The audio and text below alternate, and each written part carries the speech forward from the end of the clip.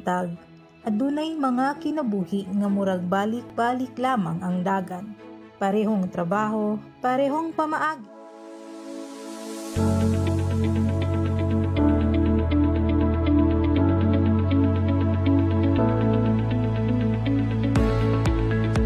Sa matag buntag, adunay mga kinabuhi nga murag balik-balik lamang ang dagan.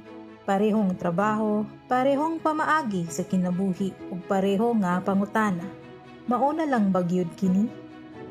Apan usahay ang usa ka desisyon mamahimong sinugdanan sa usa ka bag-ong direksyon. Kini ang istorya ni Benhar P. Libria. Ako si Benhar P. Libria, lumulupyo sa Puerto Cagayan de Oro. I'm 32 years old. Sa ko ka mangisda ay. Usahay, ang pinakadakong kausaban, wala magsugod sa usa ka dakong oportunidad. Magsugod kini sa usa ka tawo nga mutuo sa imong potensyal. Alang kang Benhar, usa ka higala ang nahimong puntahan nga nag-abli sa bag-ong posibilidad. Gisultihan ko sa akong amigo nga na daw tisda sa Agusan sa City College.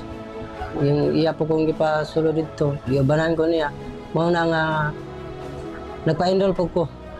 Kay ako pong kagustuhan nga napoy makatunan sa. Nag-enroll ko sa SMAW in situ kay mao na akong gusto nga makuha nga skills. May kakulba o nga sawa kaya ba na ako sa kagalingon o dili. Pero ginapush gyapon ako para makabot na ko akong gusto nga makuha sa akong kagalingon. Tungod sa gihatag nga oportunidad sa City College of Cagayan de Oro, nahimo ni Benhar ang usa ka butang nga dugay na niyang gihandom, ang paghatag og higayon sa iyang kaugalingon. Gisulod ko sa SMAW nga wala experience pa sa gamay.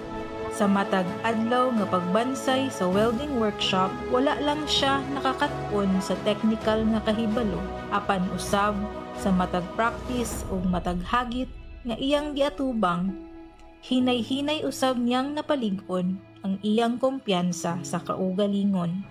Kung makalampos, ako na po'y makatabang sa mga tao o pamilya na ako nga tabang sa ako karon. Gusto na ako po nga ako na po'y mutabang sa ilang kamayo na ako. Apan samtang nagtukod siya og bagong kaugmaon, gisulay usab siya sa kinabuhi ug sama sa daghang ordinaryong Pilipino, kinahanglan gihapon siyang mupadayon. Like ako nga asawa na operahan sa appendix o akong ugangan, diabetes, ugangan ng babae, tapos ang lalaki sa kasing-kasing. Nauna ko itong mga niaging panahon nga sa pag-eskwela para ako nga unta-mundang ko kaya pangwarta ba. Lisod kaayo sila tanan nga sakit. Na ako ga-eskwela pa. Ang akong masulti sa akong kaugalingon sa unano nga naa pa na ipaglaom.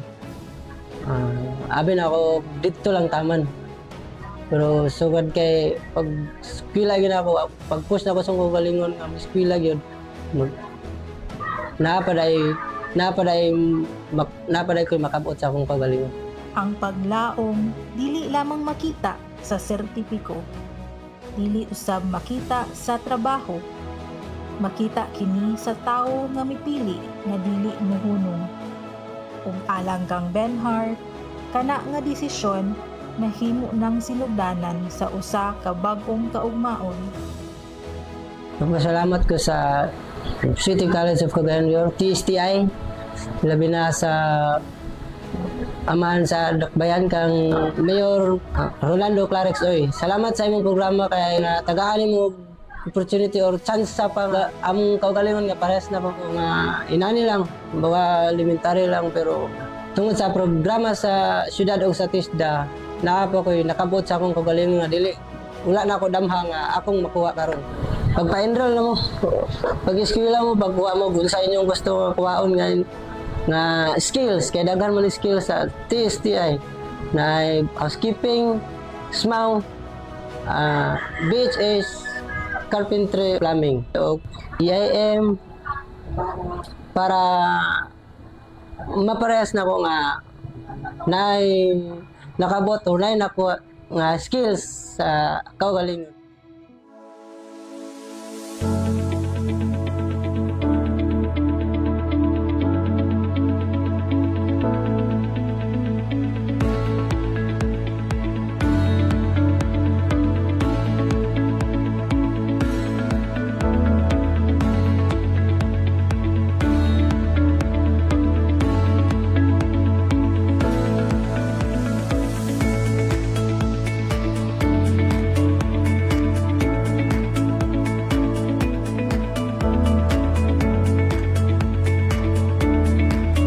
Sa matag buntag, adunay mga kinabuhi nga murag balik-balik lamang ang dagan.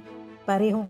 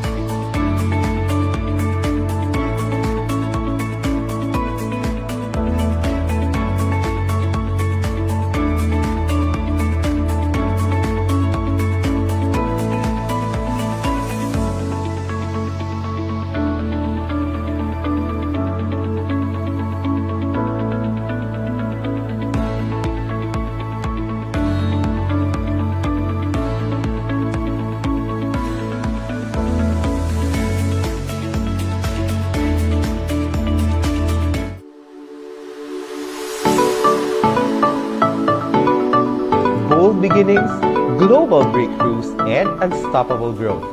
Welcome home sa City College of Cagayan de Oro.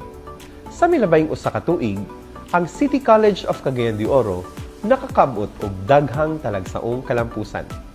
Mga kalampusan nga nagpamatuod sa atong lig-on nga damgo ug kanunayng pagpaningkamot.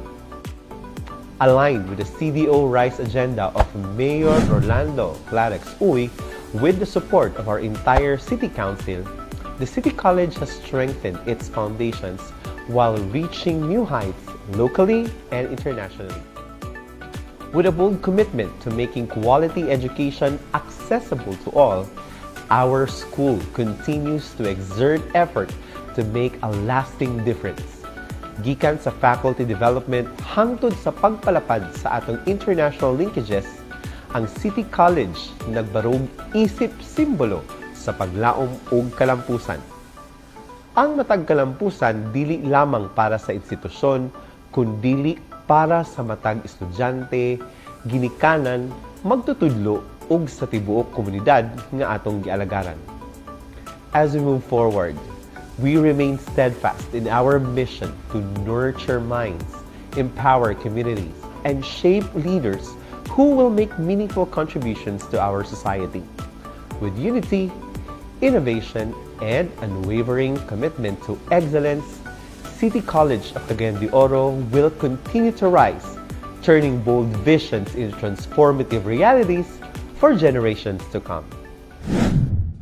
Sa pagsulod sa school year 2025-2026, ang City College of Cagayan de Oro nagtanyag og dugang nga mga kurso para mas mapalapdan pa ang kahigayunan sa atong mga kabatan-unan.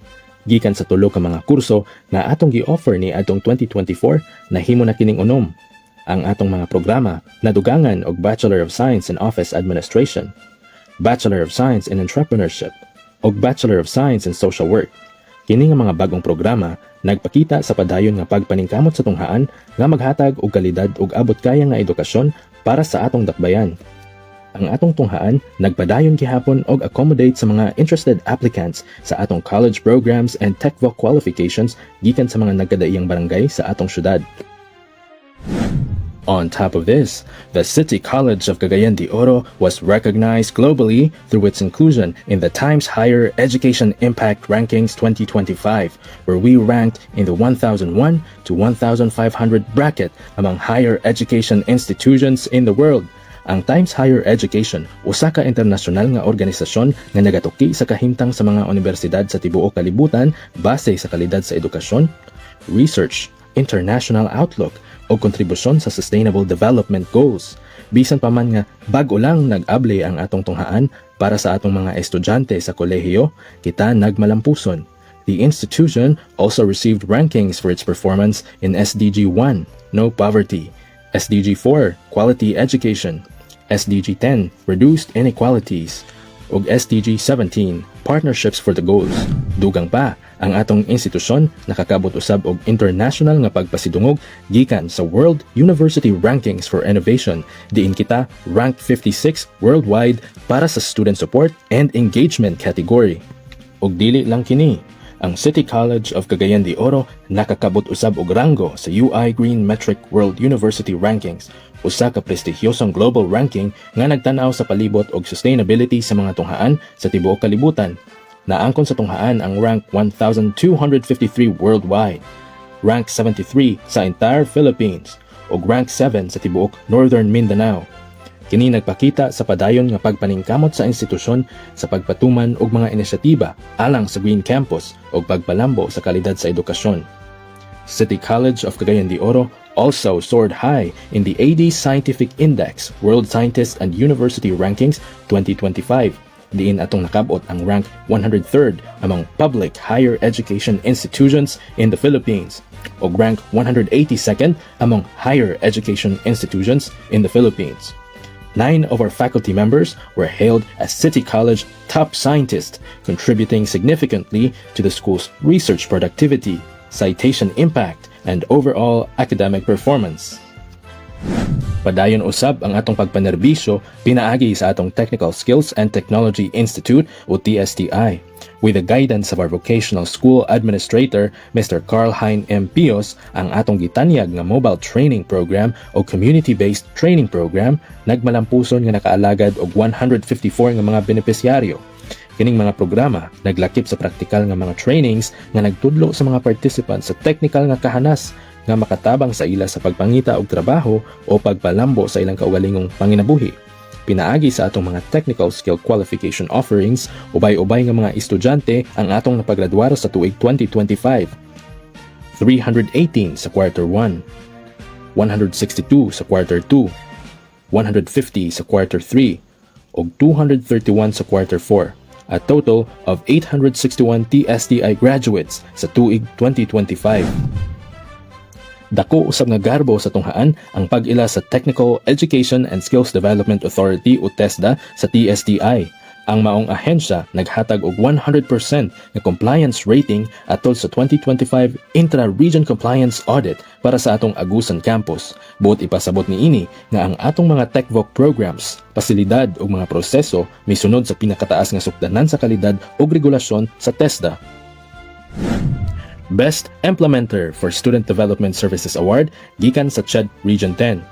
Pinaagi sa Office of Student Affairs and Services nga gipanguluhan ni Dr. Mark Raymond S. Tan, ang City College of Cagayan de Oro midawat og talagsaong award gikan sa Commission on Higher Education Regional Office 10. Ang maong award gihatag isip recognition sa atong efficient and outstanding implementation sa mga programa ug serbisyo alang sa atong mga tinun-an. Ang maong kadaugan usa ka testamento sa atong pagpadayon sa pagpalig-on sa kalidad sa serbisyo ug pag-atiman sa kahimtang sa atong matag estudyante. ASEAN Conference on Extension for Sustainable Development Goals. In collaboration with the ASEAN Center for Sustainable Development Studies and Dialogue and the Philippine Association of Extension Program Implementers, the City College of Cagayan de Oro successfully organized the ACES Summit 2025. Ang maong kalihukan nagtigom sa mga leader sa ekstensyon, mga magtutudlo, mga researcher ug mga kauban sa kalambuan gikan sa tibuok rehiyon aron ipakita ang mga inobatibo nga programa alang sa sustainable development. With 40 project entries, 68 partner institutions, and over 250 participants, gipakita sa ACES Summit ang padayon nga papel sa City College of Cagayan de Oro in both regional and global level. Second Higalaay Multidisciplinary Research Festival. Atol sa pagsaulog sa atong Higalaay Festival ni ining dakbayan, ang tunghaan successful usab nga nagpahigayon sa ikaduhang hugna sa Higalaay Multidisciplinary Research Festival kani atong August 15, 2025 sa City Tourism Hall. Uban sa mga kalihukan sa maong event, mao ang MOA signing uban sa Association of Local Colleges and Universities ug pipila ka member LUCs isip kabahin sa research consortia. UNESCO Asia-Pacific Network for International Education and Values Education, 3rd International Conference. Our faculty members last November 2025 presented their insights and best practices during the prestigious APNIV International Conference at Liceo de Cagayan University, showcasing the academic strength and global engagement of our institution. Padayon og aktibo nga partisipasyon sa atong Clarex nga serbisyo sa baryo. Isip suporta sa atong halangtong mayor, Honorable Rolando Clarex Uy, ug sa tibuok mga gamhanan ning atong dakbayan, ang atong tunghaan walay puas nga nagasalmot sa atong KSB matag Sabado. Under our Extension and Outreach Office, we have institutionalized our participation pinaagi sa Clarex nga Edukasyon Extension Program. Kung asa atong mga personnel sa City College mudangat ngadto sa atong mga barangay aron ipahibalo ang mga serbisyo o programa sa tunghaan ug mag-offer og short training courses ug learning activities nga mapuslan sa atong katawhan.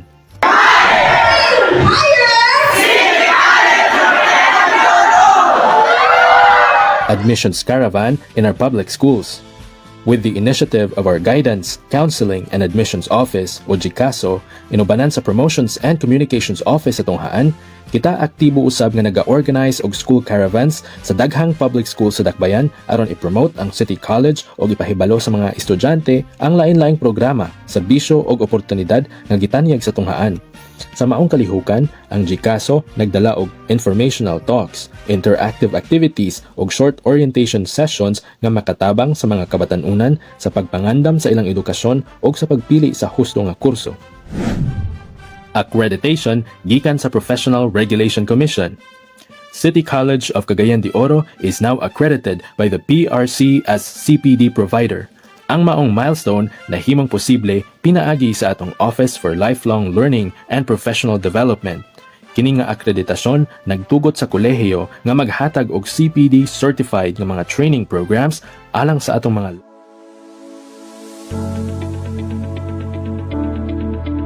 Every great event deserves a proper introduction. A few quick reminders as we begin today's event. Please keep your cameras on. It means the world to our speakers and fellow participants to see your faces, beautiful and handsome faces in the room. And do keep your microphones muted for now, unless you are recognized to speak later on. Also, do not forget to rename your Zoom name to your school underscore your name for easy recognition. Again, we would like to encourage everyone in our Zoom link, all our participants, speakers, to kindly rename using your school underscore your name for easy recognition. And if you run into any technical problems along the way, the chat box is your best friend. And our team is monitoring and ready to assist you.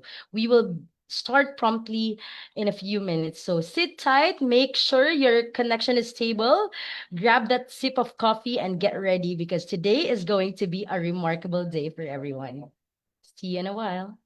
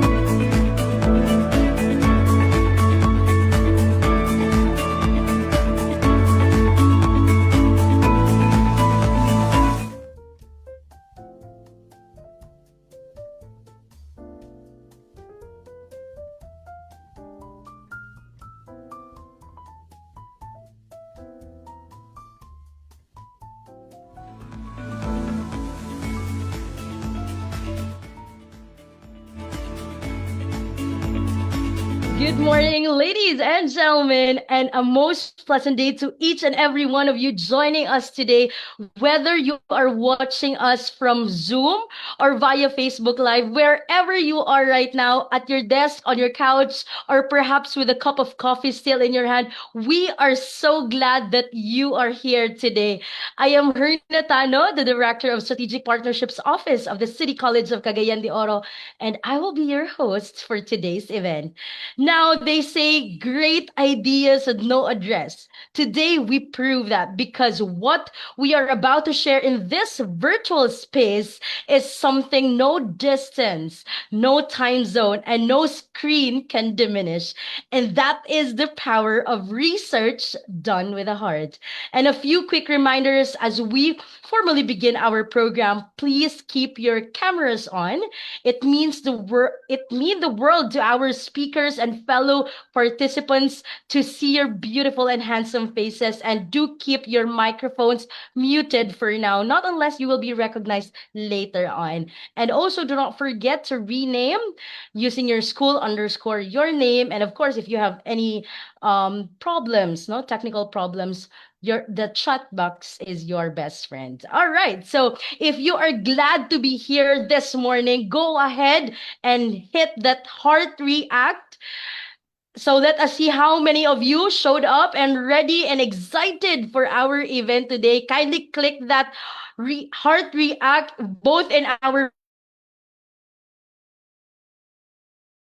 Facebook Live. And of course, thank you so much for your active participation. And so without further ado, ladies and gentlemen, let us now formally open the third Higalaay Multidisciplinary Research Festival. And let's light up the screen by giving us virtual clap reacts, please. Applause in our chat and both in our Facebook Live. Ayan, there you go. Thank you so much. And before we go any further, let us take a moment to ground ourselves, because any endeavor worth doing is beginning with gratitude and with grace. So please stand by for our opening prayer, to be followed by the singing of the Philippine National Anthem through an audiovisual presentation.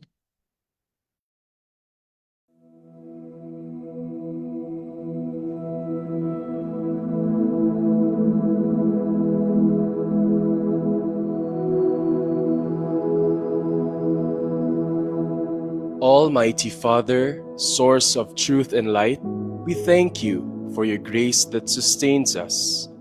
May your love inspire our hearts to serve with integrity and commitment, working together in unity and purpose. Strengthen our responsiveness to the needs of others, and let your word be the lamp to our feet as we build communities rooted in peace, justice, and service.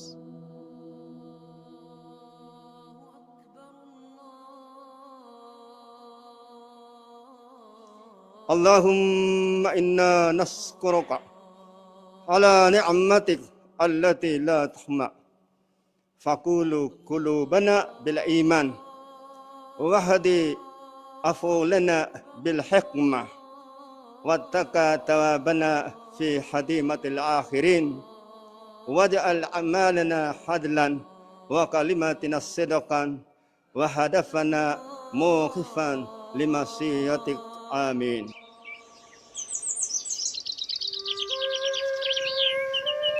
Magbabala, magdaging sa kinaiyahan, pigpasalamatan day, sa grasya daw palangangin hubugta hakabilin. Buligi kay, mapadayon sa pagpangalagad daw pagpasalamat.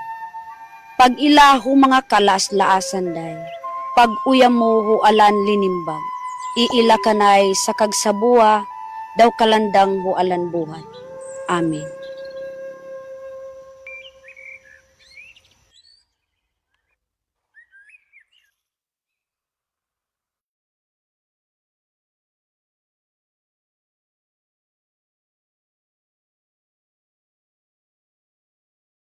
Mga kababayan, ang pambansang awit ng Pilipinas. Hayang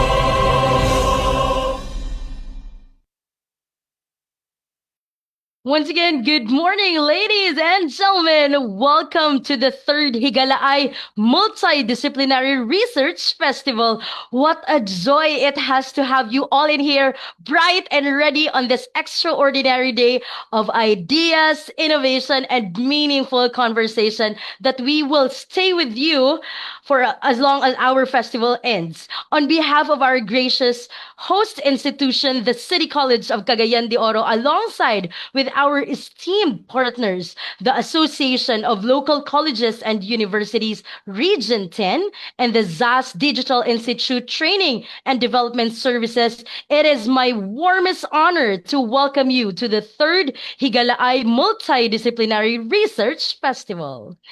3 years in, and this festival has only grown stronger, richer in voices, bolder in questions, and deeper in purpose. This year, we come together under a theme that feels less like a title and more like a calling.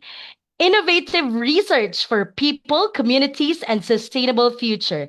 It asks not just to research, but to research for something meaningful, for our neighbors, for our community, for the generation who will inherit what we have built today.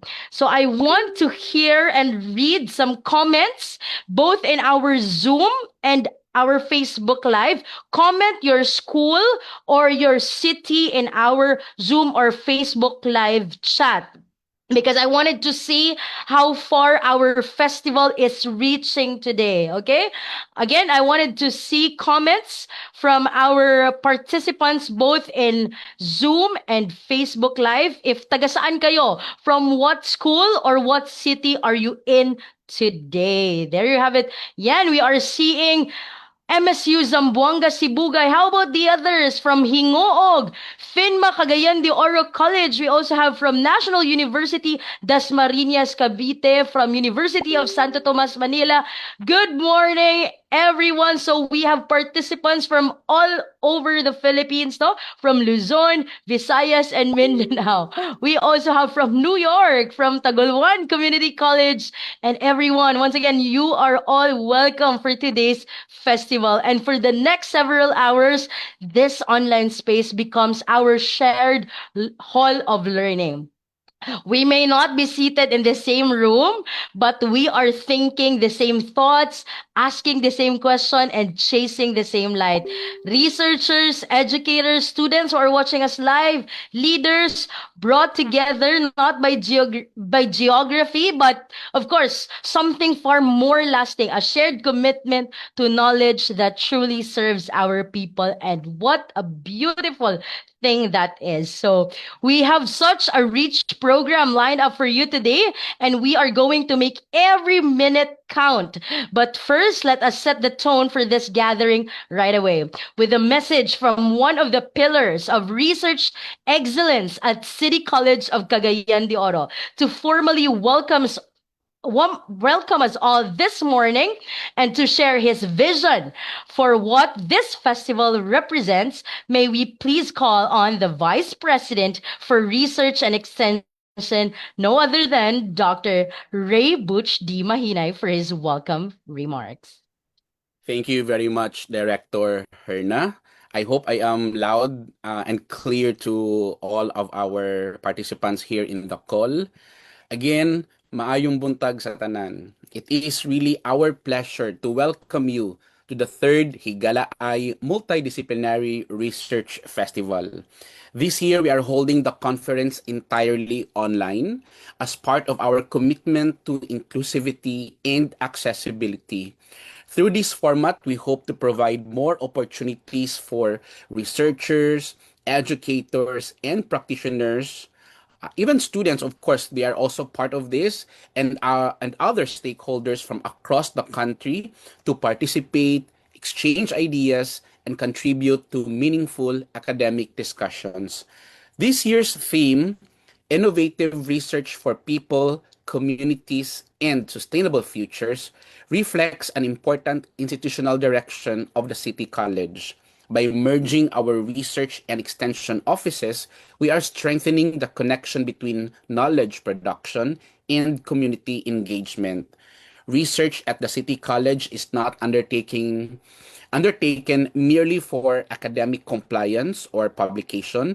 It must respond to the actual needs, concerns, and aspirations of the people and communities we serve.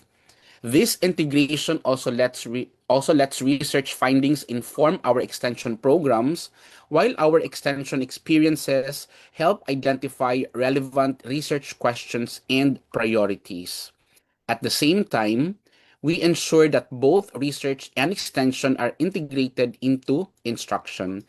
In this way, our students learn not only within the classroom, but also through evidence-based inquiry and meaningful engagement with communities.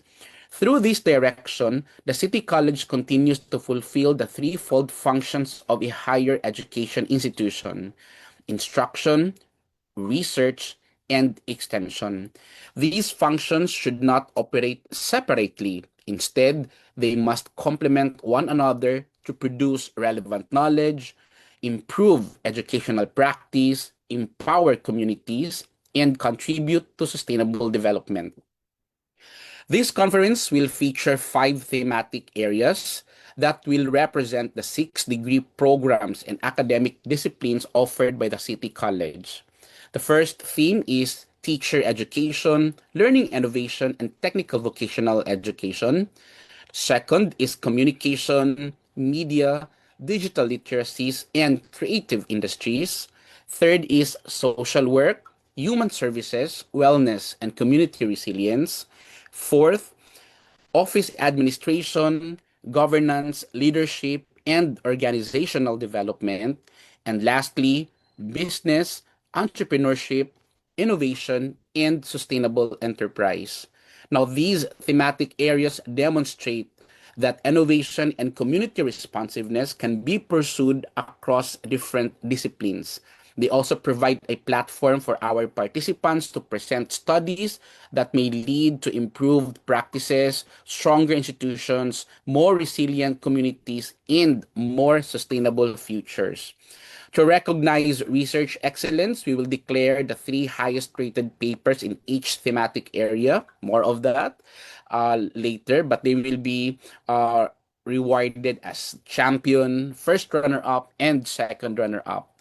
These distinctions celebrate exemplary work. We also acknowledge every researcher who has taken the time and effort to share their ideas and findings with us today.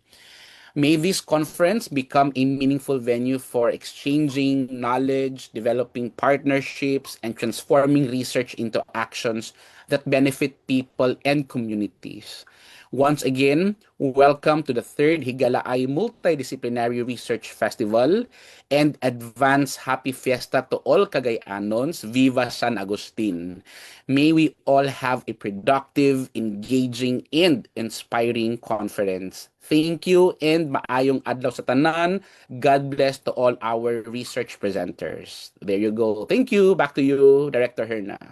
Thank you so much, Dr. Butch, for that warm and inspiring words that truly set the heart of this festival in motion. It is clear that today is not just an event, it is a celebration of what becomes possible when we dare to ask questions and commit to finding answers that matter.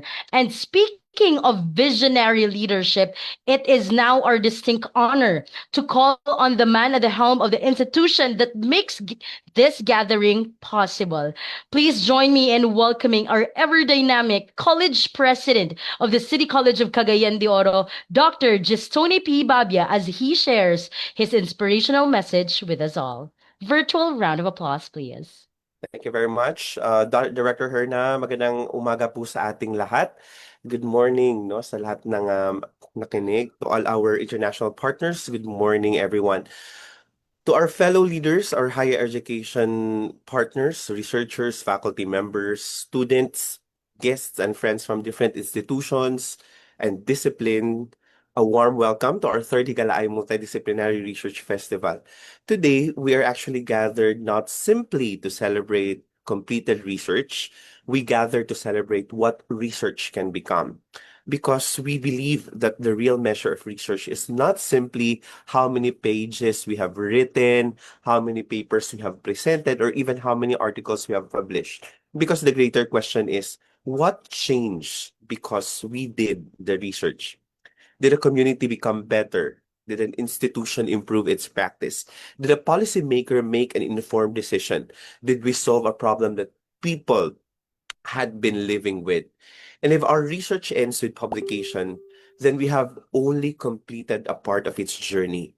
Because research must travel from the researcher to the community, from evidence to policy, from findings to innovation, from knowledge to action, and ultimately from research to human transformation. And as higher education institutions, or some of you might be in the basic education, we teach, we conduct research, we engage communities, but the challenge before us today is to stop seeing these as separate functions. Because research must inform teaching. Teaching must respond to society. Community engagement must generate new research questions. And research must return to the community as solutions, not to return as problems. Community solutions to fight against all these issues going on right now.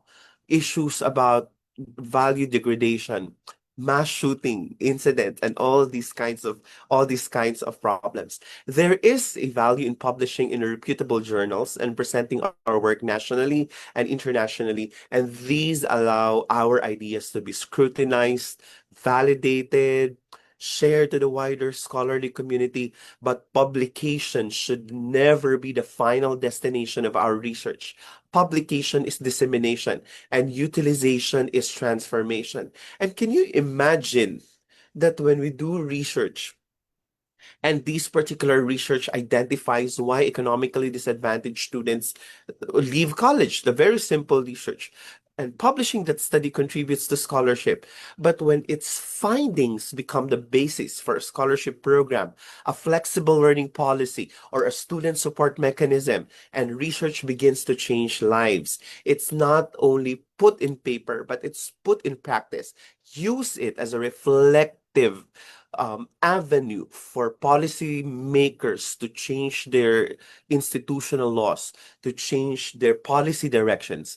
And can you also imagine environmental research identifying community vulnerabilities? And it becomes even more meaningful when it informs disaster preparedness, climate adaptation, local policy, solve the current flooding in our areas right now, especially in Manila, for example, in all those areas that that is being reported with a lot of these flood issues.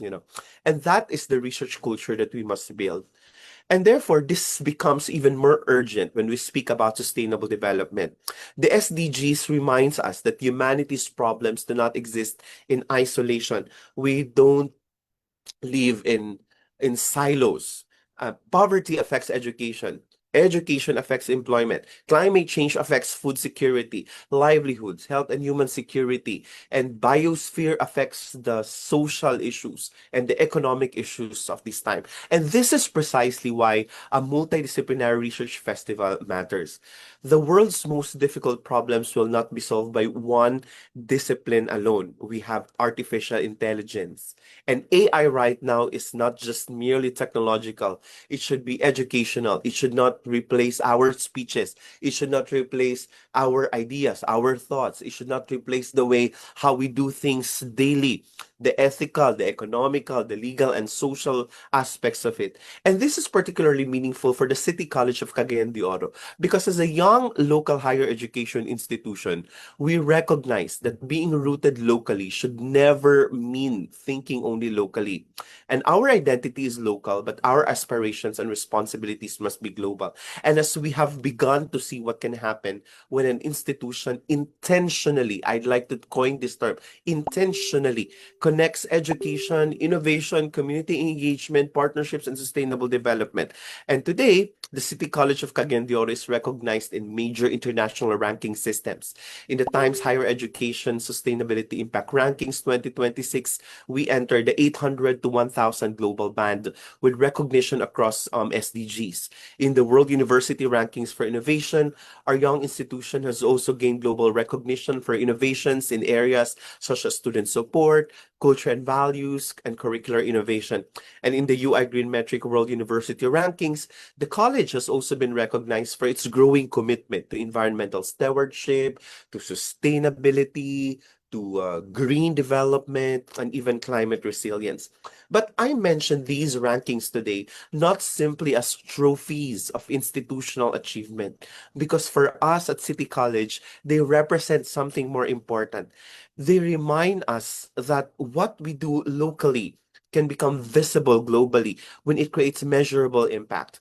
And that behind every ranking should be a real program, a real innovation, a real partnership, real community being served, and ultimately real lives being changed. And that's why I always tell the faculty members that these rankings should be translated into number of employees and job opportunities for students, number of students who can top the board examinations, number of students who can connect locally and internationally. And this has to be translated into real outcomes. And that is why also international partnerships matter. And that internationalization should not simply be about signing agreements or placing international logos beside our institutional name, because true internationalization happens when knowledge becomes achievable, feasible across border.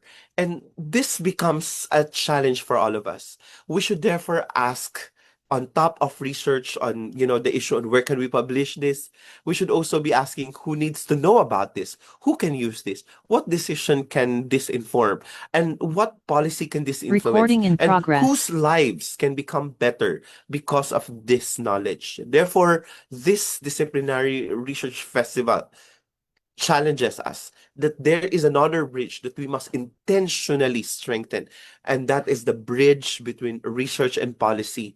We can produce this excellent research, but if the people making decisions never encounter our evidence, its potential remains limited. We do a lot of this policy development. City College is part also of the policy development for teacher education. I'm part of the CHED technical working group for this, policy development for teacher education. But still, the question is, are our policy makers aware of these researches that you guys are even conducting at some point?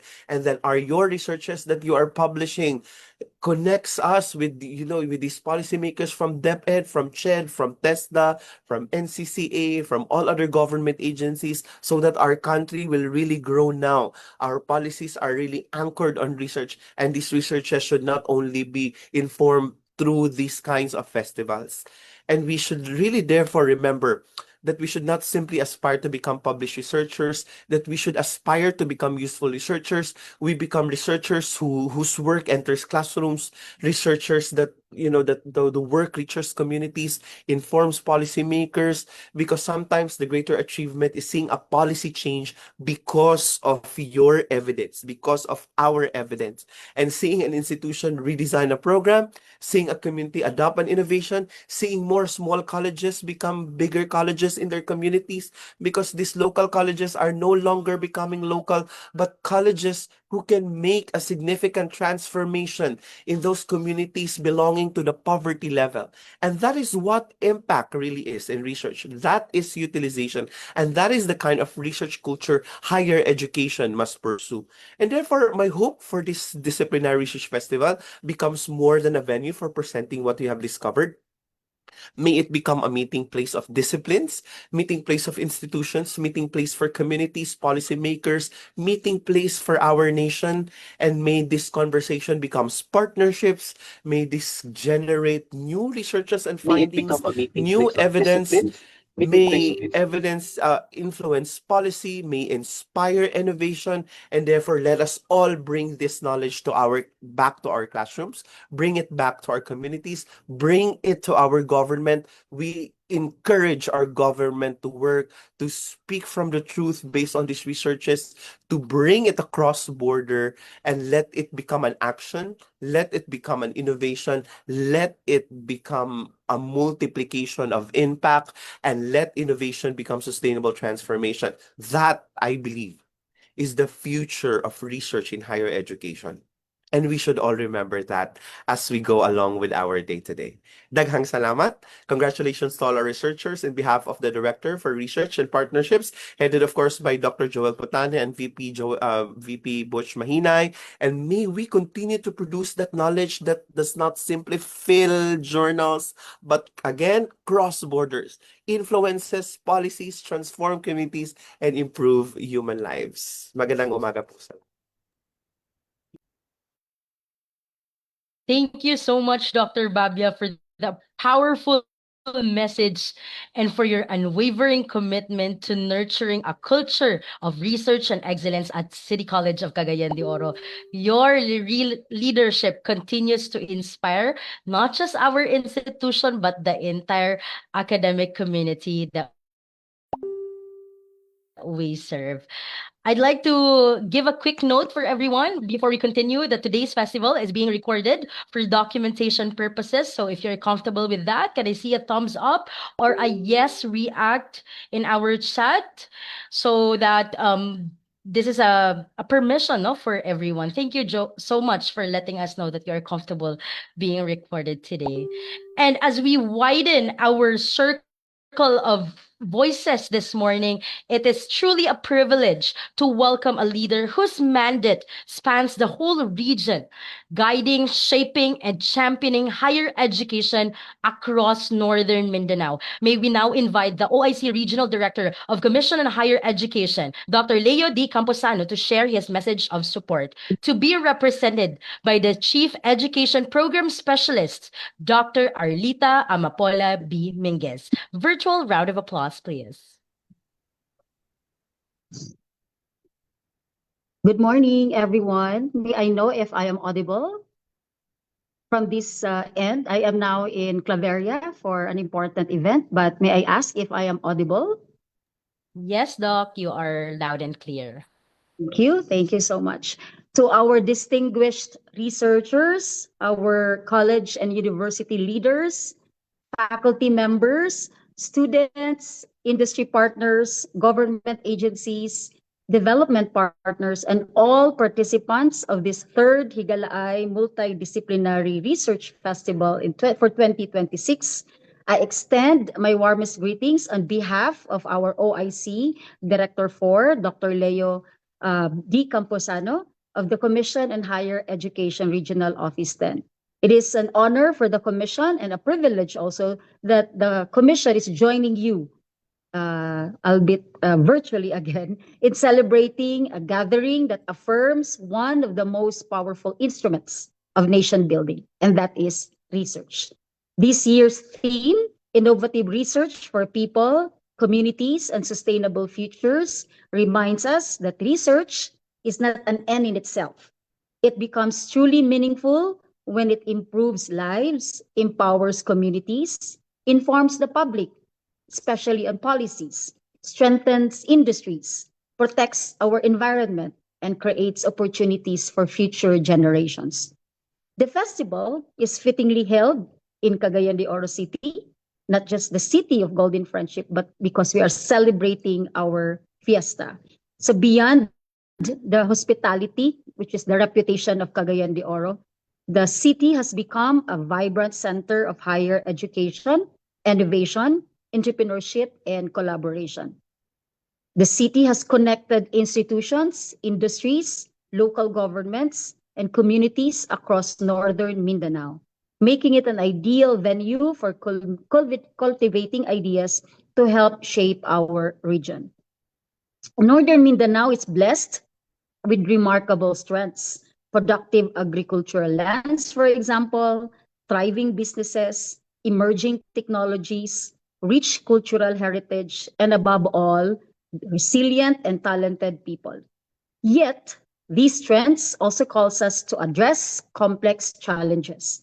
As mentioned earlier by the president of the City College, we have social issues, but we also have natural problems coming from issues with climate, food insecurity, issues with digital transformation, issues on quality education, problems in public health, and problems in economic growth.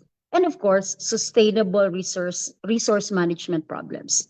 So these are precisely the kind of challenges that research must help solve. So today, the Commission on Higher Education continues to strengthen the country's higher education system through the Achieve Agenda, which is the strategic map of the Commission from 2025 to 2030, which was launched last year under the leadership of our chairperson, Dr. Shirley C. Agrupis. This roadmap envisions a higher education sector that closes learning gaps, aligns academic programs with workforce needs, strengthens innovation, expands global competitiveness, and ensures that no learner and no institution is left behind. The Achieve Agenda also reminds us that higher education must be responsive, future ready, and deeply connected to the aspirations of our people. Research is at the heart of this vision. Every research question our researchers pursue, every innovation developed, and every collaboration established contribute to building a higher education system that is relevant, inclusive, and transformative. So to all our researchers, I encourage you, or we encourage you from the Commission, to pursue studies that respond to the realities of Northern Mindanao. Let your work help our farmers increase productivity, our local industries become more competitive, our schools improve learning outcomes, our communities become more resilient to disasters, and our young people become globally competent while remaining deeply rooted in their local identity and values. As we celebrate this festival, let us remember that research is not merely about producing publication, as expressed earlier, or presenting conference papers. It is about creating the knowledge that serves humanity. It is about asking the questions that matter, seeking evidence with integrity, and finding solutions that leave no one behind. May this festival strengthen the partnerships among higher education institutions, government, industries, and communities. May it inspire multidisciplinary collaboration, encourage bold and creative thinking, and nurture a new generation of researchers whose work reflects both academic excellence and genuine compassion for the people. So congratulations to the organizers, particularly the host, City College of Cagayan de Oro, the co-host or the co-organizers, our ALCO 10 or Association of Local Colleges and Universities Region 10, the presenters, mentors, participants of this third Higalaay Multidisciplinary Research Festival. So may your ideas become innovations, your research become solutions, and your discoveries become lasting contribution to our nation. So daghang salamat.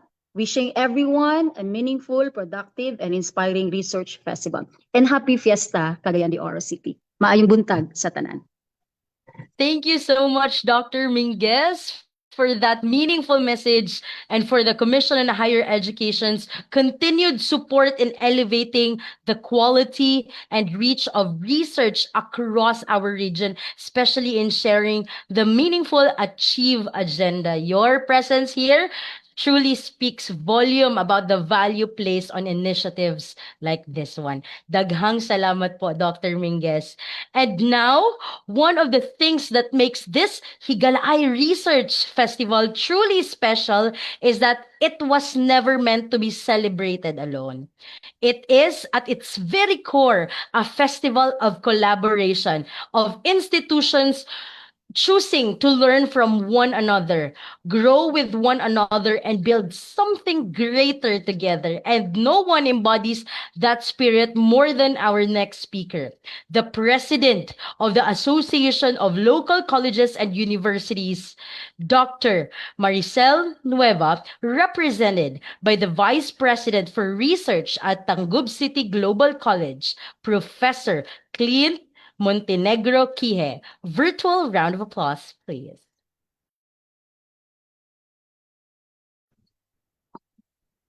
Hello, ma'am. Good afternoon. Hi, good morning, everyone. Am I audible, ma'am? Yes, Sir Clint, loud and clear. Okay, thank you. Good morning to everyone. It is my great honor and privilege to be here with all of you today and to convey the message of the President of the Association of Local Colleges and Universities, Region 10, on the occasion of the third Higalaay Research Festival 2026 with the theme Innovative Research for People, Communities, and Sustainable Futures. Before I proceed with her message, allow me to convey with her sincere apologies for not being able to join us in this very meaningful celebration. The President truly wanted to be here with all of you today. However, she is currently fulfilling an equally important academic responsibility as an accreditor at the Polytechnic College of Butulan. While she may not be virtually present with us, she wants everyone to know that her thoughts, support, and appreciation are very much with the organizers, researchers, presenters, and participants of this festival. The President shares that this celebration reminds us that research is not merely about generating knowledge. More importantly, research must lead to meaningful solutions that improve lives, strengthen communities, and contribute to sustainable development.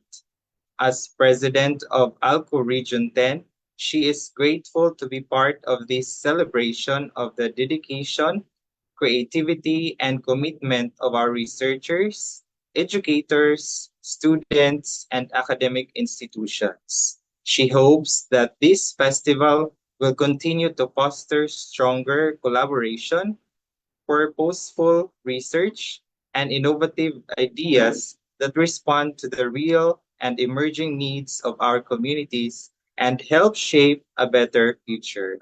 She also extends her heartfelt congratulations to the City College of Cagayan de Oro, together with the organizers, researchers, presenters, and participants for making this significant event possible. May the research and innovations showcased in this festival continue to inspire innovation, transform lives, empower communities, and create meaningful change. May this celebration likewise strengthen the research culture, academic excellence, and spirit of collaboration among local colleges and universities throughout northern Mindanao.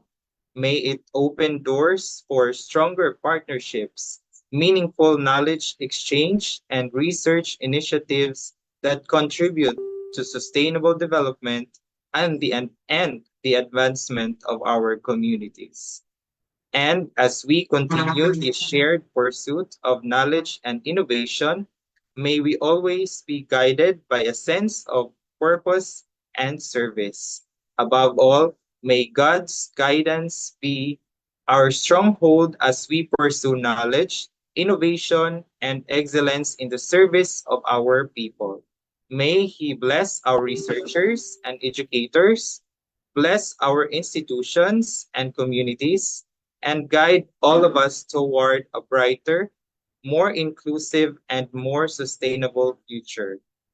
Once again, congratulations to the City College of Cagayan de Oro and to everyone behind the third Higalaay Research Festival 2026. May this celebration remind us that when research is guided by purpose, strengthened by collaboration, and dedicated to the people, knowledge can become a powerful instrument for meaningful and lasting change. Thank you very much, and may everyone have a fruitful and inspiring research festival. Mabuhay ang research community of Northern Mindanao.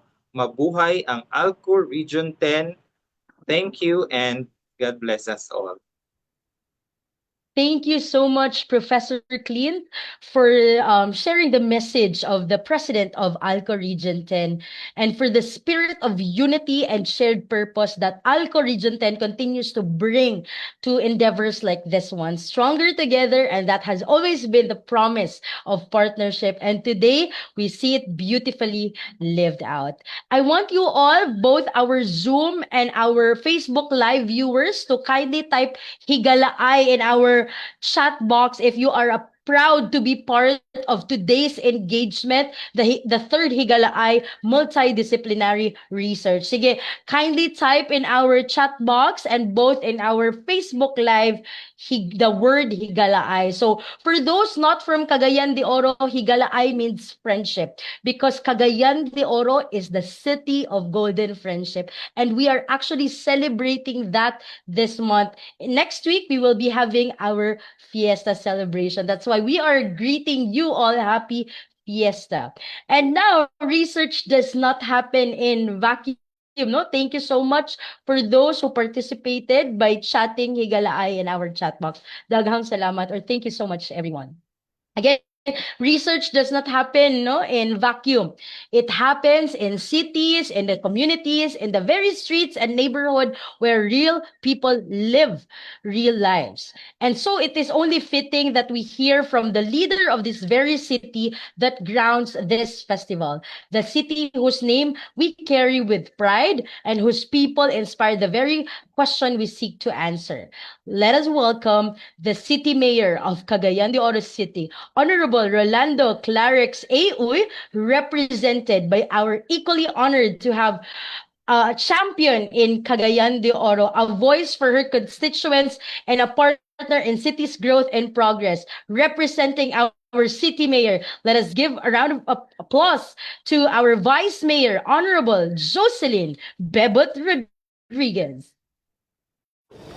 To the officials of the City College of Cagayan de Oro, faculty members, researchers, government and industry partners, and all our distinguished guests, my warmest congratulations on the successful holding of the third Higalaay Multidisciplinary Research Festival. This year's theme carries big and ambitious words: innovative research for people, communities, and sustainable futures. But among those words, I would like to highlight one simple yet powerful three-letter word: for. I hope this research festival remains true to that purpose. Research must be for the people, for our communities, and for a sustainable future. The truth is, many research papers end up gathering dust in classrooms, libraries, and laboratories. I sincerely hope yours will be different. I hope the works presented here improve lives, reach communities, address the challenges we face today, and whenever possible, prevent the challenges of tomorrow. As Vice Mayor, I know how evidence-based policymaking strengthens local governance. Every ordinance and resolution we pass in the City Council becomes more effective when guided by reliable research and accurate information. I commend the City College of Cagayan de Oro for continuously promoting a strong research culture that not only generates but also co-creates knowledge that responds to the need of society. Beyond the presentation of research papers, I hope this endeavor becomes a platform for lasting partnerships, for innovative research, for the people, for our communities, and for a sustainable future. Thank you very much, and may God bless us all.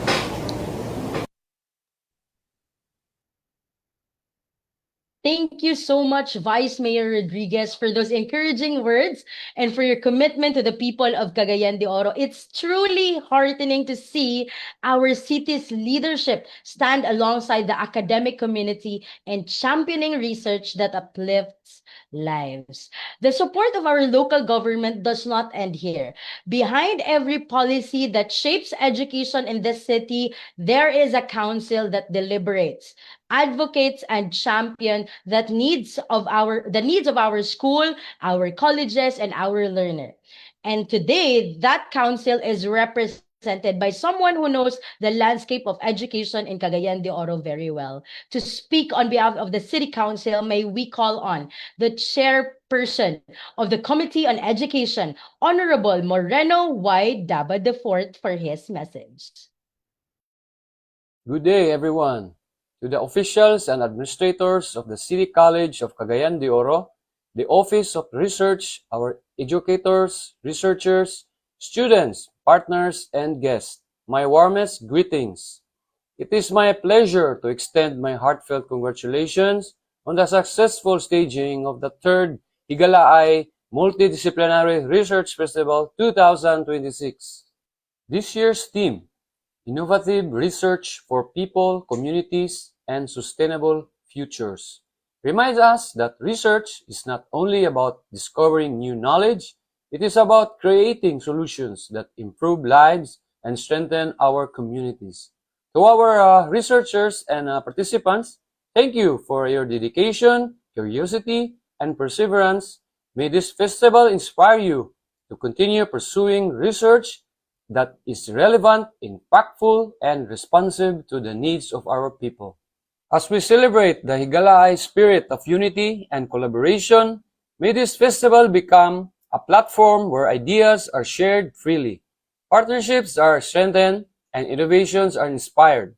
Let us continue working together, our academic institutions, local government, private sector, and communities, to build our future where knowledge serves as foundation of progress.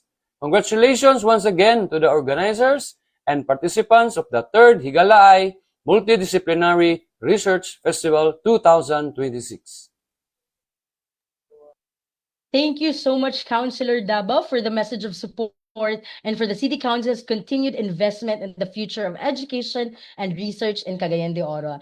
And to all our distinguished guests who have so generously shared their time and their words with us this morning, to Mayor Clarix, Vice Mayor Rodriguez, Councilor Daba, Dr. Camposano, through Dr. Minguez, Dr. Nueva, Dr. Babia, and Dr. Butch, maraming salamat po. Your message have reminded us beautifully and powerfully that research is not the work of one institution alone. It is a shared civic responsibility, and we are so grateful to have your voices anchoring this festival. Now, before we dive into the exciting part, kumbaga, no, of our sessions ahead, let us make sure that everyone is set up for a smooth and enjoyable experience throughout the day. Because in a virtual event, knowing the lay of the land makes all the difference. So, to walk us through today's festival flow and our virtual house rules, let us call the Director for Research, Innovation, and Technology Transfer Services, no other than our Project Director of the Higalaay Research, Multidisciplinary Research Festival, Dr. Joel D. Potane. Virtual round of applause, please.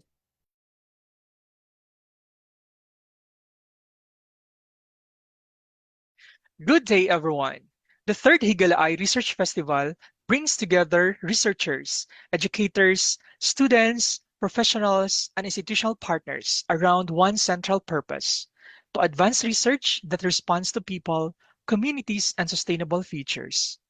Anchored on the theme Innovative Research for People, Communities, and Sustainable Futures, the festival provides a platform for sharing innovative ideas, evidence based solutions, and research practices that contribute to human development, community resilience, environmental sustainability, and inclusive growth. The festival features research across five thematic areas: teacher education, learning innovation, and technical vocational education for Theme 1. For Theme 2, communication media, digital literacy, and creative industries. For Theme 3, social work, human services, wellness, and community resilience. For Theme 4, office administration, governance, leadership, and organizational development. And for Theme 5, business, entrepreneurship, innovation, and sustainable enterprise. More importantly, the festival emphasizes that research should go beyond dissemination. It should inform practice, strengthen institutions, support evidence based decision making, and generate solutions that respond to actual community needs. To ensure the smooth conduct of today's activities, allow me to highlight a few house rules and important reminders. For the parallel sessions, each research presenter will be given 7 minutes for the oral presentation and 5 minutes for the question and answer session, or a total of 12 minutes per paper. Strict observance of the allotted time is requested to maintain the presentation sequence. Presenters should join the assigned Zoom rooms at least 15 minutes before the start of their session. Cameras must remain on during the presentation and Q&A, and professionalism and academic integrity must be observed throughout the proceedings. For all participants, please keep your microphones muted when not speaking and use the chat box appropriately. We likewise encourage everyone to remain attentive and extend professional courtesy to our plenary speakers, presenters, panelists, facilitators, and fellow participants. For the competitive component, all research entries will be evaluated based on the prescribed festival criteria. The decision and final verdict of the panel of evaluators and the awards committee shall be final and irrevocable. We therefore ask everyone to respect the integrity of the evaluation process and professional judgment of our panelists. After the plenary sessions, the parallel research presentations for themes 1 to 5 will begin, with the sessions continuing after the lunch break. As we proceed with today's activities, may we keep one idea at the center of this festival. The value of research is strengthened when knowledge is shared, evidence is translated into action, and its benefits reach the communities we serve. With these guidelines, we may now proceed with the next part of our program. Thank you, and may we have productive and meaningful research festival. Thank you so much, Doc Joel. No, and the moment many of us have been waiting and looking forward to, our plenary session begins. A plenary speaker is more than just a keynote speaker. They are the compass that orients our thinking for the entire day. They bring with them the perspective that challenge our insights, that stretch, and the ideas that linger long after the session ends. We are in for something truly special. But first, every great speaker deserves a great introduction. To set the stage and acquaint us with our first plenary speaker, may we call on the Dean of College of Arts and Sciences and the Director of Internationalization of the City College of Cagayan de Oro. Let us give a virtual round of applause to Dr. Dona Grace I. Catejo. Good morning, ladies and gentlemen. It is my pleasure and honor to be introducing to you our plenary speaker for this session. She is an assistant professor in the School of Family Life at BYU, and she has bachelor and master's degrees in human development from Brigham Young University and a doctorate degree in family and human development from Arizona State University. She teaches child development, moral development, and cross-cultural development courses at BYU at the undergraduate and graduate levels. The overarching goal of the speaker's research is to understand and support positive development across childhood and adolescence, particularly in the context of adversity. To do so, she specifically investigates the interplays of individual, family, and societal level factors on the development of hope and resilience, empathy, pro-social behavior, and practices that contribute to equitable and anti-racist behaviors across childhood. Ladies and gentlemen, help me welcome and give a round of virtual applause to Dr. Ashley Jimenez Fraser. Hi, Miss Ashley. Welcome to Cagayan de Oro. Hello, thank you so much for having me. Can you hear me all right? Yes, you are audible. Excellent. And then I also just need to share my screen.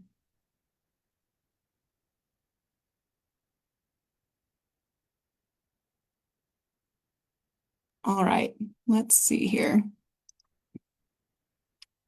All right, is the title page showing? Yes, Dr. Fraser, it's visible already. All right, thank you. I appreciate it. A technology check is always a good idea. All right, well, I'm thrilled to be with you here today and to be able to spend some time talking a little bit about my own research, but also really highlighting the things that you're doing there in the Philippines. As I've been looking through each of your presentations, the things that are going to come after me, I've been so impressed with the work that you're doing at the student level, at the university level, and the things that your city is doing to try and really promote friendship across your communities. So let me get started here. Again, I'm so grateful to be part of the Higalaay Research Festival. Okay, the title that I was given for this plenary is actually a really big one. You can see it here on the screen. It's Human Rights Education and Innovative Research, Empowering People and Communities for Sustainable Futures. So there are lots of big ideas inside that one title. And over the next 35 minutes or so, I want to make them actually much more human and try and get some of that to come alive for you. I want to talk about children, and I want to talk about hope, and I want to talk about the role that research can play in helping us move from what is towards actually what could be. And isn't that the work of human rights itself? And I want to talk about the relationships, including between you and I, that can actually make that possible. So before we get there, I want to start a little bit on a note that's kind of personal to me. So this is my grandfather, Eduardo Gogier Jimenez. This picture was taken of him and his extended family in the Philippines. He's Filipino from Cavite, just south of Manila. This was before he came to the United States through the U.S. Navy. And then you can see on the right, I know that this conference is interested somewhat in youth. And this was me as a youth there in the middle with my grandfather, Grandpa Eddie, and my dad, Jeff. So this means a lot to me. It feels a little bit like I'm coming home somewhat to be here with you. And so even though I'm an American researcher and I have a lot of humility to learn from you, I'm also really grateful for this little piece of connection that I have to the Philippines. And I really value my Filipino heritage. Very, very proud to be a Filipina and to sing karaoke whenever I can. In honor. Okay, I want to try and contribute to the important work that you're already doing. But when I look at this photograph of me and my grandfather and my father, I think about one simple question. We give children resources and institutions. We give them stories. We give them opportunities. And sometimes we also give them problems that we didn't solve. Can you think of a problem currently that we're going to hand down to our children? That's one that we're trying to solve. And whether we realize it or not, we give them models for how human beings treat one another. So this question, what does one generation give to the next? It's what I want to slow down and really think about deeply as we look at some of the words that I was given to speak about in my conference title. So the first word is empowerment. The second one is sustainability. Now, these are really good words, but they can become conference words. They can become really academic. And sometimes I admit when people use these words, I'm actually not quite sure what they're even talking about. So I want to make sure that you know what I'm talking about when I use these words. We say them so often that they sound important, but I want to be precise here. Let's pull them apart. So first, empowerment. For me, empowerment is not something that an expert like me or you bestows onto a passive child or onto a person or onto a community. It means actually expanding real capacity, voice, agency, opportunity, and influence so that people can act meaningfully in their own lives and in their own communities. It's not a hierarchical system where I just dump knowledge or try and come in and tell you what's right for you. It's actually me trying to expand and grow what's already there, what's already good, and see what I can contribute to that so that things can grow in a community. But I want you to think about who actually has meaningful power to act. Is it you? Is it me? Do you think that it's someone else, or do you think that you can make a difference? Then sustainability. Sustainability is more than keeping a program funded or keeping an institution alive. A fair amount of people who've already spoken deal with these issues. But sustainability is actually more than that. I want you to think of it as building change that can endure across time because it becomes carried by people, by relationships, practices, and systems. I want you to think whether you're a teacher, a government official, a student who will someday be in a classroom yourself, in whatever capacity you serve, what will still be working when I'm no longer in the room? Who will be there to push things forward when I'm gone? That is actually sustainability. Both of these ideas ultimately force us to think about people, relationships, and systems, not just the programs or what you and I can do alone. And that second question, what will still be working when I leave, leads immediately to another one. What exactly is it that we're even trying to sustain in the first place? Is it economies? Is it institutions? Is it educational systems? Communities? Now, of course, all of those things matter. But I want to tell you that a future is only a future because there are people who are going to live in it. And we can't have a serious conversation about sustainable features without talking about children. Now, I'm sure you might have seen that coming because I'm a developmental psychologist myself. And I know that so much of what happens in our world starts with children, and I care deeply for them. The way that we sustain the next generation is by taking care of the children in this generation. Today's children will inherit our institutions, our environmental choices, our technologies, our schools, our policies, and unfortunately, they'll also inherit the inequities that we leave behind. They're already there, developing inside the conditions that we're creating now. So when I use the phrase sustainable future today, I mean more than survival. A sustainable future is not merely one in which children are alive, it's one in which children can actually flourish. It's a future in which the systems we build today make dignity, opportunity, safety, participation, and hope more possible for the next generation. And that gives me the question I want us to use as a test throughout this entire talk. So please flag me down if I'm getting away from it. What does everything that I say mean for the child? Because that is sustainability, and that is the future. When we talk through about human rights, it's easy for the language to stay at the level of declarations and institutions. The words on this page should probably ring true to you if you've studied human rights at all. But again, I want to bring it back to a lived experience. So I want you to picture in your mind a real breathing child. Maybe it's the one in this picture, maybe it's a child in your own life. But I want you to think about these questions as you envision them. Will the child be safe? Will they be protected from violence? Will they be educated? And by that, I don't mean just enrolled somewhere, but are they going to actually be given real access to real learning? Will they experience dignity? Will they be treated as fully human and protected from discrimination? Will they be heard? Will their voice matter to the adults and the institutions that are making decisions around them? And then the question that sits closest to my own research here at the end, will they be hopeful? Will that child actually be excited about the future? Can they imagine something that's ahead of them that's actually worth moving towards? So human rights gives us a language for many of the conditions children should be able to expect. These words should all sound familiar to you because this is human rights research. It is government work. It is the work of universities. It's the work of research, and it's the work of sustainability. Now, to keep us oriented, I want to actually give us a roadmap for the things that I'm going to talk about today, these 5 main points. There are 5 kind of big questions that I'm going to cover, and I'm going to organize my thoughts under each one of these little areas that's depicted here. First, why do we care? And I've talked a little bit about this so far, about the child, that the child is the future. And so sustainability and empowerment has to have something to do with the children that are around us and the children that you have influence over. Now, some of you might say, oh, I don't have kids, I don't work with kids, I don't do anything with kids, but I challenge you to think about whatever work you do, what does that do to influence the life of a child? I guarantee that there's some kind of touch point where something that you're researching, something that you have been going on at your organization, something that you do in your home or in your community, it will absolutely influence the life of a child. All right, where can we make a difference? I'm going to talk more specifically about the child themselves, but also the system surrounding the child. How can we do it? I'm going to talk about hope and good research that helps us to identify the pathways towards good goals. Who is this person that actually can do this work? I'm going to give you a framework about being an improver. That's the person who can see reality really clearly and look into the dark places of the world, but still move forward with hope and with patience, and being able to make real change, even though it can be really difficult. And then I want to talk about doing this together, and that'll bring us at the end back to the name of this gathering, which is so apt, Higalaay. So I'm so grateful to be able to have this word as I thought through what I wanted to talk about today. All right, so let's start with attention. If children are the reason that sustainability matters, does that mean that children should carry the responsibility for creating it? And I've heard this a little bit in the environmentalism, stability, or sustainability world, that oftentimes people say it's the work of the next generation to fix the climate. And I want to push back against that. Children are not responsible for all this massive amount of change, and we need to dial out a little bit and think more closely about what we're leaving for them and how we're guiding them through some of the things that we're leaving behind us that aren't always that great or easy to combat. Sometimes when we put the child at the center of an intervention, we accidentally put the responsibility for change there too. We tell children, be resilient, have hope, have courage, regulate yourself, make good choices, stand up, work harder. And to be really clear, those are all really good skills. Those are things that we should encourage in the child. Resilience matters, hope matters. I can tell you from my own work that it's always better for a child to have hope than to not have hope.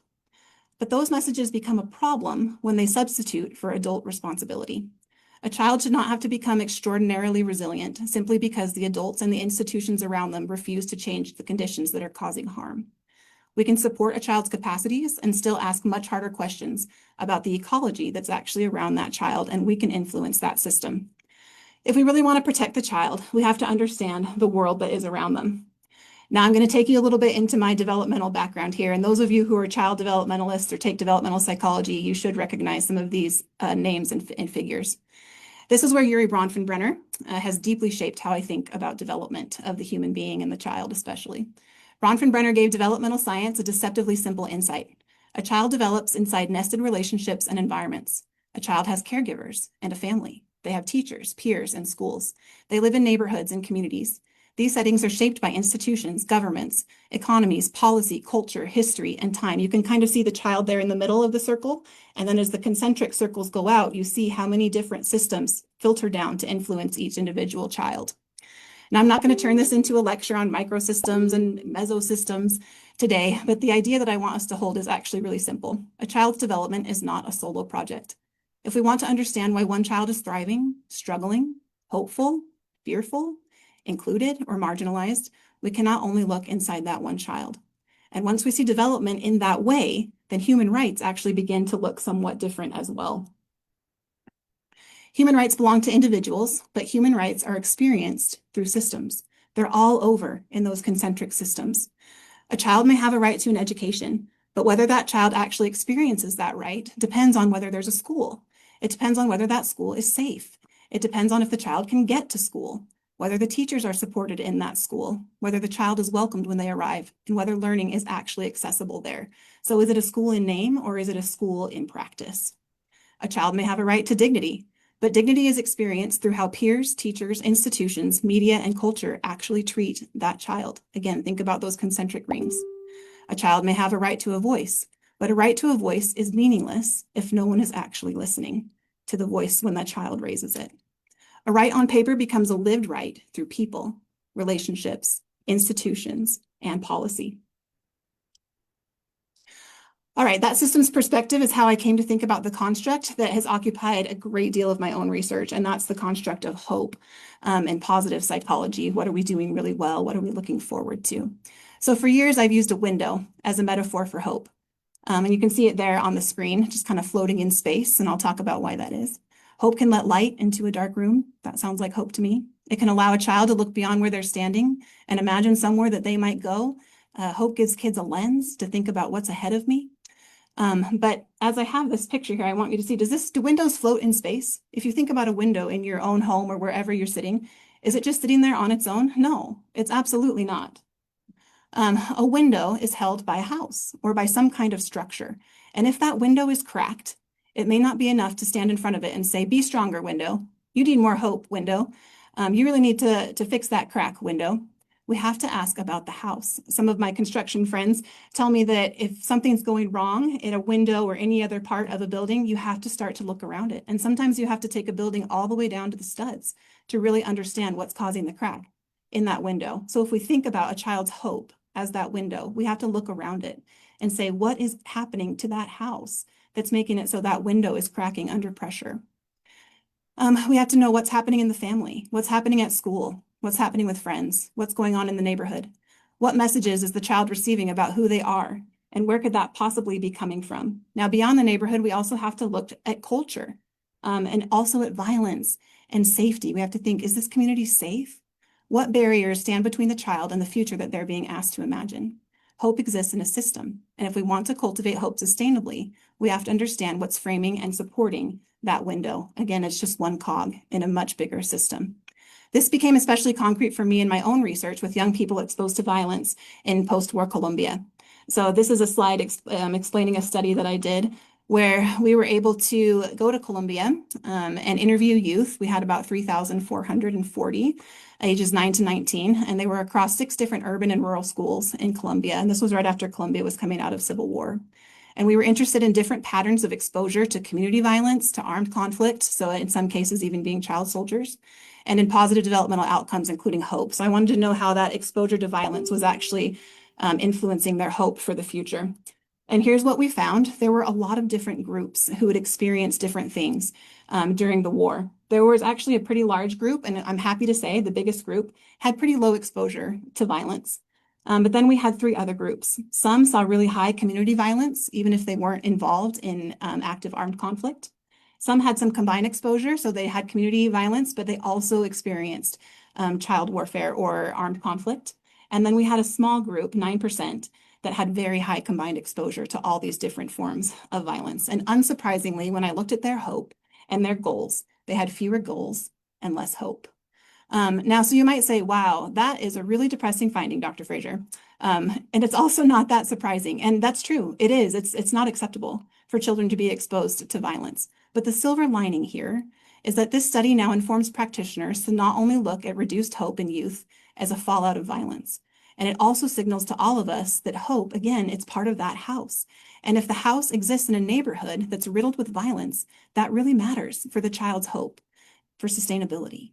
The type of violence matters, and also the level of violence really mattered in this study. It came down to the level of hope that I could predict in the child, how much violence they had been exposed to and even just witnessed. So this study changed how I think actually about the word empowerment, which I want to return to where we started. Empowerment should increase a child's agency. It should not transfer adult responsibility to the child. We can absolutely teach a child resilience, courage, problem solving, and hope. And this is an important and we need adults and institutions to make courage safer. Remove barriers, respond when children speak, and build environments where hope is actually reasonable. Those are not competing strategies. We nurture the child and we push to change the conditions. That is what empowerment looks like through a developmental systems lens. We expand the child's meaningful capacity to act while increasing the responsiveness and responsibility of the adults and systems surrounding them. We need both. We can certainly nurture and grow the child, but we must also work tirelessly to change the conditions that that child lives within. And this is also where sustainability changes the level at which we choose to intervene. So I want you to take a look at these pictures. As we think about sustainability, one useful question is, where can change really take root and keep growing after I leave? I want you to think back to that idea of who's still going to be there when I leave the room. And I want you to think about which one of these levels applies the most to you right now where you can make a difference. At the child level, I can teach hope skills or provide direct support. Is there a child in your life where you can do that? At the adult level, I can equip teachers and caregivers or my employees. At the institutional level, I can build practices into my schools or into my government office. At the community or policy level, I can change conditions that affect far more people than just one. Now, this isn't a hierarchy where the biggest intervention is automatically the best one. It's an invitation to think across levels. Teaching one child hope really, really matters. But teaching one teacher or one government officer or one boss how to cultivate hope may affect hundreds of children across that person's career and ripple through their families as well. That is capacity building, and capacity building is one way that change actually becomes sustainable across time. So if we know the why about children and why the child matters and where development happens, we arrive next at the question, how do we move from the world as it is towards the world as it ought to be, where everyone experiences the human rights that we profess to believe in here in this conference? This is where three ideas come together for me. First of all, human rights give us goals. They help us to say, this is where we're trying to go. Children should be safe. Children should have dignity. Children should have access to learning and participation. And then research helps us to identify pathways, which routes towards those goals actually work. For whom? Under what conditions? What are the barriers? Where are the assets? And hope gives us agency. Can we keep moving forward? Do we believe that action, both individual and collective, is still possible? So here's the line that I want you to remember. Rights give us a destination. Research identifies pathways towards it. And then hope gives us the agency to keep moving forward. Again, rights give us a destination. Research identifies pathways. Hope gives us agency to keep moving forward. And that makes it so that I have to be really clear by what I mean by hope. So I want you to finish this sentence in your mind. I hope what?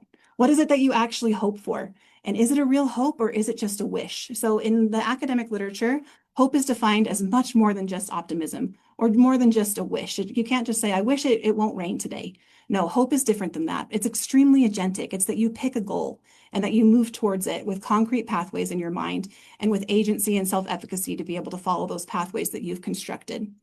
I also don't mean optimism that just assumes that everything will just turn out fine. I'm sure we all know someone who is very positive, and even though that can be great, it doesn't always lead to concrete action towards progress. Hope in Snyder's framework is goal-directed. It has these three parts. First, the goal. Where are we trying to go? Second, the pathway. Can I identify routes towards that goal? Can I generate another route if the first one closes? And that's really important because we all fail. And so you have to be able to reroute when obstacles arise. And then third, agency. Do I believe that I or we can actually take that next step? Am I empowered? That's why hope can look directly at reality and still generate movement. And that makes hope deeply relevant to human rights. Human rights work asks us to imagine conditions that don't yet fully exist and then to keep finding routes towards them. Hope does not require us to deny suffering. It requires us to retain the capacity for movement despite suffering.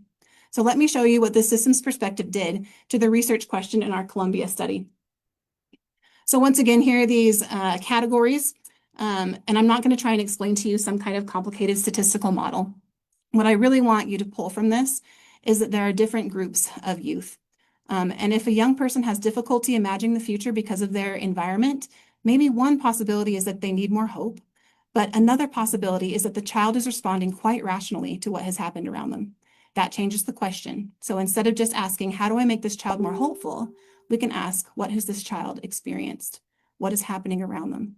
And the question that I find most important, what would have to change for hope to become actually a reasonable thing in that child's life? That's no longer only an individual psychology question, it's a human rights question, and it's a systems question. And if context can constrain hope, the next hopeful question is whether relationships can actually help create a path forward. Support is part of the ecology of hope. This is another study that I conducted with about 750 mostly Mexican students in Arizona. And we examined multiple sources of support because we were really interested in children's hope and how that led to their future expectations, like whether they would work, whether they would have a family, whether they would contribute to their society, whether they felt they belonged, and whether they were engaged in their community. So we looked at family, teachers, and peers in relation to hope and future expectations. The subgroup patterns differed, and I'm not going to go into all the stats, but the larger message is one that I want to carry into this talk. The relational context surrounding young people matter. Hope is not generated only inside the child. Relationships become the pathways towards hope. And that brings me back to sustainability. I can teach one child a hopeful strategy, and that can matter enormously. But if I equip one teacher, employee, or director to cultivate agency, belonging, and future thinking, that person can influence hundreds of developmental contexts over their career and lifetime. Children are the future. Sometimes the most sustainable child intervention is actually the adult intervention. And maybe that intervention is you. Hopefully you're having some new ideas now, some things you might be able to change to improve the life of a child. This is one of the reasons we need research, not just because research is the purpose of the work, but because research can help us discover better and better pathways. So if children are the why, research is the how. Good intentions are not evidence. We care deeply and still choose, or we can care deeply and still choose an intervention that does not work. I clearly have in my career. I've failed at this multiple times. We can build a program that sounds wonderful and still discover unintended consequences. We can take something that worked in one context and assume that it will transfer cleanly into another ecology when it doesn't. Research helps us ask what works for who, under what conditions, and what are we getting wrong? But ethical research asks even one more question, one that I think is really, really essential to empowerment. Who gets to help define the how? Who's the one that gets to ask the questions? Because there's a very different kind of research depending on whether communities are treated as objects of study or as partners in knowledge. So there's a dangerous research story in which the researcher has the knowledge and the community has the problem. And that's not the kind of research that I want to defend today. Community members are not merely sources of data. They are sources of knowledge. So good community engaged research asks before assuming, it listens before designing, it partners before implementing, and it returns before declaring success. This matters especially to me as a US-based researcher speaking here in the Philippines. Academic expertise does not make local knowledge secondary. Your opinions, your experiences are every bit as valid as mine, if not more, if we're trying to create change where you are. Good research should be participatory rather than extractive. I've also become cautious about the phrase, we empower communities, as if I possess some kind of power to deliver and I can deliver it to someone else. Ethical research should expand real opportunities for voice, for agency, for participation, for action. It should leave communities with more useful knowledge, capacity, connection, or influence, not simply leave researchers with publications. But even if we do all of that, even if we identify the goal, we find the pathway, we know the evidence, what the evidence says, there's still a gap between knowing and actually doing. We can know what human rights are and still violate them. We can know a child is struggling and remain silent. We can conduct some excellent study, publish it, and change absolutely nothing.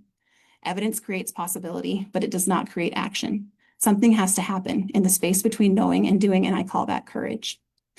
Courage is not the absence of fear, uncertainty, social cost, or institutional constraint. Courage is deciding that something matters enough to move anyway. For a child, that may mean standing beside a peer who's being excluded or bullied.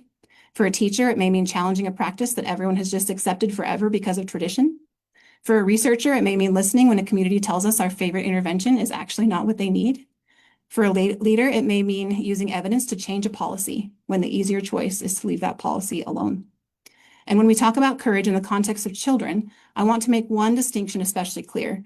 Protection is not only what we do after there is some kind of harm. Protection is what we build before there's harm. So recent violence in the Philippines that is absolutely heartbreaking to me in the schools has made the right to a safe education painfully immediate.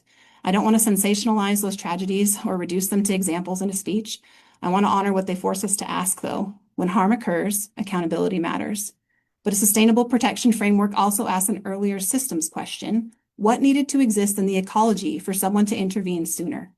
Was it trusted adults? Was it peers with courage? Did the peers feel like they had a space to speak up? Reporting systems children believe will respond are extremely important. Were those in place? A school climate in which warning signs are noticed, policies that are not just written but usable. Are there adults who listen? I know better than anyone that we should never ask a child to carry the whole burden of preventing violence around them. If we ask children to speak, adults must build systems that respond when they actually do.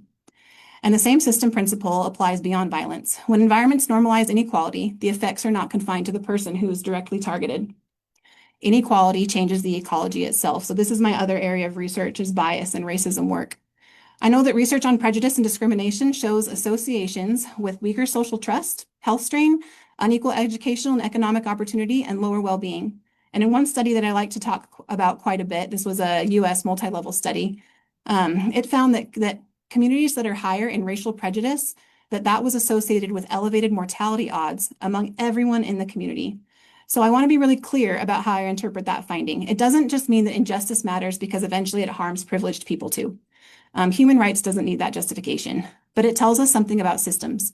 Environments of inequality reshape the ecology in which everyone lives. A community cannot fully flourish while systematically making it harder for some of its children to flourish. Human rights are not charity at the edge of sustainability. They're part of the conditions that actually make sustainable communities possible. The difficulty is that once we begin seeing these systems clearly, this work can actually become exhausting. And that's where people tend to respond to the gap between the real and the ideal in very different ways. All right, now we're going to talk about the improver. I think that there are at least 3 ways that we tend to respond when reality falls short of the ideal. So I want you to picture in your mind what is really happening in my community or in my world. And then I want you to kind of dial out and say, what would I like to be happening in my community or in my home or in my world? And how are you approaching the difference between what's real and what's ideal? So there are these 3 different positions. The Pollyanna, and I realize this is a colloquial phrase that we use in the US, and I apologize for that. This is someone who's kind of an over-optimist, someone again who pushes the reality under the rug and just focuses on what's good and ignores what might be tough. They love the ideal, but that does not always look hard, at the reality, the real. They might say things like, it'll all just work out, just stay positive. And there's something really useful here. Possibility gives us energy. But hope that cannot look directly at suffering is not much help to the person who is actually suffering. Okay, and then there's the cynic. You know the cynic, that's the person who says, we tried that in 2014 and it didn't work, or people just don't change, or that will never ever work here. But I actually have a lot of compassion for the cynic, and this is something that I fall into all the time. The person who uses cynicism to actually protect themselves, because cynicism is often hope that has been injured. People become cynical because they cared, they tried, and they were dismissed. They were disappointed, they failed, or they watched promises get broken. And if I convince myself that nothing can change, I never actually have to risk the pain of hoping again. And so this is often where our cynics come from. Now I want to talk about the third person because this is the one that I want everyone to be and the one that I strive to be. There's the improver. That's the person who can hold the real and the ideal at the same time and ask, this is hard, but what can I move? Oh, wait a minute. Am I still on? Yes, you are, Doctor. Okay, sorry, my thing blipped out. Are my slides still showing? No, Doctor. What's that? Your slides. Are they still showing? Your slides are not visible po. Let me try and share again. How about now? Yes. They're back? All right. There you go. There you go, Dr. Fraser. Excellent. Okay, we'll keep going then. Great. Again, this is a great opportunity for me to reroute, right? Think of a new pathway. This always happens. It's a really practical example of what we're actually talking about. Okay, when I put the improver next to hope theory, the connection becomes very, very clear. The improver sees the real and still retains a relationship to the ideal. The improver sets a goal. The improver looks for a pathway. And when the first pathway closes, the improver looks for another one. The improver retains enough agency, individual or collective in their community, to take the next step. The improver does not confuse difficult with impossible. This is hope in action. And I would argue that human rights needs improvers, researchers, teachers, practitioners, students, parents, government officials, and neighbors who can tell the truth about what is wrong without surrendering their capacity to work towards what could be better. And being an improver also means learning how to hold 2 truths at the same time. Things are still bad, but things are also maybe better than they have ever been. All right. So one of the habits of an improver is refusing false choices. We do not have to choose between celebrating progress and acknowledging what still might hurt. In the Philippines, there are real strengths and also real progress to recognize. I looked up some statistics here. In the 2026 World Happiness Report, the Philippines ranked 56th out of 147 countries on average life evaluation, with an average score of 6 out of 10. Philippine National Police reporting also indicated that there was a decline in overall crime in the Philippines in 2025 compared to 2024. These are really meaningful signals. These are things to celebrate. You're so far ahead of so many. And recent violence in the schools still reminds us that aggregate progress does not mean that every child is safe. Both can be true. Things can improve and they can still need to become better. That's not a contradiction. That is the improver mindset. We tell the truth about gains and gaps at the same time, and then we ask, what should move next? What can I do? Which brings us to the most practical question in this talk. Who actually does the moving? It's you. The wonderful thing about an improver is that it's not a job title. A student can be an improver. A researcher can be an improver. A teacher, practitioner, parent, local government officer, community leader, or neighbor can be an improver. Every person in this room, or in this Zoom room, I suppose, occupies some point in a child's life and in their ecology. And remember, they are sustainability. They are the future. But I need to actually correct that answer almost immediately because it's incomplete. You are not alone. In fact, we should never require children to be more courageous than the adults surrounding them.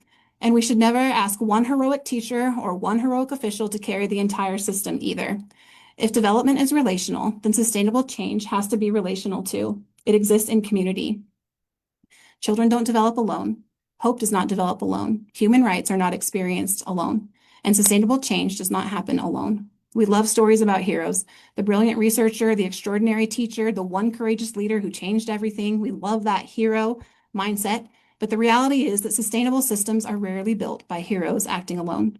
They're built by people who keep showing up for one another, sharing knowledge, asking forgiveness, sharing responsibility, and maintaining the work after the spotlight moves on. So truth be told, sustainability is not heroic. Sustainability is relational. So before I finish, I want to stop talking for a minute and ask you to make this a little bit more personal for yourself. Take out a piece of paper, pull out your phone, the conference program, anything that you can write on, or you can do this in your mind as well. And I'm going to give you 4 questions. No one's going to collect your answers. This is just for you. But I do want you to be specific so that when you leave this room, you can still remember what you wrote. The 4 words I'm going to focus on are child, system, courage, and Higalaay. Which I dearly love. We've spent this entire talk moving through these words, and now I want you to locate yourself in them. So first, the child. Who is within my sphere of influence? Maybe you're thinking about your own child, maybe a student, maybe a younger colleague, children served by your organization, children that live in homes that you help build. The question is simply, who is within your sphere of influence? Write down one person or a group.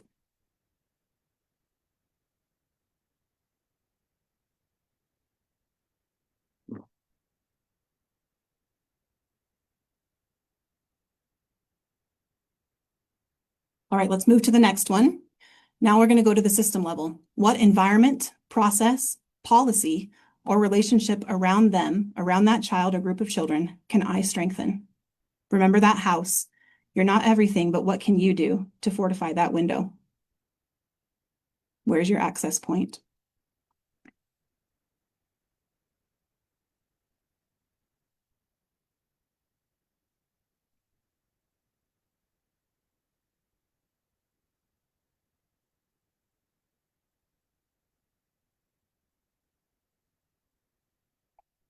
All right, now this might be one of the hardest ones to confront for you individually. What is one thing I should change that I've been afraid, discouraged, or too busy to change? Maybe you're the junior in an organization. Maybe you feel you have no power. Maybe you're just tired. I resonate with that. Maybe you've made mistakes before and there will be resistance. But I want you to think, name it. What is that thing that I've been afraid, discouraged, or too busy to change?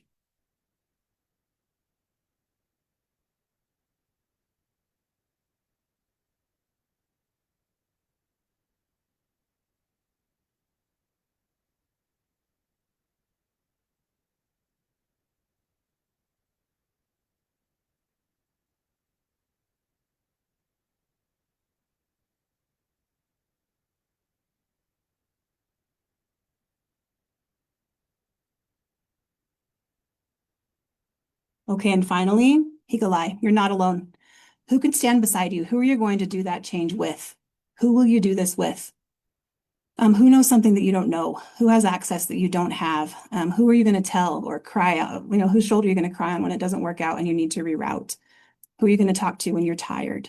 Write one name.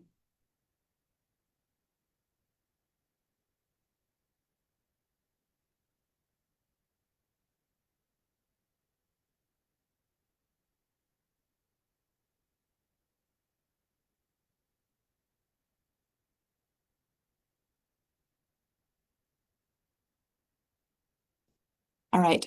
I asked you to answer that question before I explain the final word because I want the word to land on a relationship that you can already picture.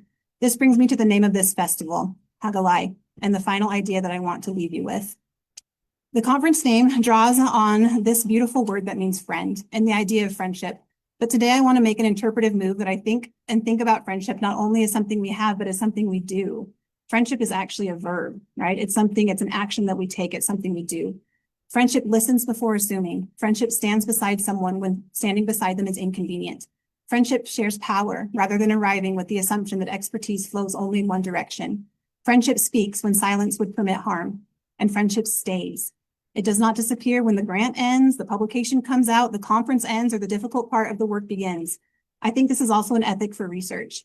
Local knowledge can correct academic knowledge. We have to have some humility there. Communities are partners, not raw material. Empowerment without relationship can become paternalism. Research without relationship can become extraction. Sustainability without relationship becomes very, very fragile. Sustainability is not heroic, it's relational. And that brings me back to the photograph where we began. I began with my grandfather and this question: what does one generation give to the next? We give children the systems we build. We give them the institutions that we either tolerate or improve. We give them the courage that we model. We give them the pathways that we create. We give them examples of what adults do when they see something that's wrong. And we give them relationships that teach them whether or not they belong to one another in community. The children who inherit the future will inherit more than our technology, our economies, our policies, and our research. They'll inherit the ways that we've learned to treat each other. That may be one of the most consequential things that one generation gives to the next. So if I could leave you with only 5 instructions from everything we've talked about today, they would be these. Protect the child, strengthen the system, find the pathway, have the courage to act, and then do it together. Higalaay. I hope that we as researchers, educators, practitioners, students, leaders, and friends who see the world clearly and believe that it can be better will have the courage to move it closer to what all of our children, each and every single one, actually deserves. Thank you. Thank you so much, Dr. Fraser. What a remarkable way to really open our plenary session. Let's give virtual round of applause to Dr. Fraser. Thank you so much po. Indeed, no? The lesson for our session today is to protect the child, strengthen the system, find the pathway, have the courage to act and do it together. And that's the very reason why we are celebrating this Higalaay Multidisciplinary Research Festival. All right. So we hope those ideas stay with you to deepen as our day unfolds throughout our Higalaay Research Festival. Now, great ideas deserve to be engaged with, questions reflected upon, and responded to with equal thoughtfulness. So, in the spirit of true scholarly dialogue, we turn to one of the CCDO's finest minds for a reaction to what we have just heard. May we call on the Vice President for Administration and Finance of the City College of Cagayan de Oro, Dr. Kurt Candilas, to offer his reaction to our first plenary speaker. Hello, good morning, everyone. Good morning, Dr. Fraser. It's nice to hear your thoughts about human rights.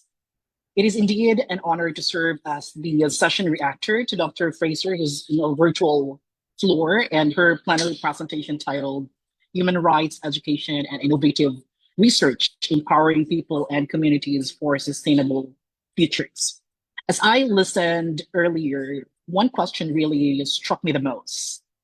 That question is that, what are we giving to the next generation? So Dr. Fraser reminded us that children are the reason sustainability matters. But children cannot carry the responsibility for creating it. So for me, this became particularly meaningful when I thought about the recent school shootings in Tacloban and Zamboanga and other violences that were actually being experienced by our students in schools. So when Dr. Fraser asked whether children will be protected from violence, whether they will have access to learning, whether their voices will matter, and whether they can imagine a future worth moving forward, these questions are no longer abstract. They are questions we are facing in our very own country, in our very own community. And this is where I connected with another idea from her presentation, the different ways communities can respond to reality. We can be like Pollyanna, overly optimistic and simply believing that everything will eventually be okay. We can be cynics who recognize the reality of violence and its complexity, but see too little possibility for change. Or we can be improvers, For me, the improver position is the most appropriate response to what we are experiencing, particularly in our schools. We acknowledge the reality, but we do not surrender our very own hope for what is possible. We acknowledge, therefore, that there are these that violence really exists in schools. We acknowledge that our educational systems have vulnerabilities, but we should also have to ask ourselves, what can we do differently? This is where I also see the connection between human rights education and empowerment. As a child's right to education should also mean the right to learn in an environment where they feel safe, respected, and heard. Empowerment is therefore not simply giving children a voice, but it is creating an environment where they feel safe enough to use that voice. And because children develop within interconnected systems, as what Dr. Fraser said, families, schools, peers, community, and institutions, we cannot place the entire responsibility for the children. Parents have role, teachers have role, us teachers have role, schools have role, and we as researchers gathered in this event have our basic role. This brings to the part that Fraser's title that is particularly relevant to us participants in a research conference, innovative research. Because again, she said that research identifies pathways. Our role as a researcher is not to simply document the school violence, that school violence exists. Research can help us understand the factors behind it. We have to listen to children's experiences, identify vulnerabilities, and determine which interventions can actually make school safer. But research should not end with findings. Research should not end with publications in Scopus or in other journals. It should lead us toward action. And this is where I find hope in the idea of improver. Hope does not mean pretending that everything is fine amidst the violence that we are experiencing in school, the security threat that we are experiencing. Hope means looking directly at our reality and still asking what we can do to improve it. Human rights education can cultivate respect, empathy, dignity, and peaceful conflict resolutions. More so, parental support can give children a safe space to speak. Schools can create environments where students are listened to. Much more communities can provide support. And research can indeed identify pathways that bring these efforts together. For me, that is what empowering people and communities for sustainable future means. A sustainable school is not simply a school with stronger security. It is a school where our very own children, students are safe enough to learn, supported enough to ask for help, and empowered enough to make their voices heard. We cannot tell children that they are the future while failing to protect them in the present. But neither should we look at the tragedies like those in Tacloban, in Zamboanga, and other neighboring cities or islands in this country. We can acknowledge the reality. We can imagine what is possible, and then we can act. Because again, we are improver, and it is our role. And perhaps that is also the challenge to us as researchers, to transform reality into possibility and possibility to action. So to end my reaction, human rights education gives us the values, but research identifies the pathways, and relationships make sustainable change possible. Thank you and good morning. Thank you so much, Dr. Kurt, for that thoughtful and enriching reaction, no? Scholarly dialogue at its finest talaga, Doctor.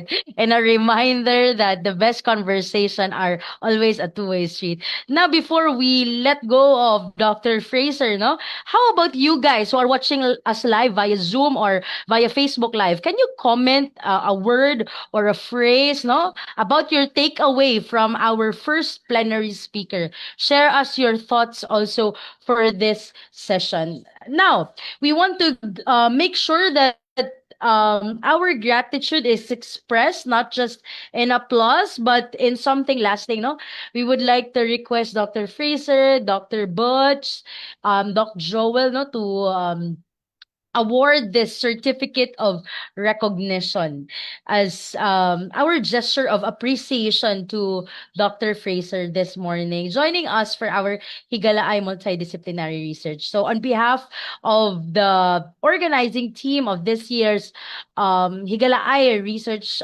Festival and the entire City College of Cagayan de Oro community, let us give this certificate of recognition to Dr. Ashley Jimenez Fraser for her invaluable contribution as a plenary speaker at the third Higalaay Multidisciplinary Research Festival organized City College of Cagayan de Oro in collaboration with ALCO and DTEDS, held on the 20th day of August 2026 via online presentation. We deeply appreciate your expertise, insight, and dedication in making this event a meaningful and enriching experience for all our participants. Signed by our college president, Dr. Gistoni P. Babia. Once again, thank you so much, Dr. Fraser. Can we give her a virtual round of applause, please, for showing our appreciation of really sharing her knowledge, no, about human rights education. Ayan, thank you so much po for joining us today. Congratulations, Dr. Fraser, and once again, our sincerest thanks. Now, let's flood the screen with clap reactions for our first plenary speaker. And just like that, we move forward because this festival is far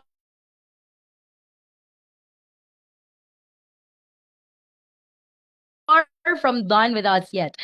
If our first plenary speaker set the intellectual tone, deepen it. We are building something here today, layer by layer, idea by idea.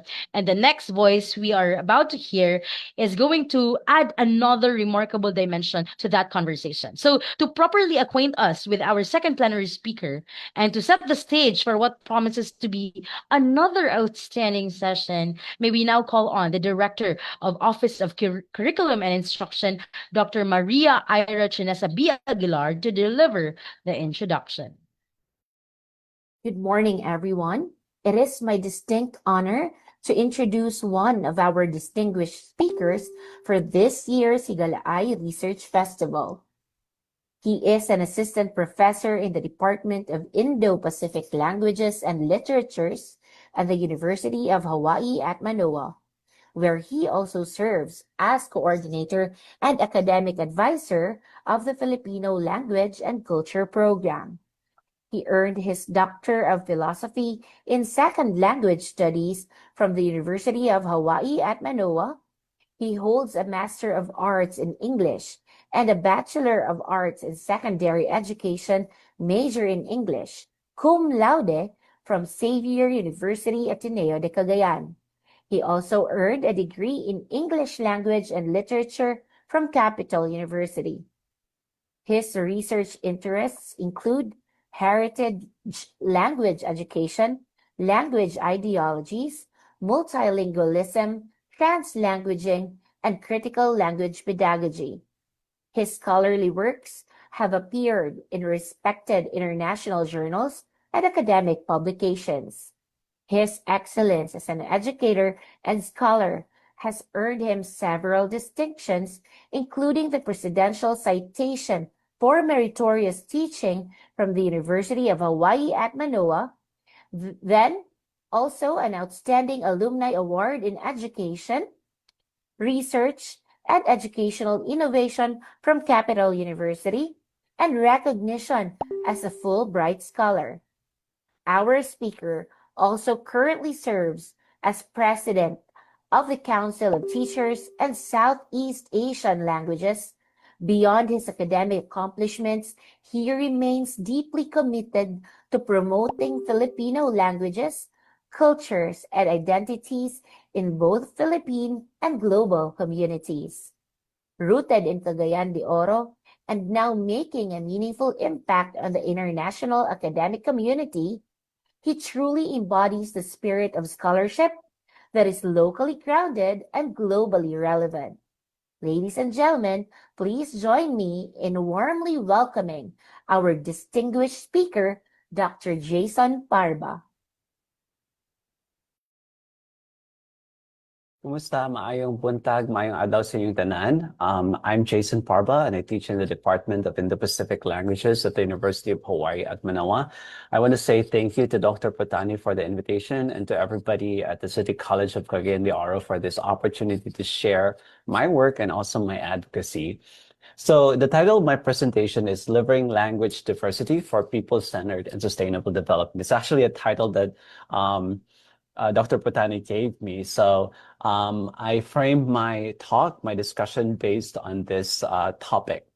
So I want to begin with an ordinary scene in Cagayan de Oro, and I'm pretty sure that many of you can actually relate to this scene.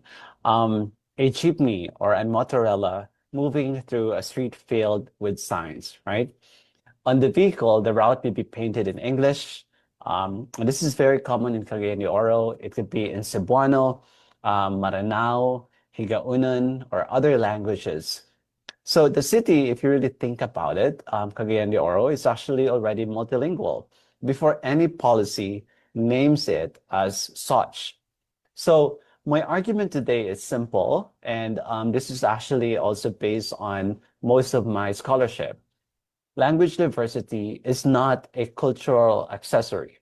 It is public infrastructure. It actually structures most of our lives, right? It shapes our interactions, our meaning-making activities, and even our identity and identity making or identity negotiations. When we design education, transport, health information, disaster communication, right, tourism, and development around the languages people actually use, we improve participation, learning, safety, dignity, and trust. So these are the things that I would like to focus on in my presentation today. However, I'm also reminded that the challenge is not merely to celebrate many languages in the city and its neighboring towns and provinces, right? The challenge is to actually redistribute the visibility, authority, and resources so that multilingual people can shape development itself, going back to our topic and title of this presentation. So before defining what multilingualism is, and I know that many of us here are multilinguals because we grew up in Cagayan de Oro City and in neighboring towns, I want to invite you to remember your own morning when you woke up this morning. What language did you use at home, right? And what language did you use with the driver when you were asking for directions? What languages did you see when you read a sign or when you read a sign on the way to school or if not to work, right? When you were talking to a security guard, what languages or language did you read on your phone? Could be on a storefront.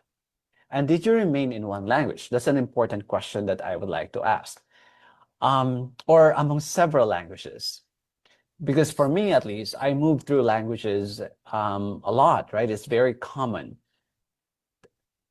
Yeah. So you may count in Binisaya, in English, but also Cagayan and Cebuano, which is another variety of Cebuano. It could also be classroom English or academic English, right? Or some of you might use professional Filipino because that's a kind of Filipino that's been taught in many academic contexts. Do you use Maranao? Family speech, perhaps humor, gesture, and visual symbols. This reflection, the question that I ask you, is important because policy very often treats languages as separate boxes, right? However, in our everyday life, we do not treat languages as separate boxes. In fact, people, especially multilingual people like us, Cagayanons, we assemble meaning from a repertoire, right? So my idea is if our development Plans begin with abstract language categories rather than lived repertoires. In other words, our lived realities that draw on our languages and other semiotic resources, we will actually misrecognize the very people the plans are supposed to serve, right? So in Cagayan de Oro, right, we speak in layers and not separate boxes. Cagayan de Oro is a regional hub, and we all know this, right? People arrive from Bukidnon, from Misamis Oriental, also from Lanao, from Camiguin, and other places. Cebuano or Binisaya may be the most common language of daily interaction, and we know this, right? But it actually coexists with English, Filipino, Maranao, Higaunon, Binukid, Manobo languages, and many other repertoires. So if you think about it, this is not just really about, counting languages. The more important question is how languages relate to one another. Which language is associated with intelligence or professionalism? And we know the answer to this is often English in the context of the Philippines, right? And which language is used for intimacy, for humor, for conflict, or care?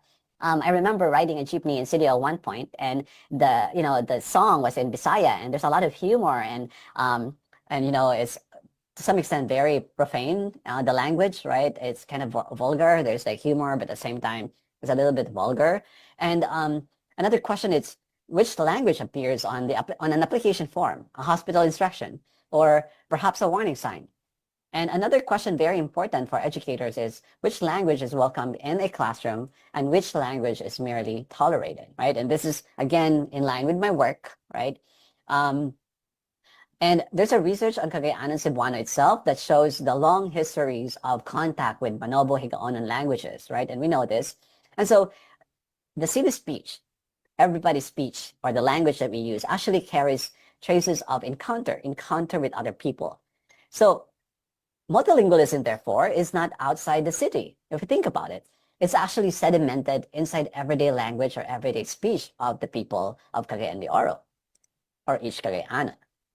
And so we move to the linguistic landscape because, the linguistic landscape is the visible field of language around us, right? So if you look at the signages like road signs, business names, posters, murals, route boards, public notices, and digital screens that you see on the highways, right?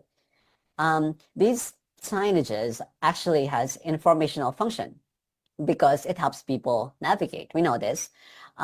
However, I must also share with you that these signs and the languages that are displayed on these public signs are actually or serve a symbolic function, right? Because it tells us whose language belongs in public.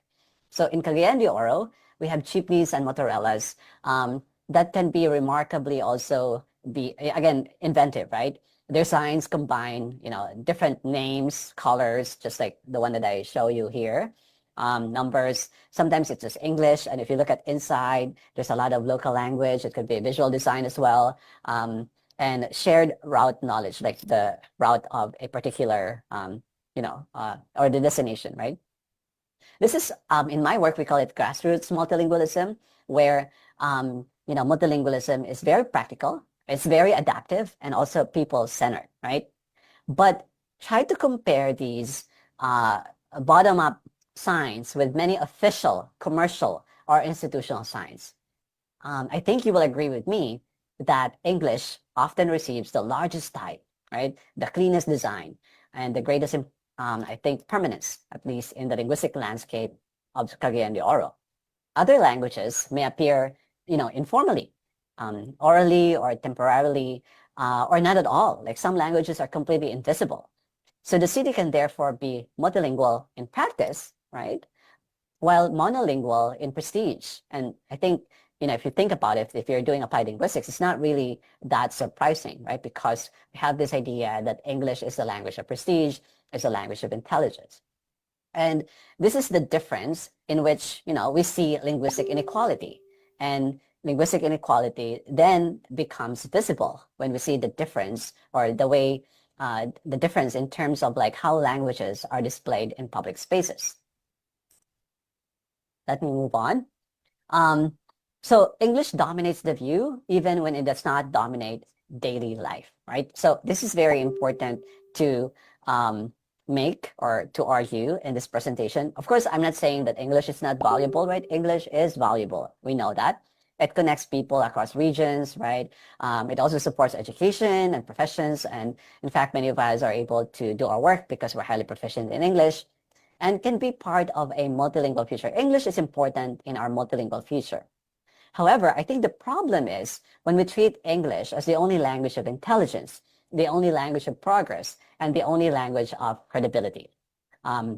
There's a recent study by Sierras in 2025 of tourism signage in northern Mindanao, where the author found that English is the prevalent language in the landscapes that the study actually investigated. And this supports what many residents, many of you might notice in Cagayan de Oro, right? That local languages are everywhere in speech. We can hear them everywhere. Yet English often dominates the design public surface or the public signs. We see them everywhere. Like I went home to the Philippines this summer and I saw just the prevalence of English everywhere. And my own work with a friend of mine who's based in MSU IIT for Irish, Dalona, in which we argue, and this is important, that Philippine English language teaching, and many of you are perhaps language teachers here, must confront this hegemony rather than reproduce it, right? A people-centered approach does not remove English. I'm not even arguing that English should be removed completely, right? What I'm saying here is that English is important.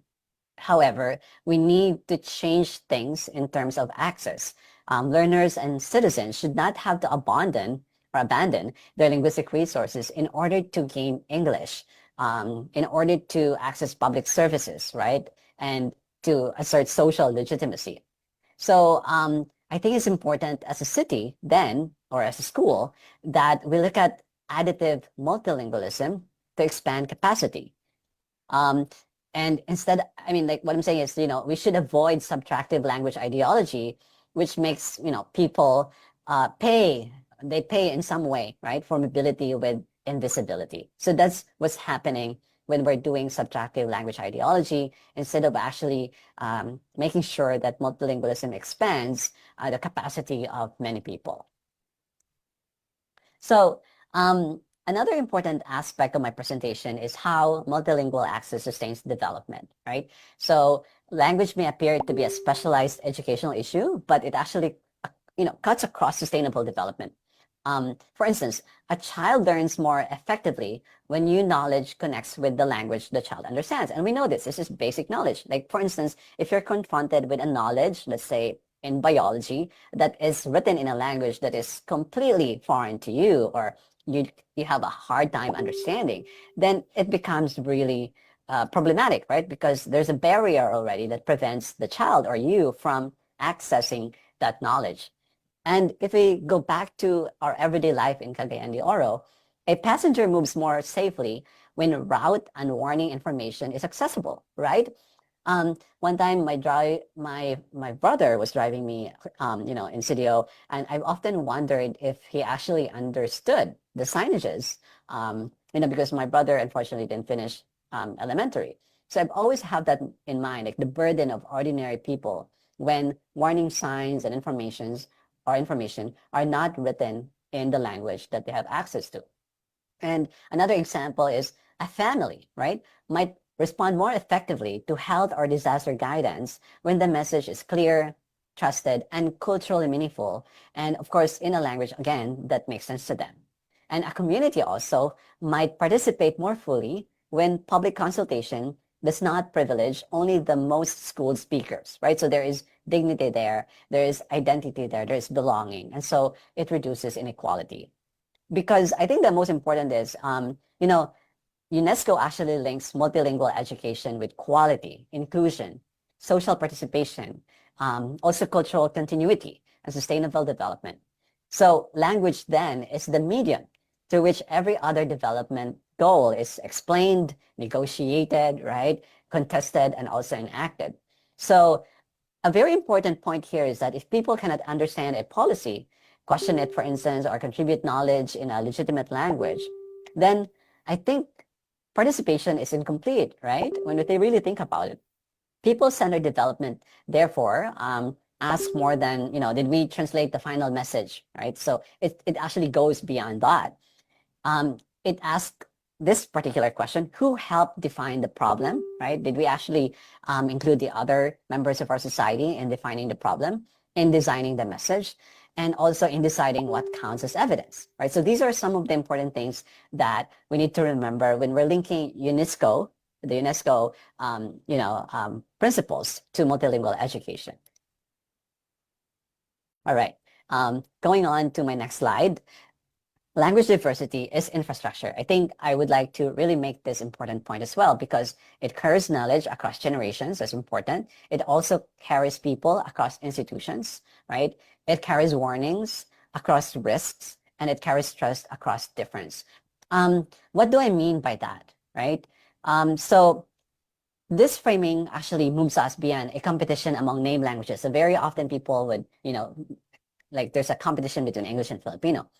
The question is not simply whether a school should use Cebuano, right, Filipino, or English. That's not the question, actually, when we think about it.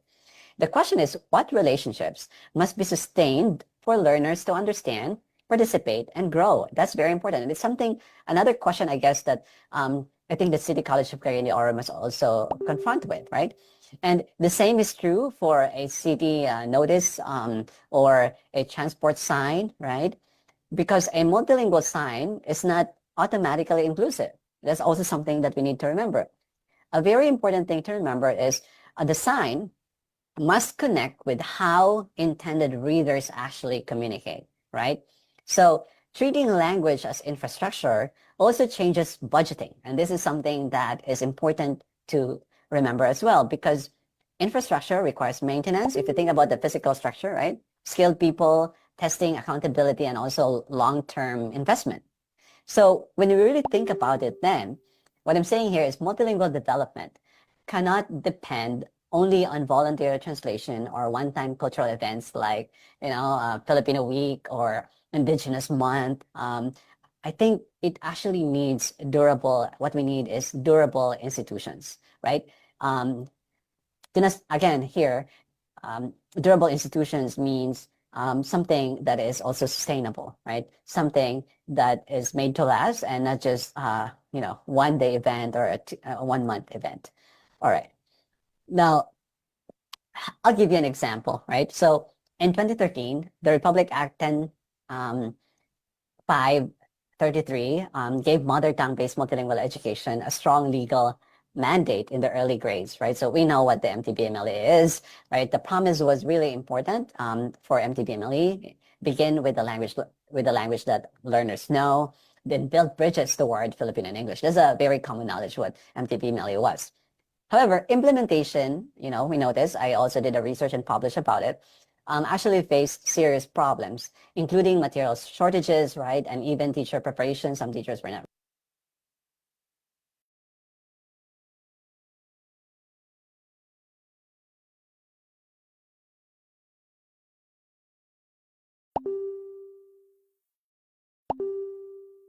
some teachers were not ready for the implementation of MTMLE.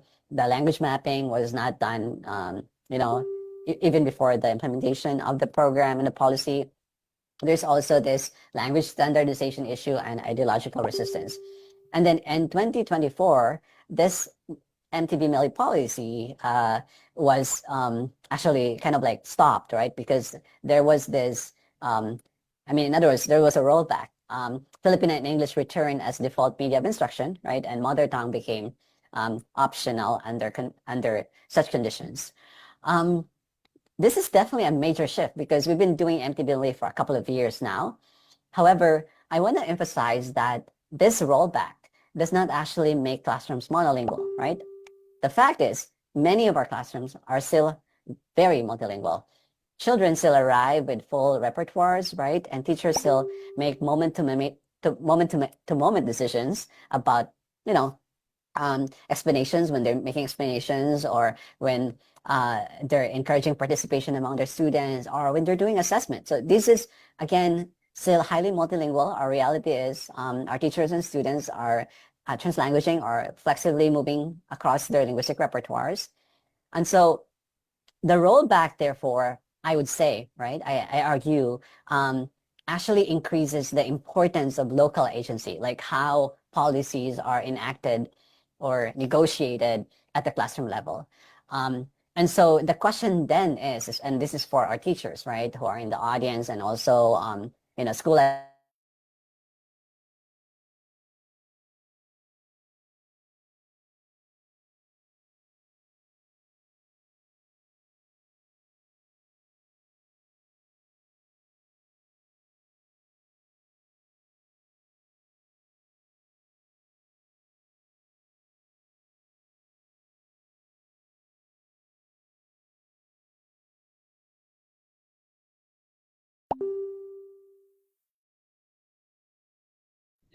All right.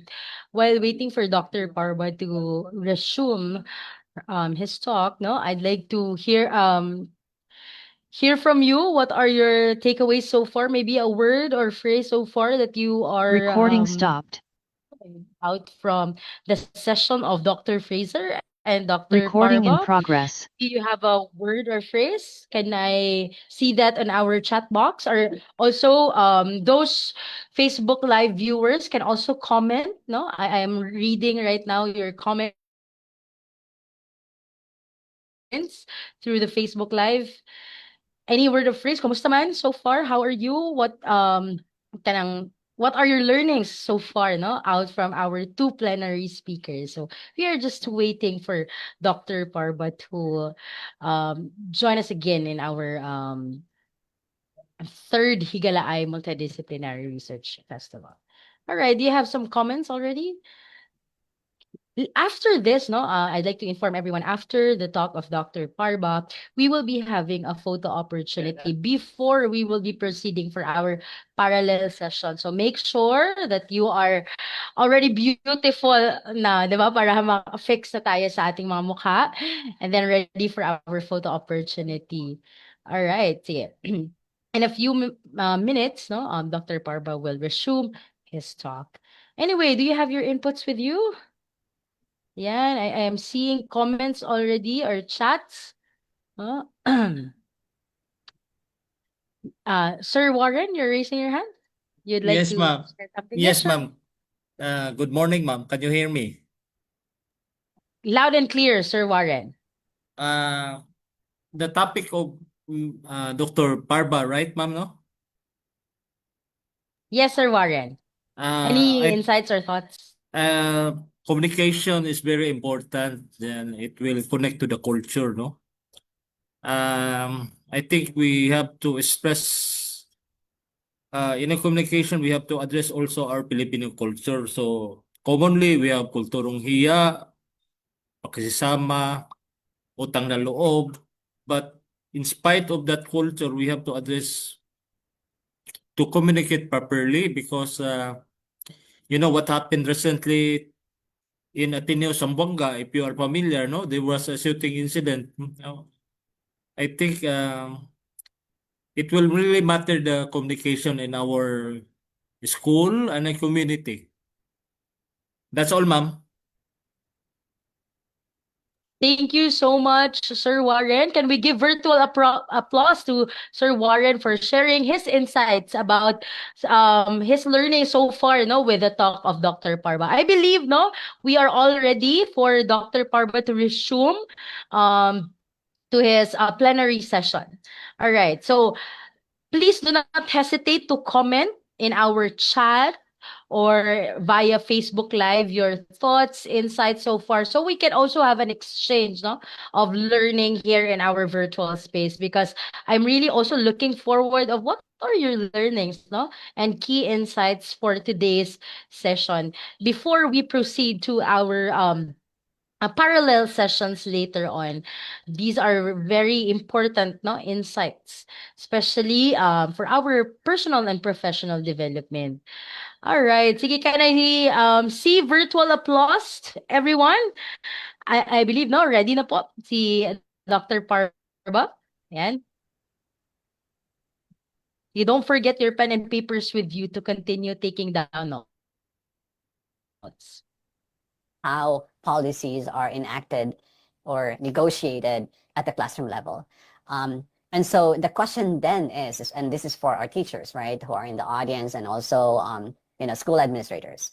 Will institutions punish multilingual practice or perhaps merely tolerate it?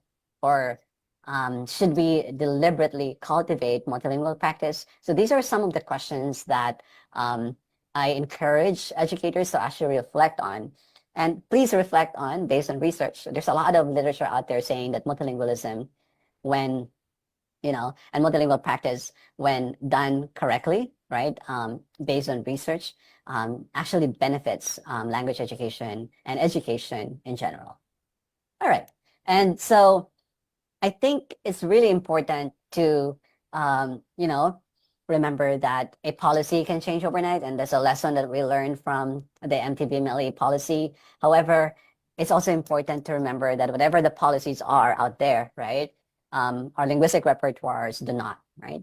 They do not change overnight. So I think it's really important to remember as well that language ideologies outlive policy cycles, right? So in other words, what teachers believe about learners and languages really shapes what policy becomes in practice, because there's studies out there showing that teachers are actually policy, in many ways, they're mini policy makers, because the policy from the top, right, is often negotiated by the teachers when they enact those policies in the classroom.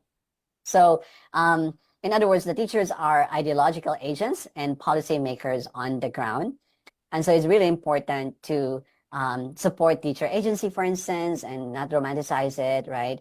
And what I'm saying here is that when there's a policy in place, it's really important to support them, especially when they're doing multilingual practice. Very often, and we know this, that teachers need time, right? They also need professional development, dialogues, right?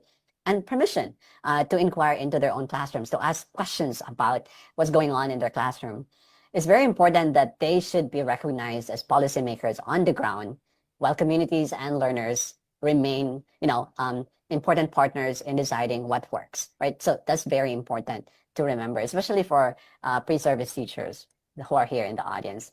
So I'm not sure if many of you are familiar with translanguaging, but translanguaging describes how multilingual people draw from an integrated repertoire to make meaning, right? So here's an example. A learner may encounter a concept in English, right? And then connect it with an explanation in Cebuano. And then perhaps they then compare it with a Filipino term in their mind, perhaps a gesture or a draw, and then produce an answer in the language expected by the task. It could be English, right? So it happened to me when I was, still a student, and I'm sure many of our students go through this process, right? When we really think about it, the learning process for many of us is multilingual, even when the final product is not, right? Would you agree with me? I think that's a very common practice among many of us, right? And translanguaging is a pedagogical theory, but also a theory of language. And for translanguaging scholars, we argue that when we use our linguistic repertoires, we're not just actually mixing, it's not a random mixing. It is not a sign that learners are confused. What happens is, it's actually purposeful translanguaging, and it can really support comprehension, right? Metalinguistic awareness, participation, at least based on my research, and identity as well, because it makes visible the identity of our learners, right? It can also reveal what learners know before their knowledge is filtered through control or a prestige language. It's really important, for instance, to make sure, like some teachers are, implementing English-only policy, but then that can be very problematic because it might actually hide what learners already know, right? Because the English language could serve as a filter or control in terms of like what becomes visible, what the students are able to articulate in the classroom. So I just want to also remember that translanguaging, which is an important concept, if you're a teacher and you haven't encountered what the term is, please look it up and read a lot of literature about it. This is very important because, again, we allow the full linguistic repertoires of our students and even ourselves to become, fully utilized, right, in the classroom, in meaning making and participation, in assessment, right, in many ways that we participate, belonging in the classroom as well. All right, so I'm going back to the Cagayan de Oro setting, right? So these are some of the places very popular for us who are, raised by or born and raised in Cagayan de Oro. So the jeepneys and motorellas already teach a lesson in people-centered design, right? So, when we think about it, they're not perfect models, but they reveal powerful design principles, right? So first, they rely on shared knowledge, right? So a short route label works because riders connect it with neighborhoods, right? For instance, Nazareth, right? So landmarks, colors, and sequences. Second, communication is also adaptive. Drivers and passengers combine speech, gesture, visual cues, and repetition according to their needs when they take a jeepney or a motorella, right? So of course, sometimes we combine languages. We say, oh, Manong, sa ano lang, let's say sa Divisoria lang ko kuya, or something like that, right? And then third, public transport carries also identity, right? Vehicles. That's why, there's a lot of jeepneys in CDO that, really pay attention to the way they look and even the sound that they play, right? These are very important parts of their identity. So when we think about it, vehicles, public utility vehicles, become moving surfaces, right? You think about it. They're actually moving surfaces for humor, aspiration, even faith. You notice like many jeepneys and tricycle drivers have quotes from the Bible, or it could be, they have rosary, right? It could also about affiliation, like the politicians that they support, and sometimes it could be about local memory. So this is what I mean by everyday multilingualism as grassroots multilingualism, right? In other words, that it is multilingualism that emerges from practical cooperation and not just from, from the top, from a language office, right? It's actually coming from the ground. So grassroots creativity could, should not be used by government to excuse themselves for neglect, right? That's very important. Writers, in other words, writers should not have to rely only on insider knowledge. At the same time, what I'm saying here is that a people-centered transport system can learn from local semiotic practice, meaning how people use their linguistic resources, while also providing clear, tested multilingual route and safety information for children, elders, visitors, persons with disabilities, and newcomers who are visiting Cagayan de Oro. All right, so I was going to talk about this, but I have another study and it's coming, it's an ongoing collaborative study, but I can skip that for now. I think it's really important that Cagayan de Oro, remembers, right? Indigenous peoples should be present between festivals, not only as performers, but also as knowledge holders, planners, educators, and decision makers. And I think it's, Cagayan de Oro, if we go back to the history of Cagayan de Oro, the Higaonan people and all that, right? Cagayan de Oro often encounters indigenous peoples, but mostly they're visible during festivals, right? Cultural months, like in dances or ceremonial events. And these occasions can be meaningful, especially when communities direct how they are represented. But I think festival visibility can also become a very narrow frame because it shows culture as performance, right? While actually hiding everyday work of governance, education, land care, mediation, and community survival. So I one time encountered an article on the City College of Cagayan de Oro, and I think in February 2026, where the City College of Cagayan de Oro and Higaonan Tribal Council announced a documentation and cultural preservation initiative, which prompted by elders' concerns about the loss of traditional practice, right, ancestral knowledge and cultural identity among younger generations. So, and I think this is really, really important. However, I think the next step is to ensure that documentation, while you guys are doing this, I think we need to remember that documentation should remain community-owned and also connected to the living use, right, or how the language is actually being used in their daily lives, right? So, in other words, what I'm saying here is a people-centered multilingual future asks indigenous leaders to help set agendas, right, allocate resources, design curricula, and evaluate outcomes. Because if we really think about it, right, of course, visibility is important, it matters, but authority, having the power, right, to do all these other things actually matters more. Yeah. All right. So another important point that I want to say is language planning must follow the routes people travel. And I think this is also something to remember, right? Cagayan de Oro cannot plan language as if it were an isolated container, right? Like we have students, we have workers, we have patients, we have vendors, what else? We have families move through a regional corridor linking the city with Iligan and Lanao, Misamis Oriental, Malaybalay, Valencia, and upland communities across Bukidnon and from Bukidnon also, right? What I'm saying here is that repertoires actually, linguistic repertoires, move with these people, right? So here's an example. A learner may speak Binisaya at school, Maranao with relatives, English for, let's say, a university requirement, and Filipino through, let's say, media, right? An indigenous family may interact with a barangay office, a hospital in the city, right? And we know this happens, a school, a court, and also an ancestral domain institution, each with different language expectations, right? Something to remember. So it's really important to remember that mobility changes language planning, right?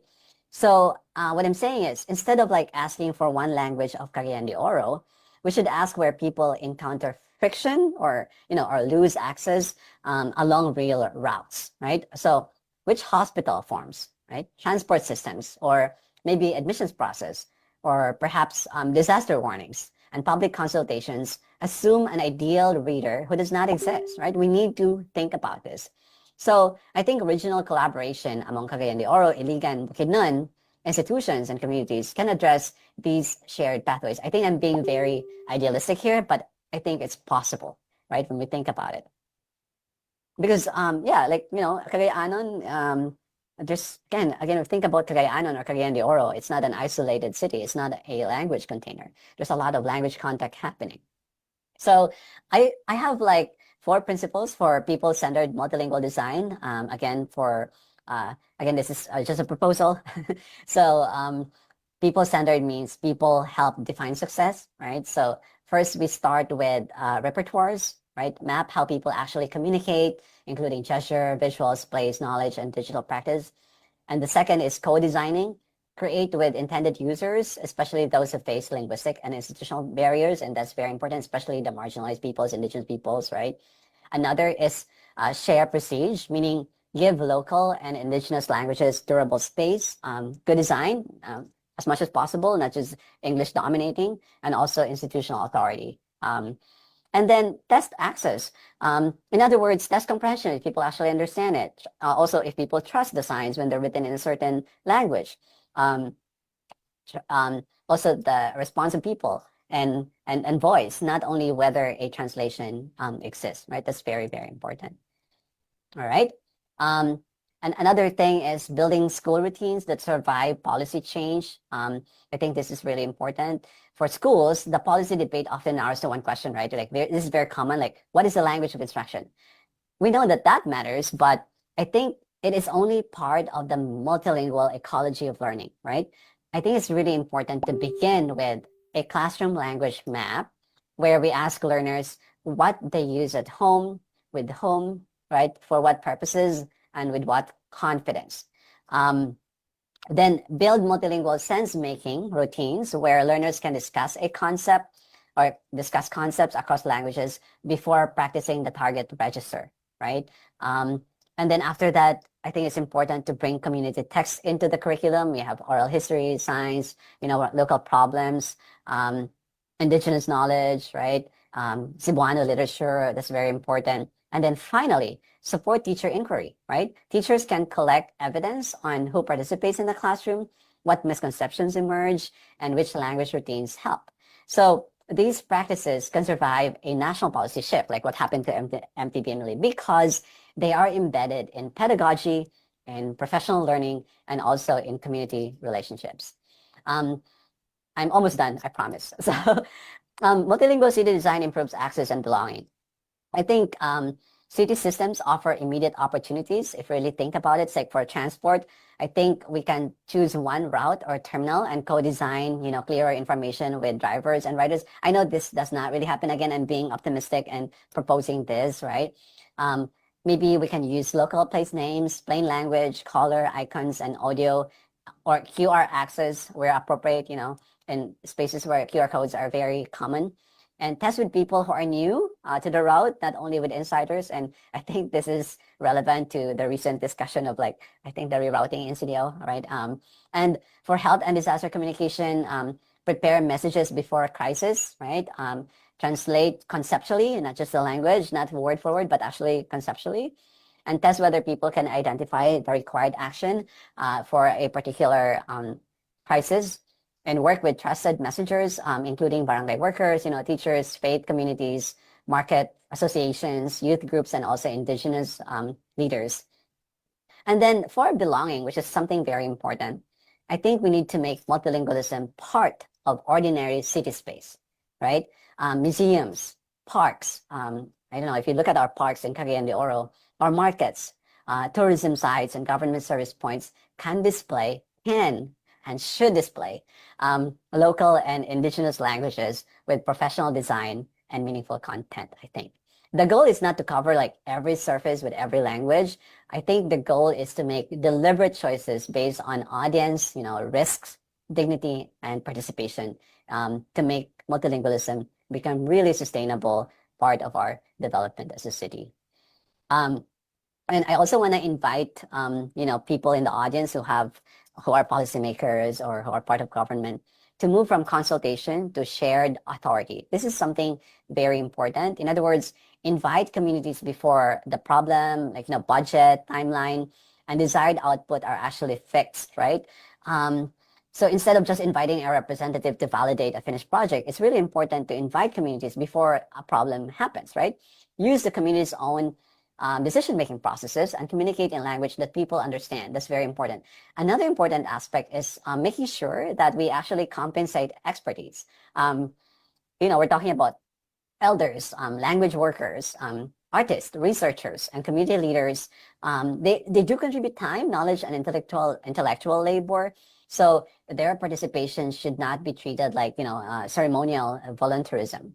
Another important thing is return ownership. In other words, documentation, recordings, dictionaries, curriculum maps, and digital products can create value, but they can also extract knowledge. And we know this. So it's really important that the communities themselves should determine access, attribution, storage, reuse, and also benefit. Language is part of free, prior, and informed consent. So therefore, the process must be understandable to the community, especially if you're doing research with indigenous peoples, right? All right. So I propose here a 90-day CDO Multilingual Action Lab, but this is something that I brainstormed with AI, right? So if you think about a multilingual future, maybe we can begin with a bounded experiment. So I propose here a 90-day Cagayan de Oro Multilingual Action Lab with 3 linked sites. It could be composed of 3 sites, right? 1 transport corridor or terminal, 1 school cluster, and 1 indigenous community partnership.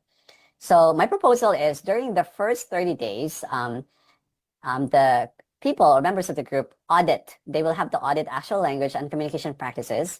And they can do this by taking pictures of signs with permission, ride routes, observe service encounters, interview users, and identify where people lose access, right? And during days 31 to 60, prototype. So co-create route information, public messages, classroom routines, or community-owned materials. Keep prototypes small enough to revise, right? So again, working together. And then during days 61 to 90, this is when you test with real users. In other words, test if the signs actually are understandable and who understands faster. And if people also ask better questions, like who is still missing, what trust or what changes trust or participation, right? Publish the learning in accessible languages and then fund the next cycle, right? So the lab should include teachers, student drivers, market workers, designers, city staff, disability advocates, right? Researchers and indigenous partners. This is what I call public pedagogy, right? Where the city learns by redesigning itself with its people. So here we're really making sure that there's active participation from people as the city learns to redesign itself. And I hope this can actually happen. And I hope this is something that our policymakers, our government officials are willing to explore so that then we can really think about sustainable development where multilingualism is centered. Now, let me return to the opening street, right? Remember the first picture that I showed you earlier, the jeepney, mozzarella, the market, right? Imagine also classrooms, barangay halls. These are spaces that are not peripheral to multilingual policy, if you really think about it. They are where the future is actually already being negotiated. So what I'm saying here is a multilingual future does not reject English, of course. It refuses, however, to make English the price of intelligence, dignity, safety, or participation. So what this multilingual future looks like is that it values Cebuano and Filipino while also asking whether Maranao, Higaonon, Binukid, Manobo languages, and other repertoires have meaningful public space. It also learns from teachers, drivers, learners, vendors, elders, and community leaders as designers of development. So we think about our multilingual futures, these peoples need to be involved. Now, before I go, the question I leave with you is practical. So the question is, which public space will we redesign first? Think about Cagayan de Oro. If there's a public, space there that we will redesign, think of that public space. Now, choose one place where language currently creates friction, and then bring the people who use it into the design process and test whether multilingual practice changes access, voice, and trust. In my case, I can think of, the public hospitals. I think there are some people who feel that they don't have access to our public hospitals in Cagayan de Oro because they're intimidated by the language, and also, I don't know, like maybe that could be a good space to start, right? So when people are seeing before festivals, and we know that, this happens in many places in the Philippines, heard before decisions and understood before emergencies, language diversity becomes a shared capacity for a more just and, I think, sustainable future. So I'll end here. Daghang kaayong salamat Cagayan de Oro og amping mong tanan. Salamat pud kaayo sa audience sa inyong pagpaminaw. Thank you so much, Dr. Parba. No, from across the Pacific, you have brought ideas that really feel both global in scope and deeply personal in relevance, and that is the mark of truly meaningful scholarship. And and we are richer for having heard you today. And as we did our first plenary, we believe that ideas this substantial deserves to be met with equally deep depth and reflection, no? To engage what we have just heard and offer her scholarly reaction, may we call on the head of library services, Dr. Melody R. Agsito. Virtual round of applause, please. Morning, everyone. Thank you, Dr. Jason Parba, for a very thought-provoking presentation. One statement from your talk that particularly stayed with me is, language diversity is not a cultural accessory. It is public infrastructure.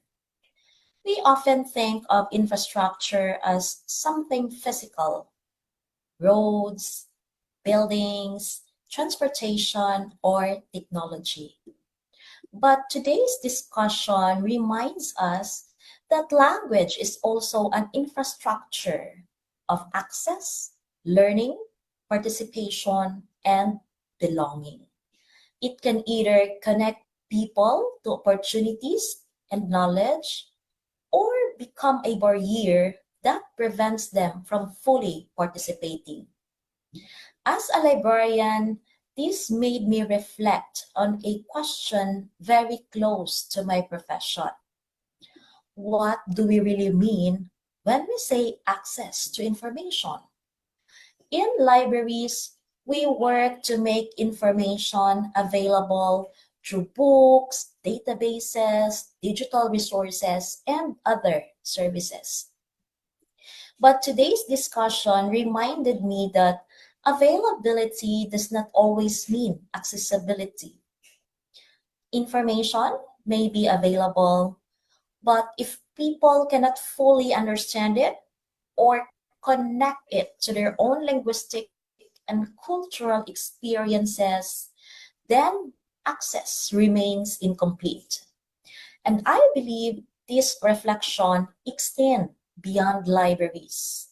For educators, it challenged us to recognize the languages and experiences that learners already bring into the classroom, not as limitations, but as resources for learning. For researchers, it asked us to examine how we engage with communities. Are they simply sources of data, or are they partners who have voice in defining problems, creating knowledge, and deciding how that knowledge is used? And for our students, perhaps the message is equally important. The languages you speak, the experiences you bring are part of how you understand the world. They are not something you must leave behind in order to learn, participate, or be heard. This brings me to another important reflection from the presentation. Whose knowledge are we preserving? Whose voices are represented? And who gets to participate in shaping the knowledge we create? Dr. Parba challenged us to identify spaces where language creates fiction and consider how we might redesign them. Perhaps then the challenge for all of us is this. In our classroom, research, libraries, and communities, what can we redesign so that more people can understand, participate, and belong? Dr. Parba, I commend you for bringing this conversation closer to our context in Cagayan de Oro, and for reminding us that language diversity is not merely something to celebrate. It is something we can actively use to make education, research, and our communities more inclusive and people-centered. Congratulations on a very meaningful presentation, and thank you for giving us not only something to reflect on, but also something to act upon. Thank you, and once again, good morning. Thank you so much, Dr. Melody. And on behalf of the distinguished organizing team, no, we award a certificate of appreciation to Dr. Parba. And we will now proceed later on with the instruction of for our panel research presentation. But before that, no, we would like to again no award the certificate of appreciation to Dr. Parba for his invaluable contribution as a plenary speaker at the third Higalaay Multidisciplinary Research Festival organized by the City College of Cagayan de Oro in collaboration with ALCO and DTADS held on August 20, 2026 via online presentation. We deeply appreciate your expertise, insights, and dedication in making this event a meaningful and enriching experience for all the participants. Signed by our college president, Dr. Justoni P. Babian. Once again, let's give a virtual round of applause to Dr. Jason Parba. All right, sige. Before we proceed to our parallel research presentation, can I request everyone to please turn on your cameras? We will have a quick photo opportunity before we will proceed to the most awaited part of our celebration today, which is the parallel research presentation. There you have it. Ayan. I am seeing beautiful and handsome faces from all over the Philippines, no? Researchers, educators from all over the Philippines. Can you say hi? Wave naman po kayo and say hi to each other. Ayan. Let us see your beautiful smiles, no? Amazing to really see you all virtually for our third Higalaay Multidisciplinary Research Festival. I know you are all very excited. All right, sige, I believe our team is now ready for our quick photo opportunity. All right, so make sure to just smile, because we have, I think, 9 tabs for our photo opportunity. So, hindi natin alam kung saan kayo na belong, no? So, smile lang po talaga tayo. All right, in tab 1, in 3, 2, 1, smile. Another, next slide. 3, 2, 1, smile. There you go. Next slide. 3, 2, 1, smile. Sige. Pati na lang. Next slide. Next. 3, 2, 1, smile. Ilan na lang po? Okay, two more. Smile, smile. In 3, 2, 1, smile.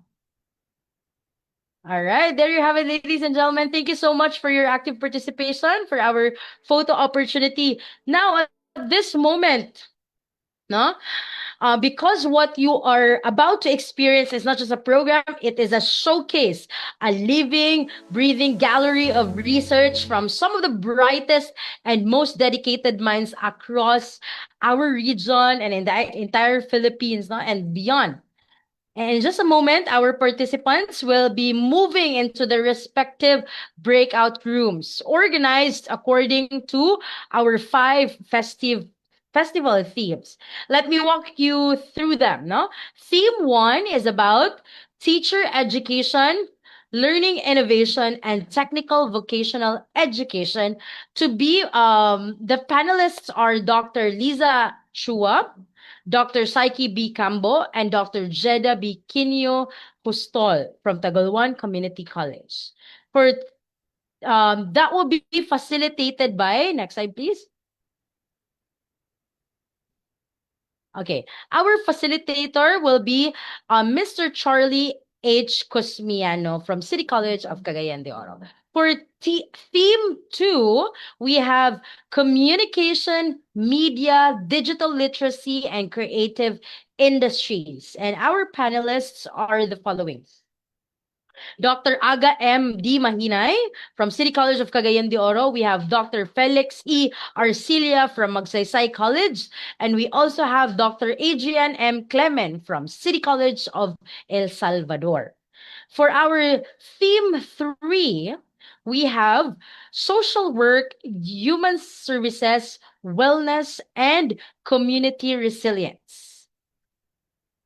Sorry, theme 2 will be facilitated by Mr. Elden D. Camposo from City College of Cagayan de Oro. For theme 3, our panelists are the following. Dr. Jean Loquiliano from City College of Cagayan de Oro. We also have Dr. Jolo Van Clyde S. Abatayo from Negros Oriental State University. And we also have Miss Sheena Marie Pabilona Abad from City College of Cagayan de Oro. And this session will be facilitated by, this session will be facilitated by Miss John Trisha Sabayton from City College of Cagayan de Oro. For our theme 4, for office administration, governance, leadership, and organizational development, our panelists are the following. Dr. Fernan P. Lopez from FINMA Cagayan de Oro College. We also have Dr. Mary Joy C. Chodoso from City College of Cagayan de Oro. And of course, Mr. Clint Joy M. Kihe from Tangub City Global College.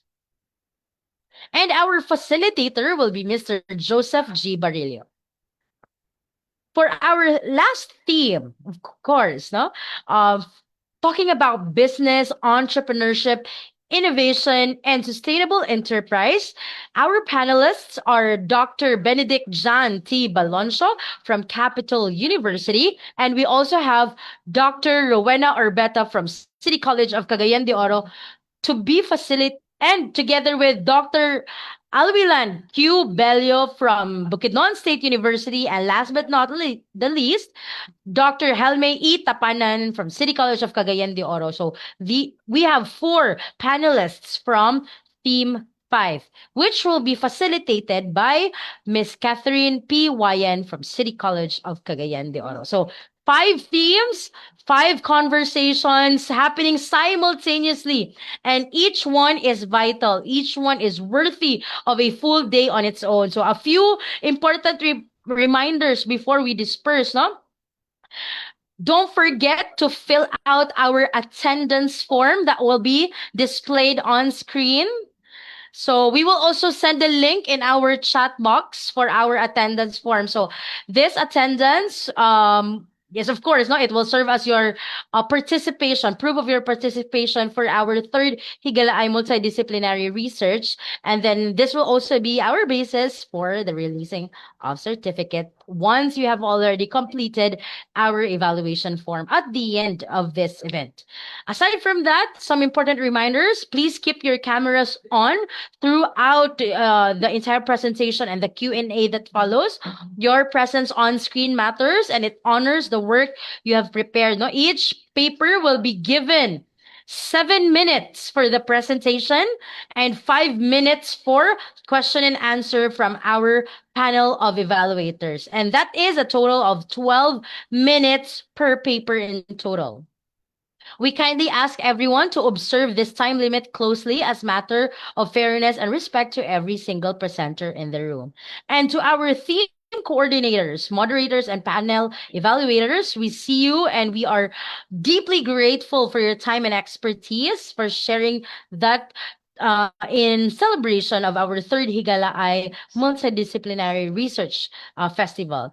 You are really the backbone, no, of this afternoon's engagement, and the quality of the festival rests in your capable hands. So the floor is now yours. All right. So if you have questions, please feel free to chat us. No, we will be very much willing to assist you. There are assigned technicals, no, in each room Recording to assist you stopped. with your presentation.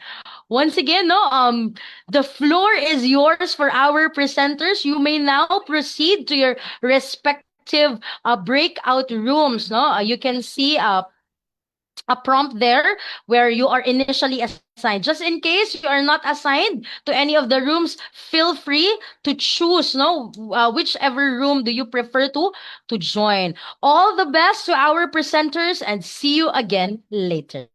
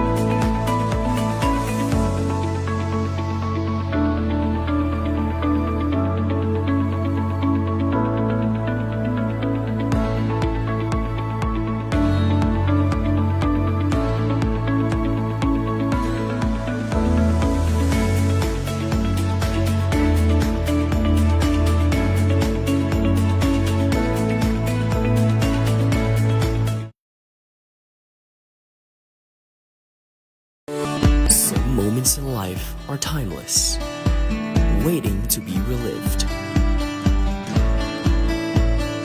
Moments that felt like home.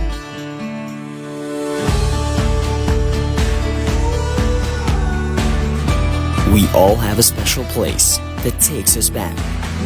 A place where dreams were born and stories began.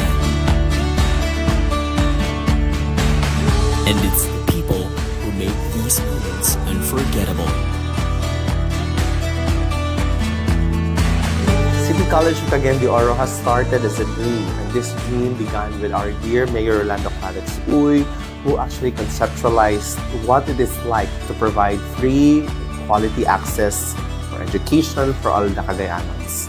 And indeed, we are very much thankful to the 20th City Council for giving us this privilege and the bridge to create City College of Cagayan de Oro bio ordinance, and this was supported and offered by Councilor Josette Montajas Davao.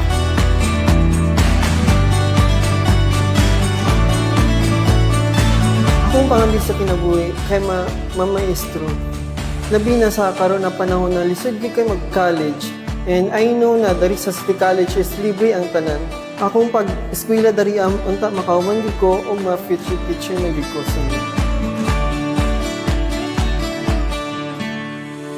Na ako diri sa City College na eskwela tungod kay gusto na ako nga mahimong professional teacher o gusto pa na ako nga makatabang sa estudyante nga gusto gud nga mo eskwela pohon diri sa City College. I choose City College of Cagayan de Oro because it offers quality education and inclusive for all LGBT members. Every one of us have a dream in life. I am privileged what the City College has offered to us. My dream in life is to finish my studies and help my family and others.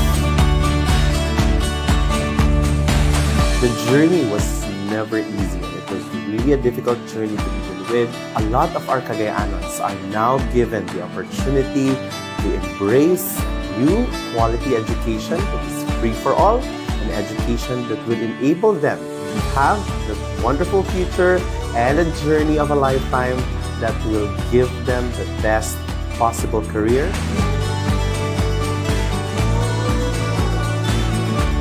This is just the beginning of something new, something exciting. This is your journey. We wish to welcome you all in City College of Cagayan de Oro, where your future begins today. Make it unforgettable. Welcome home. Every journey begins with a single opportunity. An opportunity to learn, to grow, to dream of something greater.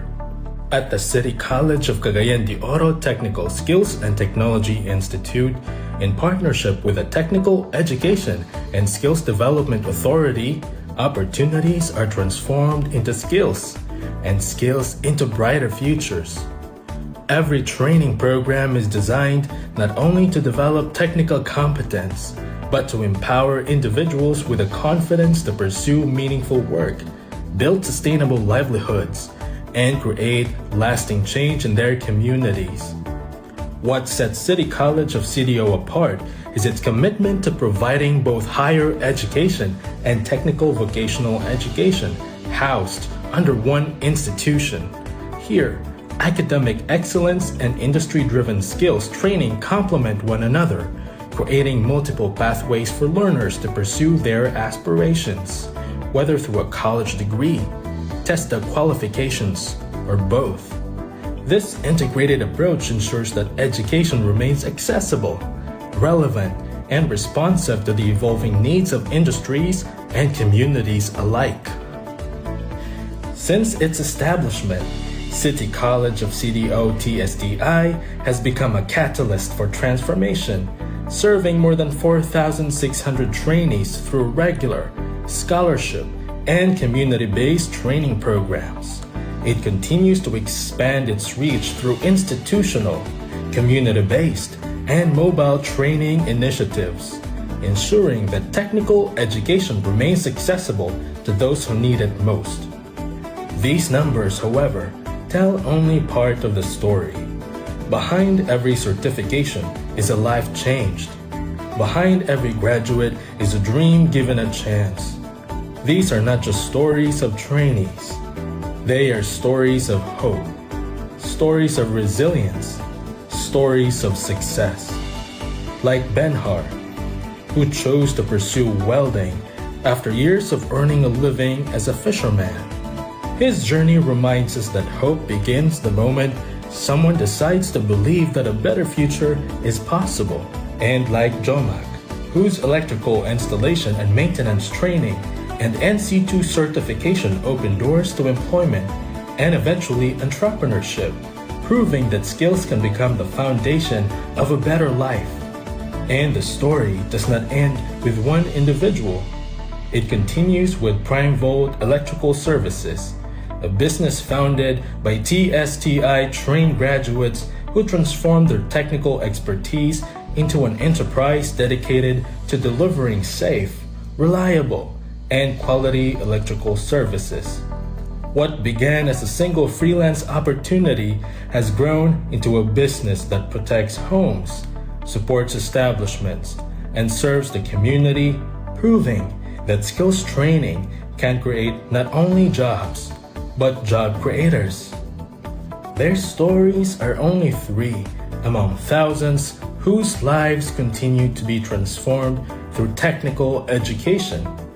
As more lives are transformed, so too is the institution behind these successes. Today, the City College of Cagayan de Oro continues to rise on the global stage. Recognized in the Times Higher Education Impact Rankings 2026, the college advanced to the 801 to 1000 global band, an improvement from the previous year's 1001 to 1500 ranking. It also earned international recognition in the World University Rankings for Innovation, placing top 55 worldwide in the Culture and Values category and top 64 worldwide in Curricular Innovation for Future Readiness, among many other achievements.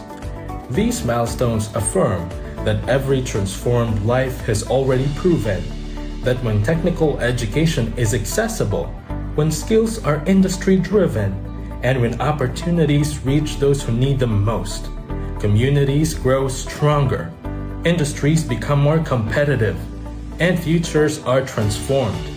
Together, TESDA and the City College of Cagayan de Oro, through the Technical Skills and Technology Institute, continue to empower individuals, uplift communities, and shape the future-ready workforce for the Philippines.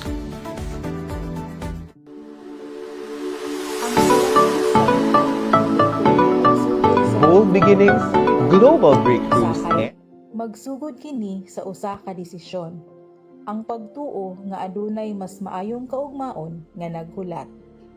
Sa City College of Cagayan de Oro Technical Skills and Technology Institute, daghang mga trainee ang misulod nga adunay mga damgo ug mga hagit nga gidala sa kinabuhi, ug pinaagi sa kahibalo, abilidad ug paglahutay.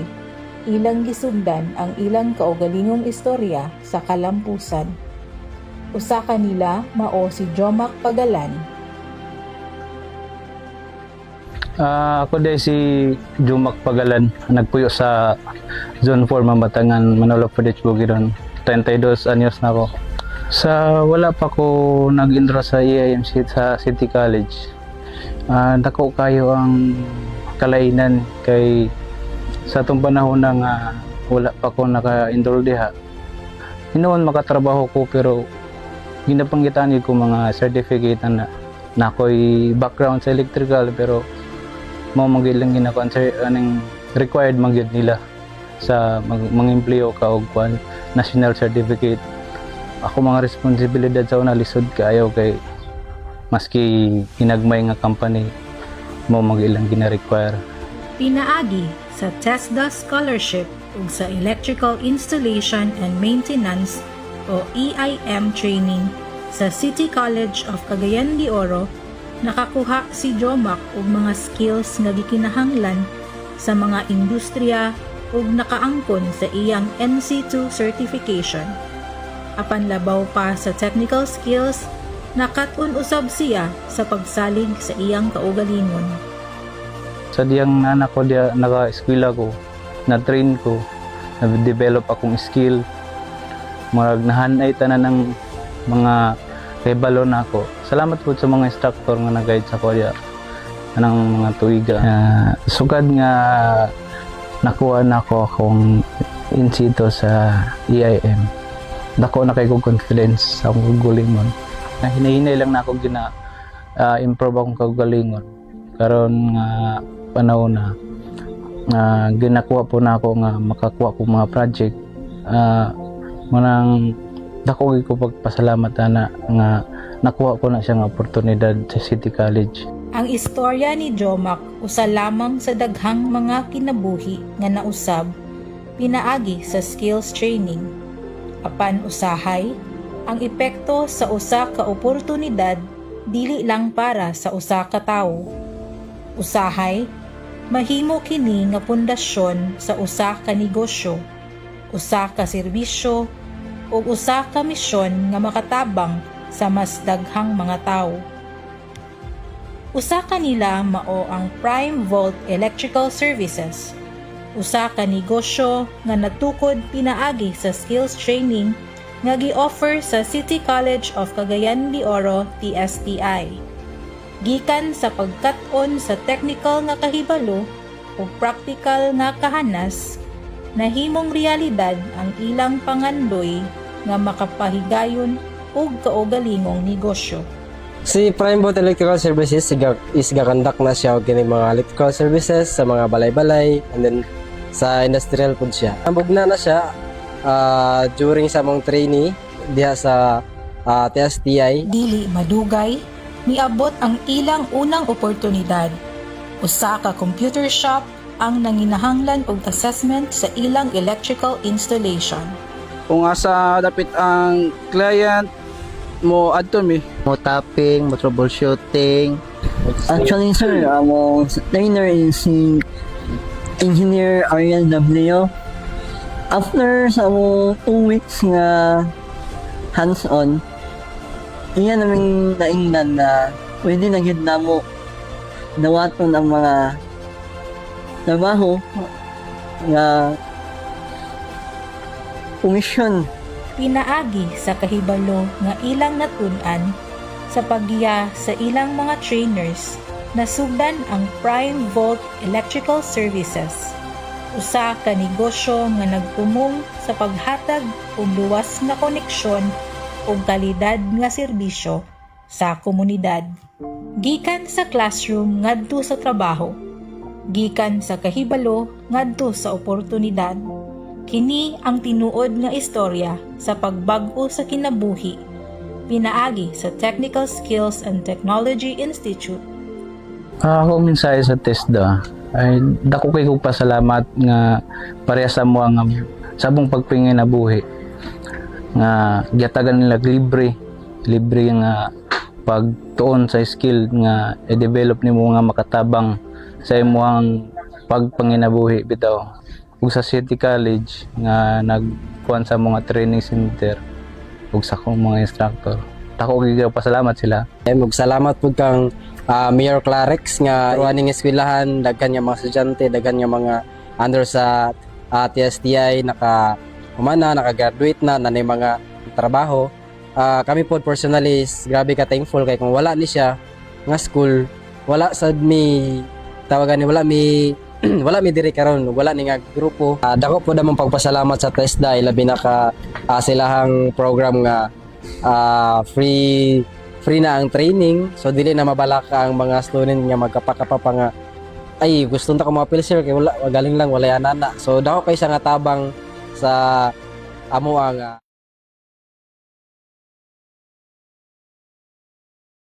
Bold beginnings, global breakthroughs, and unstoppable growth. Welcome home sa City College of Cagayan de Oro.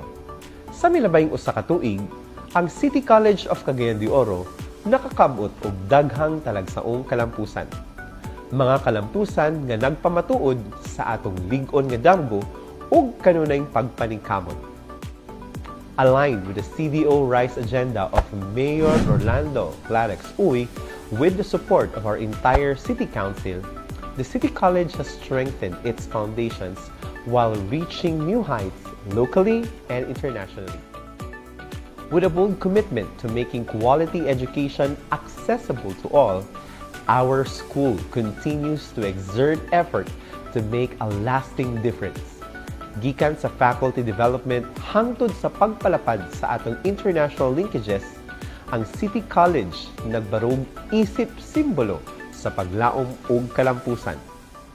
Ang matag kalampusan dili lamang para sa institusyon, kundi para sa matag estudyante, ginikanan, magtutudlo ug sa tibuok komunidad nga atong gialagaran.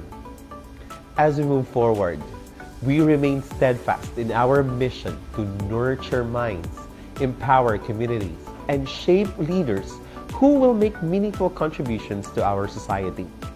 With unity, innovation, and unwavering commitment to excellence, City College of Cagayan de Oro will continue to rise, turning bold visions into transformative realities for generations to come. Sa pagsulod sa school year 2025-2026, ang City College of Cagayan de Oro nagtanyag og dugang nga mga kurso para mas mapalapdan pa ang kahigayunan sa atong mga kabatan-unan. Gikan sa tulo ka mga kurso na atong gi-offer ni atong 2024, nahimo na kining unom. Ang atong mga programa nadugangan og Bachelor of Science in Office Administration, Bachelor of Science in Entrepreneurship, ug Bachelor of Science in Social Work. Kini nga mga bagong programa nagpakita sa padayon nga pagpaningkamot sa tunghaan nga maghatag og kalidad ug abot kaya nga edukasyon para sa atong dakbayan. Ang atong tunghaan nagpadayon gihapon og accommodate sa mga interested applicants sa atong college programs and TechVoc qualifications gikan sa mga nagkadaiyang barangay sa atong syudad. On top of this, the City College of Cagayan de Oro was recognized globally through its inclusion in the Times Higher Education Impact Rankings 2025, where we ranked in the 1,001 to 1,500 bracket among higher education institutions in the world. Ang Times Higher Education, usa ka internasyonal nga organisasyon nga nagatuki sa kahimtang sa mga universidad sa tibuok kalibutan base sa kalidad sa edukasyon, research, international outlook, o kontribusyon sa Sustainable Development Goals. Bisan pa man nga bag-o lang nag-able ang atong tunghaan para sa atong mga estudyante sa kolehiyo, kita nagmalampuson. The institution also received rankings for its performance in SDG 1, No Poverty, SDG 4, Quality Education, SDG 10, Reduced Inequalities, ug SDG 17, Partnerships for the Goals. Dugang pa, ang atong institusyon nakakabot usab og international nga pagpasidungog gikan sa World University Rankings for Innovation, diin kita ranked 56 worldwide para sa student support and engagement category. Og dili lang kini, ang City College of Cagayan de Oro nakakabot usab og ranggo sa UI Green Metric World University Rankings, usa ka prestigyosong global ranking nga nagtan-aw sa palibot og sustainability sa mga tunghaan sa tibuok kalibutan. Naangkon sa tunghaan ang rank 1,253 worldwide, rank 73 sa entire Philippines, ug rank 7 sa tibuok Northern Mindanao. Kini nagpakita sa padayon nga pagpaningkamot sa institusyon sa pagpatuman og mga inisyatiba alang sa Green Campus ug pagpalambo sa kalidad sa edukasyon. City College of Cagayan de Oro also soared high in the AD Scientific Index World Scientist and University Rankings 2025. Diin atong nakabot ang rank 103rd among public higher education institutions in the Philippines, o rank 182nd among higher education institutions in the Philippines. 9 of our faculty members were hailed as City College top scientists, contributing significantly to the school's research productivity, citation impact, and overall academic performance. Padayon usab ang atong pagpanerbisyo pinaagi sa atong Technical Skills and Technology Institute o TSTI. With the guidance of our vocational school administrator, Mr. Carl-Hein M. Pios, ang atong gitanyag nga mobile training program o community-based training program nagmalampuson nga nakaalagad og 154 nga mga benepisyaryo. Kining mga programa naglakip sa praktikal nga mga trainings nga nagtudlo sa mga participants sa technical nga kahanas nga makatabang sa ila sa pagpangita og trabaho o pagpalambo sa ilang kaugalingong panginabuhi. Pinaagi sa atong mga technical skill qualification offerings, ubay-ubay nga mga estudyante ang atong napagradwaro sa tuig 2025. 318 sa quarter 1, 162 sa quarter 2, 150 sa quarter 3, ug 231 sa quarter 4. A total of 861 TSDI graduates sa tuig 2025. Dako usab nga garbo sa tunghaan ang pag-ila sa Technical Education and Skills Development Authority o TESDA sa TSDI. Ang maong ahensya naghatag og 100% nga compliance rating atol sa 2025 Intra-Region Compliance Audit para sa atong Agusan campus. Buot ipasabot niini nga ang atong mga TechVoc programs, pasilidad ug mga proseso misunod sa pinakataas nga sukdanan sa kalidad ug regulasyon sa TESDA. Best Implementer for Student Development Services Award gikan sa CHED Region 10. Pinaagi sa Office of Student Affairs and Services nga gipanguluhan ni Dr. Mark Raymond Estan, ang City College of Cagayan de Oro midawat og talagsaong award gikan sa Commission on Higher Education Regional Office 10. Ang maong award gihatag isip recognition sa atong efficient and outstanding implementation sa mga programa ug serbisyo alang sa atong mga tinun-an. Ang maong kadaugan usa ka testamento sa atong pagpadayon sa pagpalig-on sa kalidad sa serbisyo ug pag-atiman sa kahimtang sa atong matag estudyante. ASEAN Conference on Extension for Sustainable Development Goals. In collaboration with the ASEAN Center for Sustainable Development Studies and Dialogue and the Philippine Association of Extension Program Implementers, the City College of Cagayan de Oro successfully organized the ACES Summit 2025.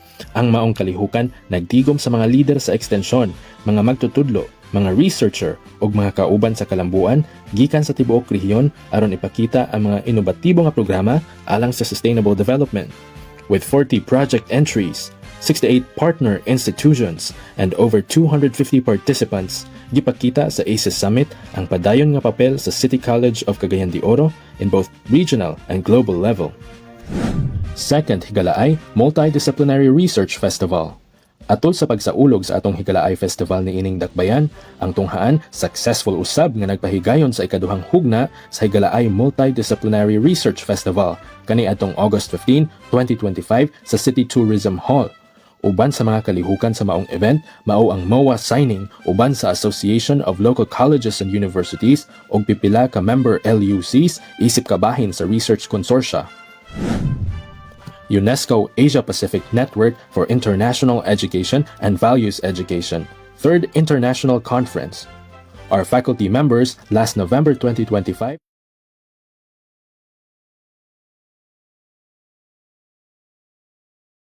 I also enjoy, the parallel session, hopping from one room to the other, seeing the efforts and also the best practices and the results of the researches, a really great opportunity for everyone to learn and relearn things, based on the themes that was designed for our breakout and or parallel session.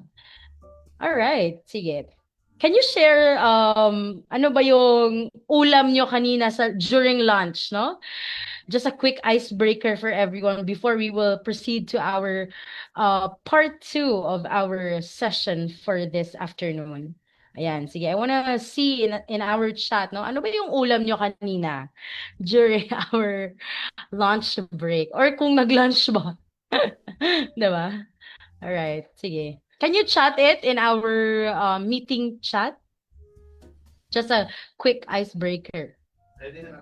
Ayan. Yeah, thank you so much. All right, while waiting for your responses, hopefully, nakapag-attendance lahat. But if hindi pa lahat yung nakapag-attendance, we will be showing the QR code or the link on screen.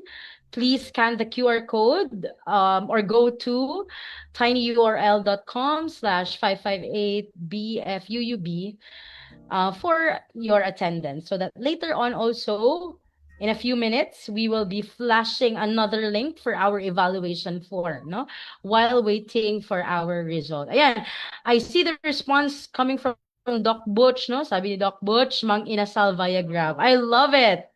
I love it. Um, parang masarap yan, Doc Butch, ah. How about the others? Alam ko, masarap ang lunch ng lahat, no? And deserve ng lahat na kumain, mag-snack, mag-coffee, no? Or, I don't know, do you love coffee or tea, matcha?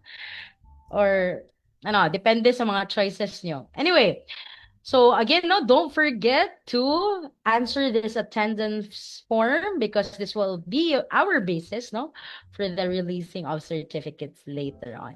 Ayan, thank you so much. All right. Sige. So once again, no, good afternoon, everyone. And what an afternoon, really. It has been 5 teams running simultaneously, no? Dozens of research papers presented with passion and precision, and the virtual hall that has been absolutely buzzing with energy of researchers at its finest.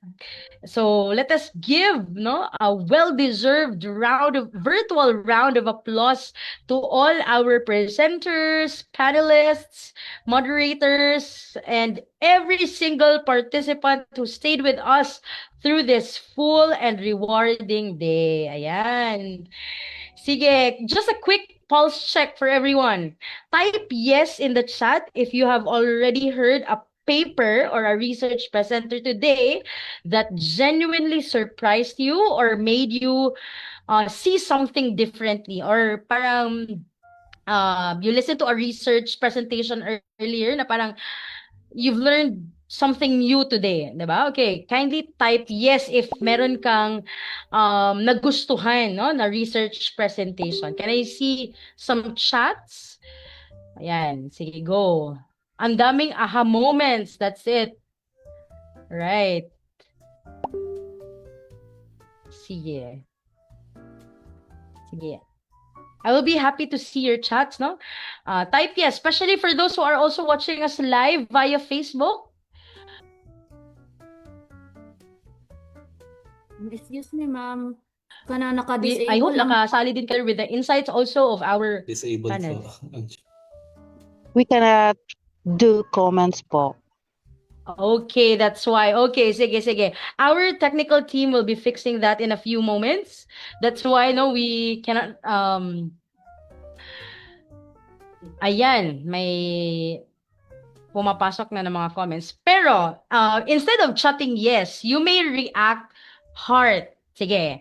If meron kayong nagustuhan ng mga research papers kanina na very interesting, no? You learn something new, or nag-unlearn ka ba, or nag-relearn ng mga important information, can you react heart? Ayan, sige. So I am seeing hearts already. It seems like everyone's learning this afternoon with fresh new insights, and at the same time, and mga inputs din, no, ng ating mga panelists aside from our researchers earlier. All right. Thank you so much for your active participation. But of course, no, the day is not over yet, because now comes one of the most anticipated moments of our research festival, which is the recognition of excellence for those who exemplified during our presentation. But don't you worry, we'll give more time for our awards committee to take some brief recess to consolidate and deliberate on today's results. So if for the meantime, no, we invite everyone to just stay in our main session room. And for those who are watching us live, you may feel free to comment your insights or best research papers that you listened to earlier. Please feel free. Or I suggest, if our chat is already available, you may also send your either LinkedIn, Facebook, or email account, no? Let's have some exchange of contact details. Let's treat this festival or research event, no, as an opportunity to also network online. Okay, because most of our participants today are coming from all parts of the Philippines na, no? We have from Luzon, we have from Visayas, we have from Mindanao, and maybe you can spark some collaborative researches together, no? Or extension work together, why not, diba? So make sure to send that contact details, no? Let's exchange contact details. Our team is just fixing our meeting chat so that everyone can really engage, and then send their contact details as well. So anyway, it's already 2:25. We'll have a 5-minute quick break, no? Because after this, we will be proceeding with our presentation of awards and also the closing program of today's third Higalaay Multidisciplinary Research Festival. But before that, let's have a quick break and enjoy this video.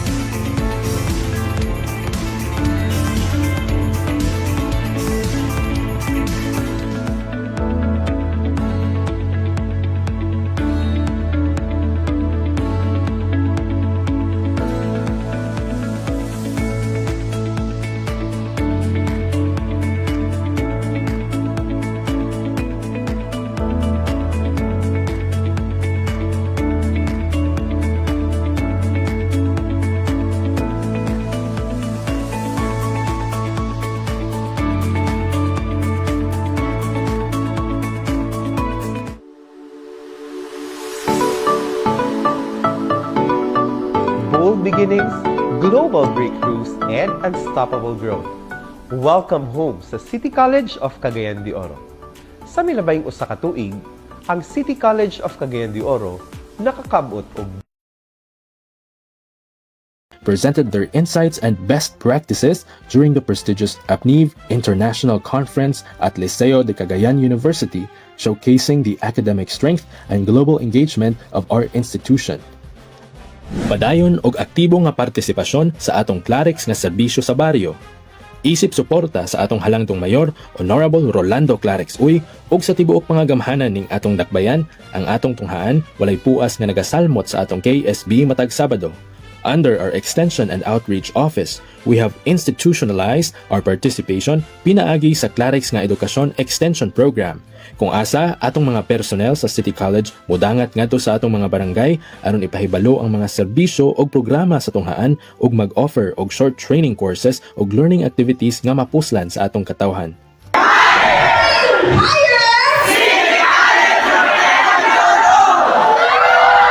Admissions Caravan in our public schools. With the initiative of our Guidance, Counseling, and Admissions Office o GCASO, inubanan sa Promotions and Communications Office sa tunghaan, kita aktibo usab nga naga-organize og school caravans sa daghang public school sa Dakbayan aron i-promote ang City College o ipahibalo sa mga estudyante ang lain-laing programa, serbisyo o oportunidad nga gitanyag sa tunghaan. Sa maong kalihukan, ang GCASO nagdala og informational talks, interactive activities ug short orientation sessions nga makatabang sa mga kabatan-unan sa pagpangandam sa ilang edukasyon ug sa pagpili sa husto nga kurso. Accreditation gikan sa Professional Regulation Commission. City College of Cagayan de Oro is now accredited by the PRC as CPD provider. Ang maong milestone na himong posible pinaagi sa atong Office for Lifelong Learning and Professional Development. Kini nga akreditasyon nagtugot sa kolehiyo nga maghatag og CPD certified nga mga training programs alang sa atong mga licensed professionals. Ani asab ang uban pang mga kalampusan sa tunghaan. Successful implementation of Ablaze 2025 Freshmen's Welcome Week. Successful implementation of Hiusa Sports League school intramurals in collaboration with our City Sports Development Office. Successful implementation of the Emerging Leadership Camp at Malitbog Bukidnon.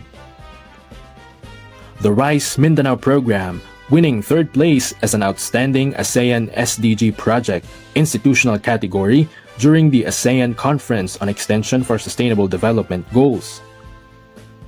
First National Service Training Program Badging and Completion Ceremony. We Care Wednesday Mental Health Series. 3 research wins at the 5th International Conference and 2025 Network for Outstanding Teachers and Educators National Convention. Another 4 research wins at the 2025 International Research Conference by the National Organization of Science Teachers and Educators Incorporated. 2 Best Paper Awards at the Northwestern Mindanao State College of Science and Technology Research Congress. Successful MOU signing with the Cagayan de Oro Higaunon Tribal Council. Successful partnership with Japan's Okayama University during the International Professional Development Session on Global Education Perspective and Climate Change Teaching Practices. Our Bachelor of Arts and Communication student winning first place in the Interschool Extemporaneous Speech Contest college category at the University of Science and Technology of Southern Philippines. Another student emerging as the grand winner of the International Day of Mathematics Digital Poster Contest organized by the Mathematics Teachers Association of the Philippines Tertiary Level Incorporated. And a faculty member winning as Best Live Presenter among 112 participants from different countries during the Comtech Nusantara Final Project Presentation. By the year 2025, our institution already produced 34 research publications. These scholarly works span various disciplines and reflect our growing culture of research, innovation, and academic excellence. Our students also excelled in the Northern Mindanao Research and Innovation Summit, where they bagged the top spots for the hackathon and poster presentation. Our very own Professor Jonathan A. Madronero also bagged the first place for the oral presentation in the same event. Dakong garbo usab sa City College of Cagayan de Oro ang pag-appoint sa atong Internationalization Director nga si Dr. Donna Grace Cotejo isip kabahin sa Board of Directors sa World University Network for Innovation.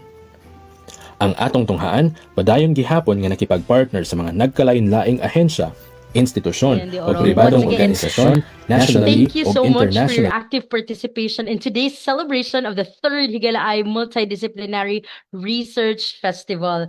I'd like to ask some of our panelists or moderator of this afternoon's parallel session if kamusta ba o ang kanilang breakout session so far, no? May I ask some of our panelists? We have Ma'am Kath here. Hi, Ma'am Kath. How are you? How was the Team 5 session earlier? Do we have Ma'am Kath here? Hi, Ma'am Hearns. Ako ba imong gitawag? Yes, you. How was the session? Yeah, for session 5, we are so fortunate to be joined by a very distinguished set of panel of evaluators. So in our team for entrepreneurship, innovation, and sustainable enterprises, there are a lot of beautiful researches presented earlier, and I'm so excited because who will be the winner for our team. It's because all of the presenters or all of the study presented really deserve to win. So I'm just so excited and I'm so happy that I learned so much. I would also like to shout out the participants in our team were actually NCHEP students of the College of Business and Management. So I know they learn a lot from that breakout room. Thank you so much, Ma'am Herna. Thank you so much, Miss Kath. I couldn't agree more, no, that they all deserve to win, no? But because of course no their researches are very much ano no well written, and then may hugot talaga, 'di ba? And then also we are looking forward that our BSE students or BS entrepreneurship students also learned a lot from our researchers, from their sharing and their presentations as well, because maybe in the future you'll be the one to present your researches as well, 'di ba? And the rest of the students who are joining us today, no, for our third Higalaay Research Festival. How about, do we have any volunteer who'd like to share their insights? Can we hear from other schools as well? How about you, Miss Glidel? Are you willing to share? Anong theme or anong breakout room ka po nag-join kanina? Team 2 po. Kamusta naman po ang inyong parallel session? It's really great po to see different perspectives beyond communication, beyond just mere communication kasi I never really thought na may mga ganun palang perspectives na may explore, and I realized just how creative and just how there are many things sa nangyayari sa media natin na hindi pa masyado na-explore, and I'm looking forward for more studies related to communication and media studies to come po. Right. Can we give a virtual round of applause to Miss Glidel? Ayan. Thank you so much po for sharing. I hope you learned a thing or two, or maybe you can also connect to the rest of the researchers all over the Philippines, no? If you can have collaborations, and at the same time, feel free to also connect to them. Do we have another volunteer? You're from Cavite, ma'am, if I'm not mistaken, right? From Luzon? Right. Can we have someone from Visayas? Kasi we already have from Mindanao. Can we have a representative from Visayas, no? Do we have here from Visayas? Ayan. Sige. While waiting for volunteers, no? Pwede ba tayong mag-volonturo na lang? Okay. How about you from MSU IIT? Sir uh, Faber? Ano ba to? Sorry, I cannot read the name. Do you wish to share your experience so far, sir? Ayan, there you go. Hey, hello po. Good afternoon, everyone. For the team one, my experience was really enriching since I was able to listen to different studies from math to PLE, and I think there are no studies relating sa science except me. So yeah, that's during our session, I was really able to grasp some insights how they conducted the studies, what statistical analysis or tools they used, and it gave me ideas that those two could be applied to my future projects. Yun lang po. Great. So you enjoyed the parallel session also, sir? Yes po. Yeah. Same sa akin, no? I really also enjoy and I learned a lot, no? Maybe there are projects or researchers that we can gain inspiration, that we can benchmark for our future researches as well. Okay. So we have from theme 1, from theme 2, if I'm not mistaken, and we also have from theme 5. Do we have a volunteer from theme 3? Parang mataas-taas ang discussion sa theme 3 kanina. I really love their presentations as well, no? From the social work, if I'm not mistaken. Do we have volunteers from theme 3 here? Please feel free to raise your hand. If wala, si Miss Jan Trish, siya talaga yung ipapashare ko ngayon. Ma'am Trish. Ay, nag-tech pa daw si Ma'am. I believe si Ma'am Sheena is willing to share as one of the panelists kanina. Kanina, Ma'am Shin, how was your session earlier? Ako talaga napili sa bolang kristal. From her na, um, we are having a difficulty because all of the research presentations are very good, no?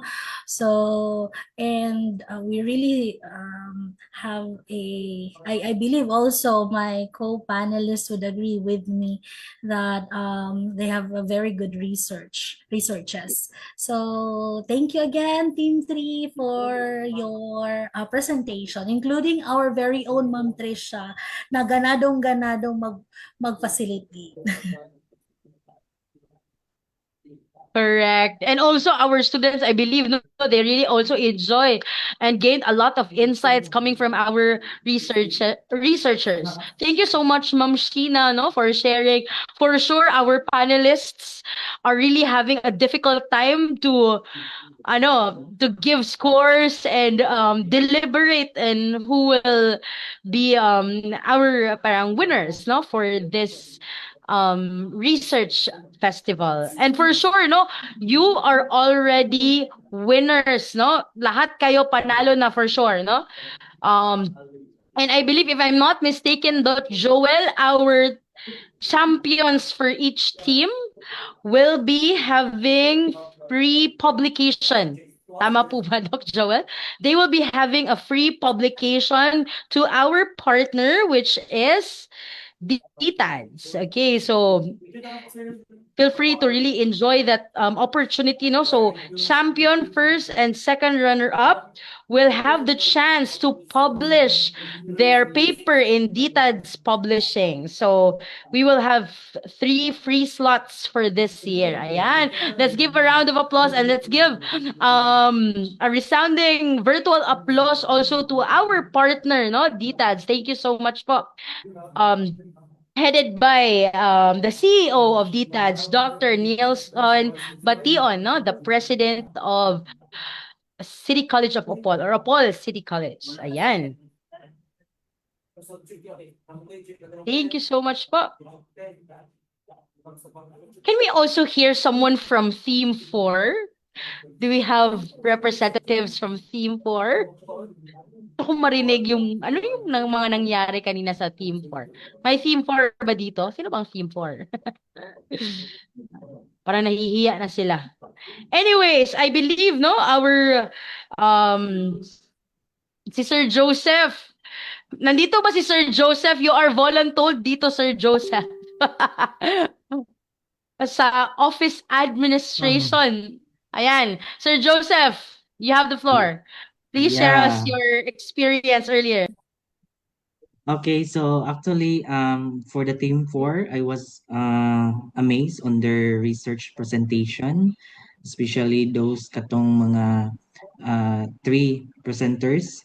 So, which is really contribute to the advancement of knowledge in the research. I think that's all, Ma'am Heard. Right. Thank you so much, Sir Joseph. Nahirapan din ba kayo mag-deliberate? All right.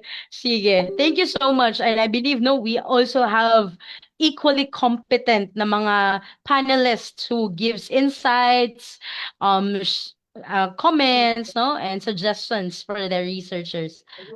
For their researches. All right. Sige, thank you so much, no? And I believe in a few minutes we will be proceeding, no, to our awarding ceremony. We are just finalizing some few touches, no, for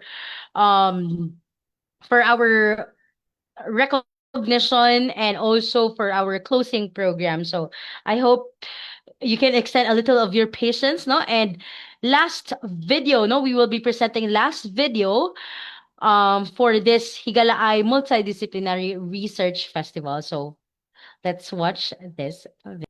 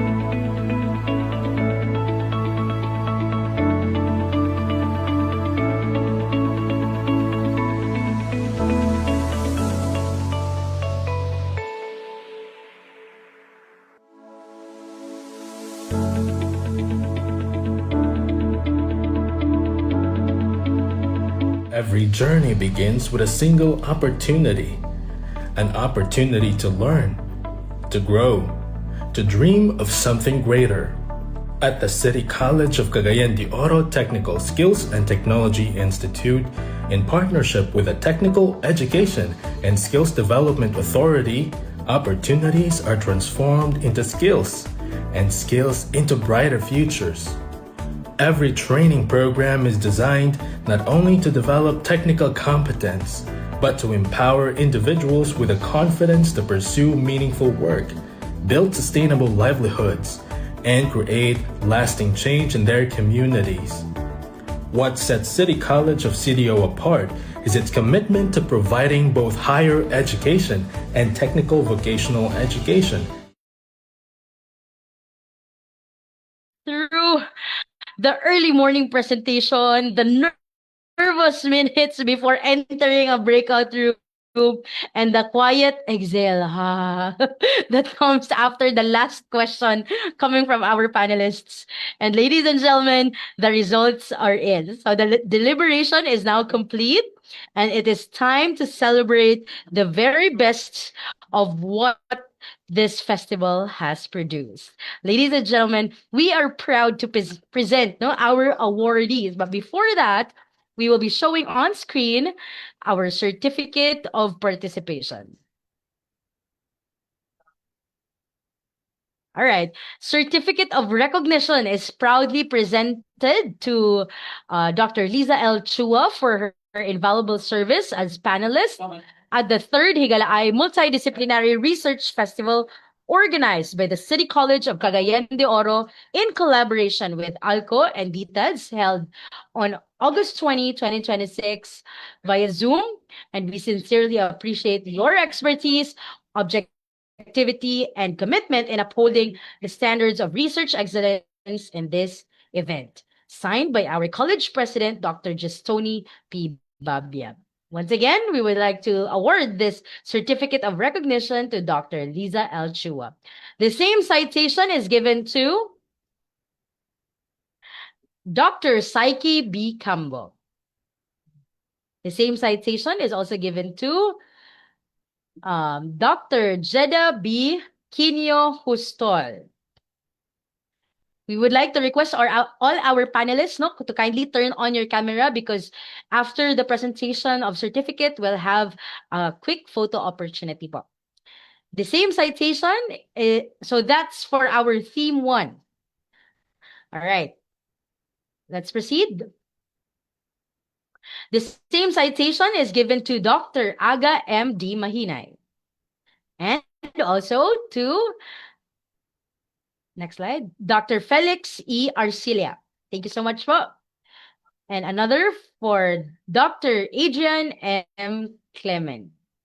Let's give virtual applause to our Theme 2 panelists. Let's proceed in recognizing our Theme 3 panelists. We have, next slide, Dr. Jean T. Loqueliana. Thank you so much, Doc Jean.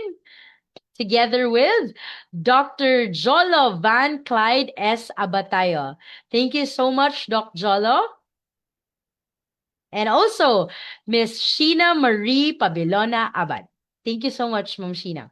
Let's proceed to our panelists from Theme 4. We have Dr. Mary Joy C. Chodoso. And we have Dr. Fernan P. Lopez. Thank you so much, Doc Fernan. And last but not least, Mr. Clint Joy M. Kihe. Ayan, those are our panelists from Theme 4. And last but not the least, our panelists from Theme 5, Dr. Benedict John T. Balonso. The same citation is given to Dr. Rowena R. Arbeta. Also, Dr. Alwilan Q. Bello.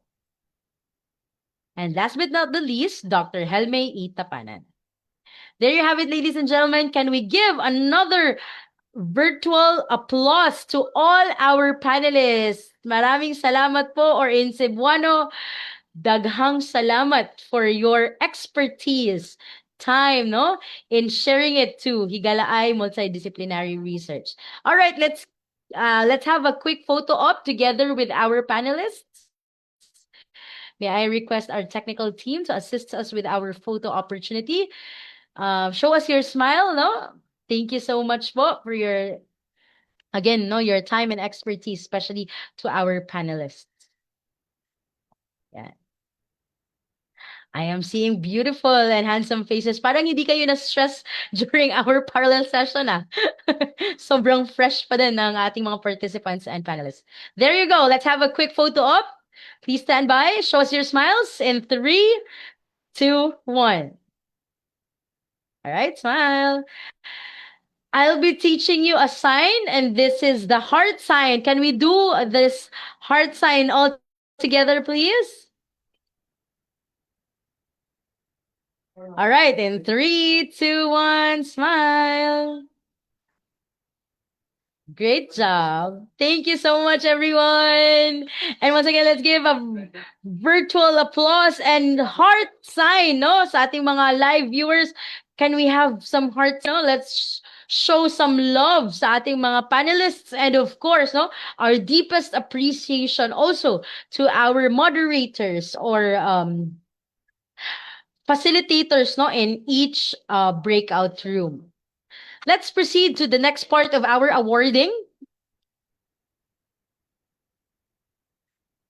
All right. Thank you so much. No, I hope you also enjoy, no, our parallel sessions.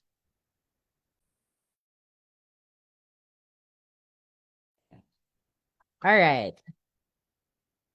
While waiting for our technical team, no, to show the next part of our awarding, I hope you will not forget to fill out our attendance form.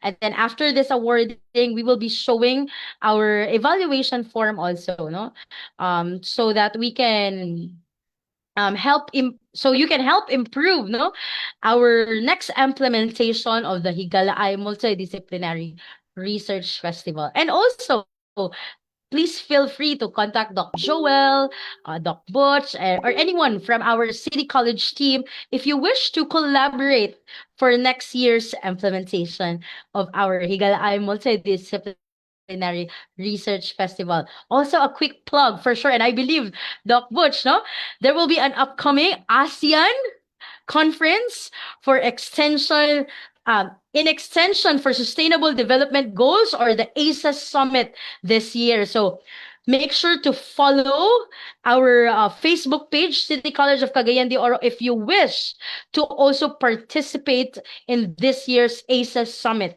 still in collaboration with PAEPE, or the Philippine Association for Extension Program Implementers. All right, so yun naman is focus on extension projects or extension initiatives, no? Yun yung focus ng ating conference. All right, we will be proceeding to our next part of awarding.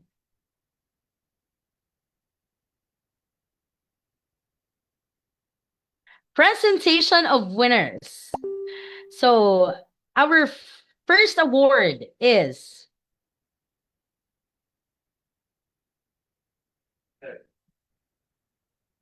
second runner-up for Higalaay Research Excellence Award for Theme 1. Again, second runner-up for the Higalaay Research Excellence Award, Theme 1. Congratulations to Performance Track Record, its use and perceived effectiveness as self-monitoring tool in science among senior high school students, presented by Febito Jr. L. Potutan. Congratulations! Can we give virtual applause to our first winner, our second runner-up from Theme 1. Ayan, virtual round of applause. Maraming salamat and congratulations, Sir Febito Jr. Potutan. Ayan, thank you so much po and congratulations. Let's proceed to our first runner-up for Higalaay Research Excellence Award for Theme 1. Congratulations to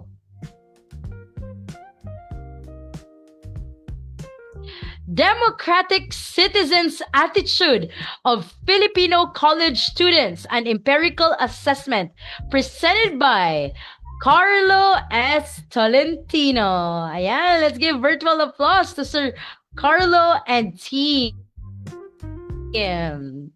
for winning our first runner-up for Higalaay Research Excellence Award.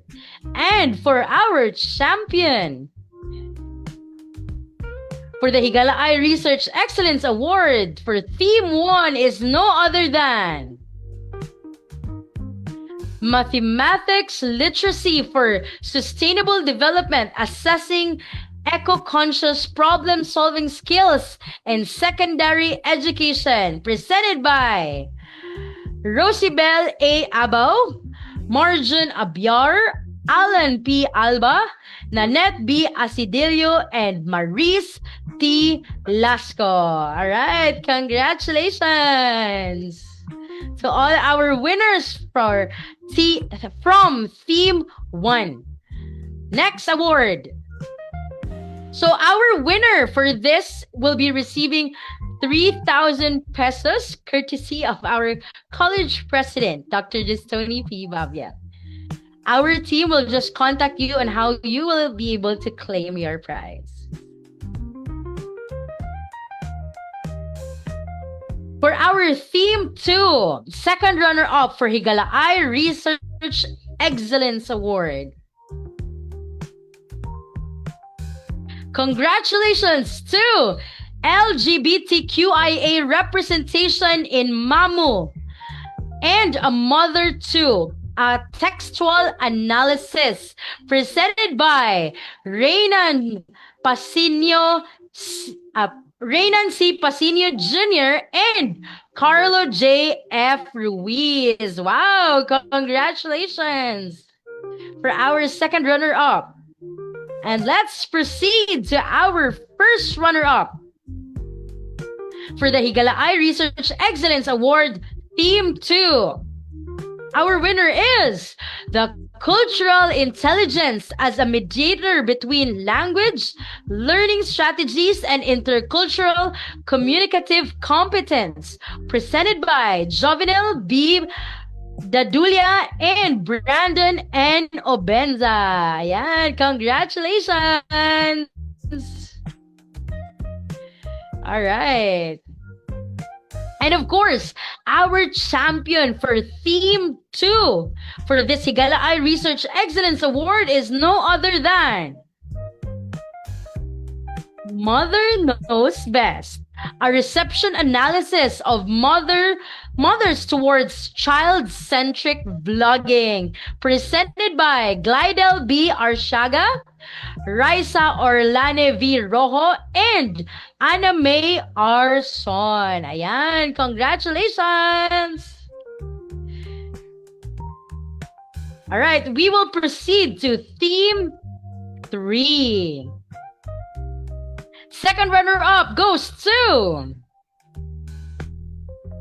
Breathing the Unseen. What do street vendors know about bacteria in the air they breathe? A knowledge, awareness, perception, and practice survey in Northern Mindanao, Philippines. Presented by Gwyneth Zoe Tarop, Dan Robert Lumilan, Jade Cañada, Mary Therese Balabat, Edgardo Loquiro Jr., John Lloyd Magsalay, Rodolfo Ramate II, Ryan Ginaran, Arnold Loguban, and Hernando P. Bacosa. Wow, congratulations! And our champion, first runner-up pa pala for Theme 3. Ayan, first runner-up goes to Heavy Metal Contamination Risk Assessment and Source Apportionment of Roadside Dust in Cagayan de Oro, Philippines.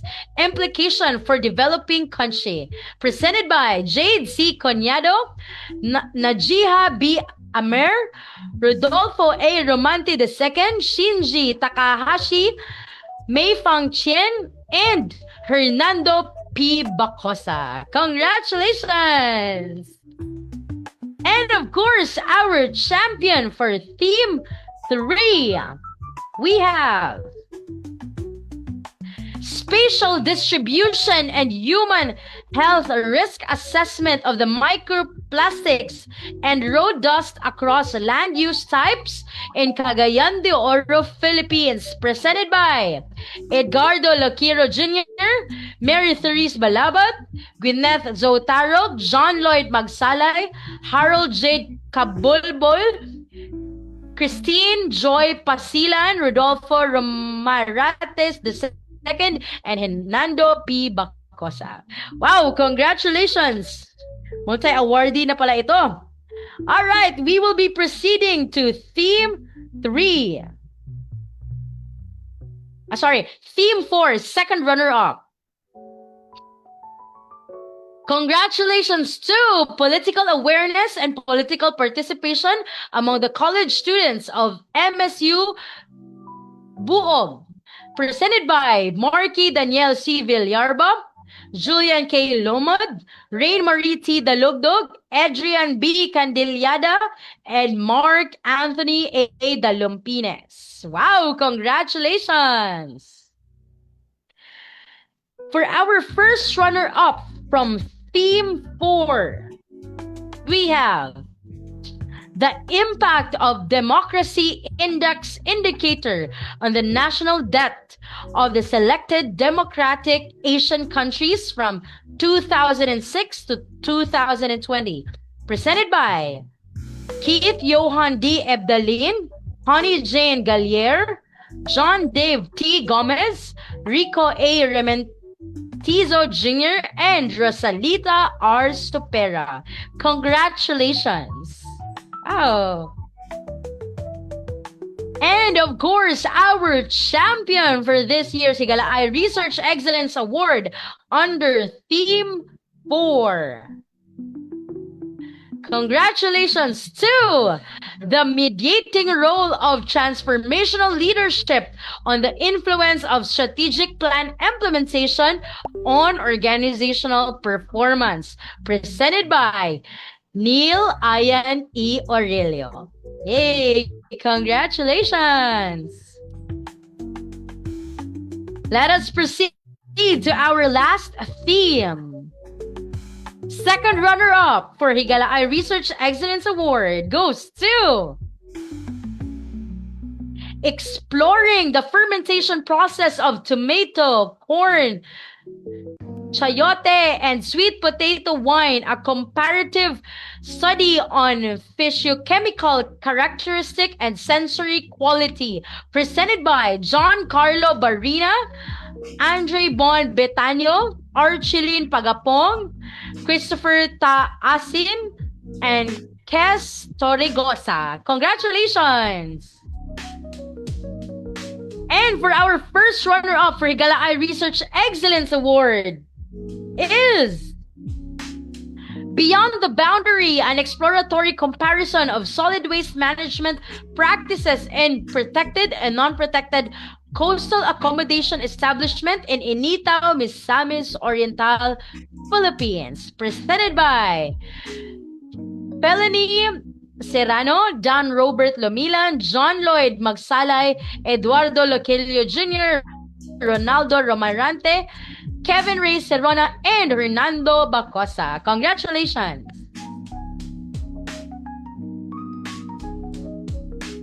And our champion for Theme 5 in Higalaay Research Excellence Award goes to Multi-Stage Stochastic Mobile Healthcare Facility Location under Multi-Parameter Uncertainties, presented by Bon Clifford Serranelia. Virtual round of applause, please.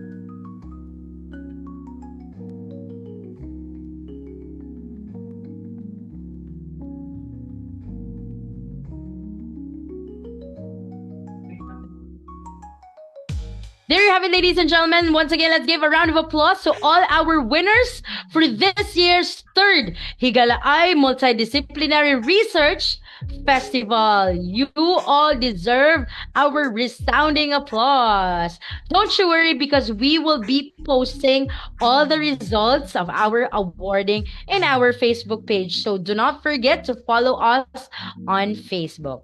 Once again, congratulations.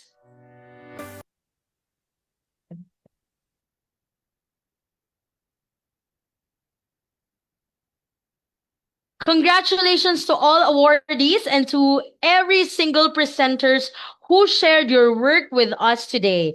Your research in every theme moves us closer to the festival's very purpose. Innovation for people, for communities, and for sustainable future. To close our session for the third Higalaay Multidisciplinary Research Festival, may we now request the Vice President of Academic Affairs of the City College of Cagayan de Oro, Dr. Helme Itapanang. Let's give her a virtual round of applause. CDO greetings, everyone, to all the research partners, our research institution, local and national government agencies, local colleges and universities present participating with our third Higalaay Multidisciplinary Research Festival, our research presenters, faculty, students, our panelists, guests, friends, mga higala, a productive and collaborative day to all. A recent scholarly reflection by Gandalf et al. Of 2024 offers a compelling message for us today as well. That research innovation flourishes when scholars pursue deeper inquiry, connect disciplines, confront pressing social realities, and expand the ways through which knowledge is generated. This thought fittingly captures the spirit of our event this afternoon and the entire day. We have not gathered merely to present papers, display findings, or complete an academic requirement. We have gathered as a community of thinkers to question what is known, interrogate what remains uncertain, and imagine what can still be possible. Research, at its highest purpose, is an intellectual responsibility of all. The courage to transform curiosity into evidence, evidence into understanding, and understanding into meaningful change. Having journeyed through research as an educator, a faculty researcher, a research peer reviewer, a publisher, an academic leader, and an advocate of scholarly publication, I have learned that the true measure of research is not simply the number of studies completed or papers published, but to the new knowledge they contribute and the lives, institution, policies, and practices we are capable of improving. Every research undertaking begins with a problem, but it must aspire to end with a contribution. As researchers, we must therefore move beyond repetition towards novelty, relevance, methodological rigor, ethical responsibility, and scholarly significance. Our disciplines may differ, our methods may vary, and our questions may arise from different realities. Yet, we share one fundamental obligation: to make knowledge more insightful, more useful, more inclusive, and more responsive to the needs of the society. The presentation we witness during this festival remind us that multidisciplinary research becomes most powerful when diverse perspectives converge, when evidence challenges assumptions, and when scholarship becomes a bridge between what we know today and what humanity needs tomorrow. This commitment to novelty, relevance, ethics, and contribution is likewise central to the research culture I have consistently advocated. So as we formally bring the third Higalaay Multidisciplinary Research Festival to a close, I extend my profound gratitude to all and the organizers and the personnel from the City College of Cagayan de Oro, institutional leaders, research mentors, evaluators, our partners coming from different local colleges and universities, participants, and most especially to our research presenters who have the courage to place their ideas, evidence, and scholarship before the academic community.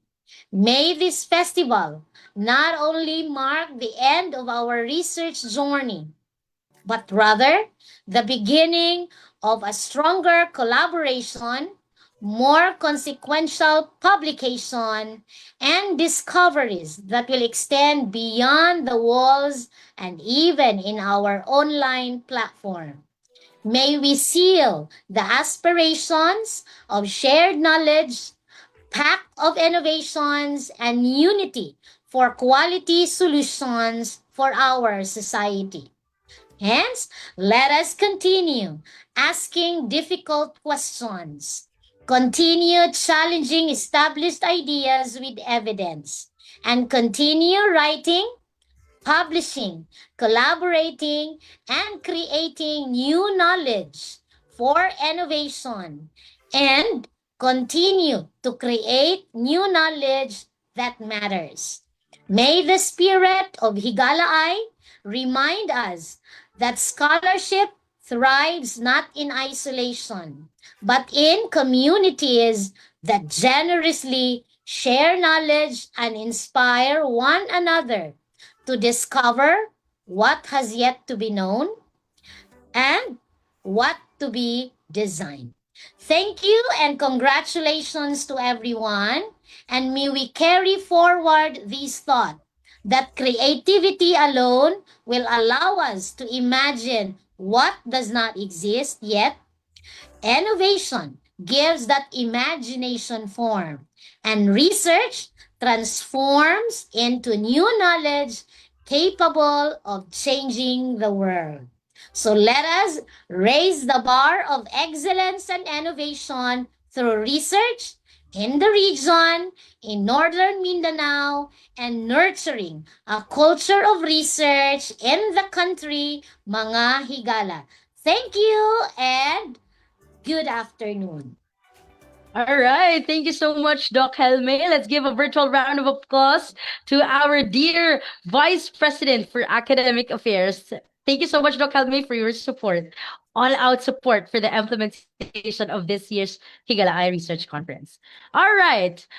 We would like to request all our participants, presenters, and also for our winners, no, to kindly screenshot, take a photo, and also finish this evaluation form. This evaluation form will be our basis for sending out your certificates. All right. So please help us on how we can improve. Also, what are the good things, no, that we had with us this implementation, and as well as areas for improvement. Please feel free to input that in our evaluation form. Daghang salamat, ladies and gentlemen. And now, as we prepare to say goodbye, allow me to take a moment, because a day that like this deserves a more than a quick farewell. No, on behalf of the City College of Cagayan de Oro, to the co-organizers, ZAS Digital Institute Training and Development Services, and of course, the Association for Local Colleges and Universities Region 10, and our valued partner research journal. Maraming salamat po. Thank you for believing in this festival, for lending your names, your network, and the support to make today possible. And of course, to our plenary speaker, Dr. Fraser and Dr. Parba, thank you for crossing time zones and disciplines to share your wisdom with us. To our panel of evaluators, moderators, team coordinators, facilitators, and to all the organizing team, you work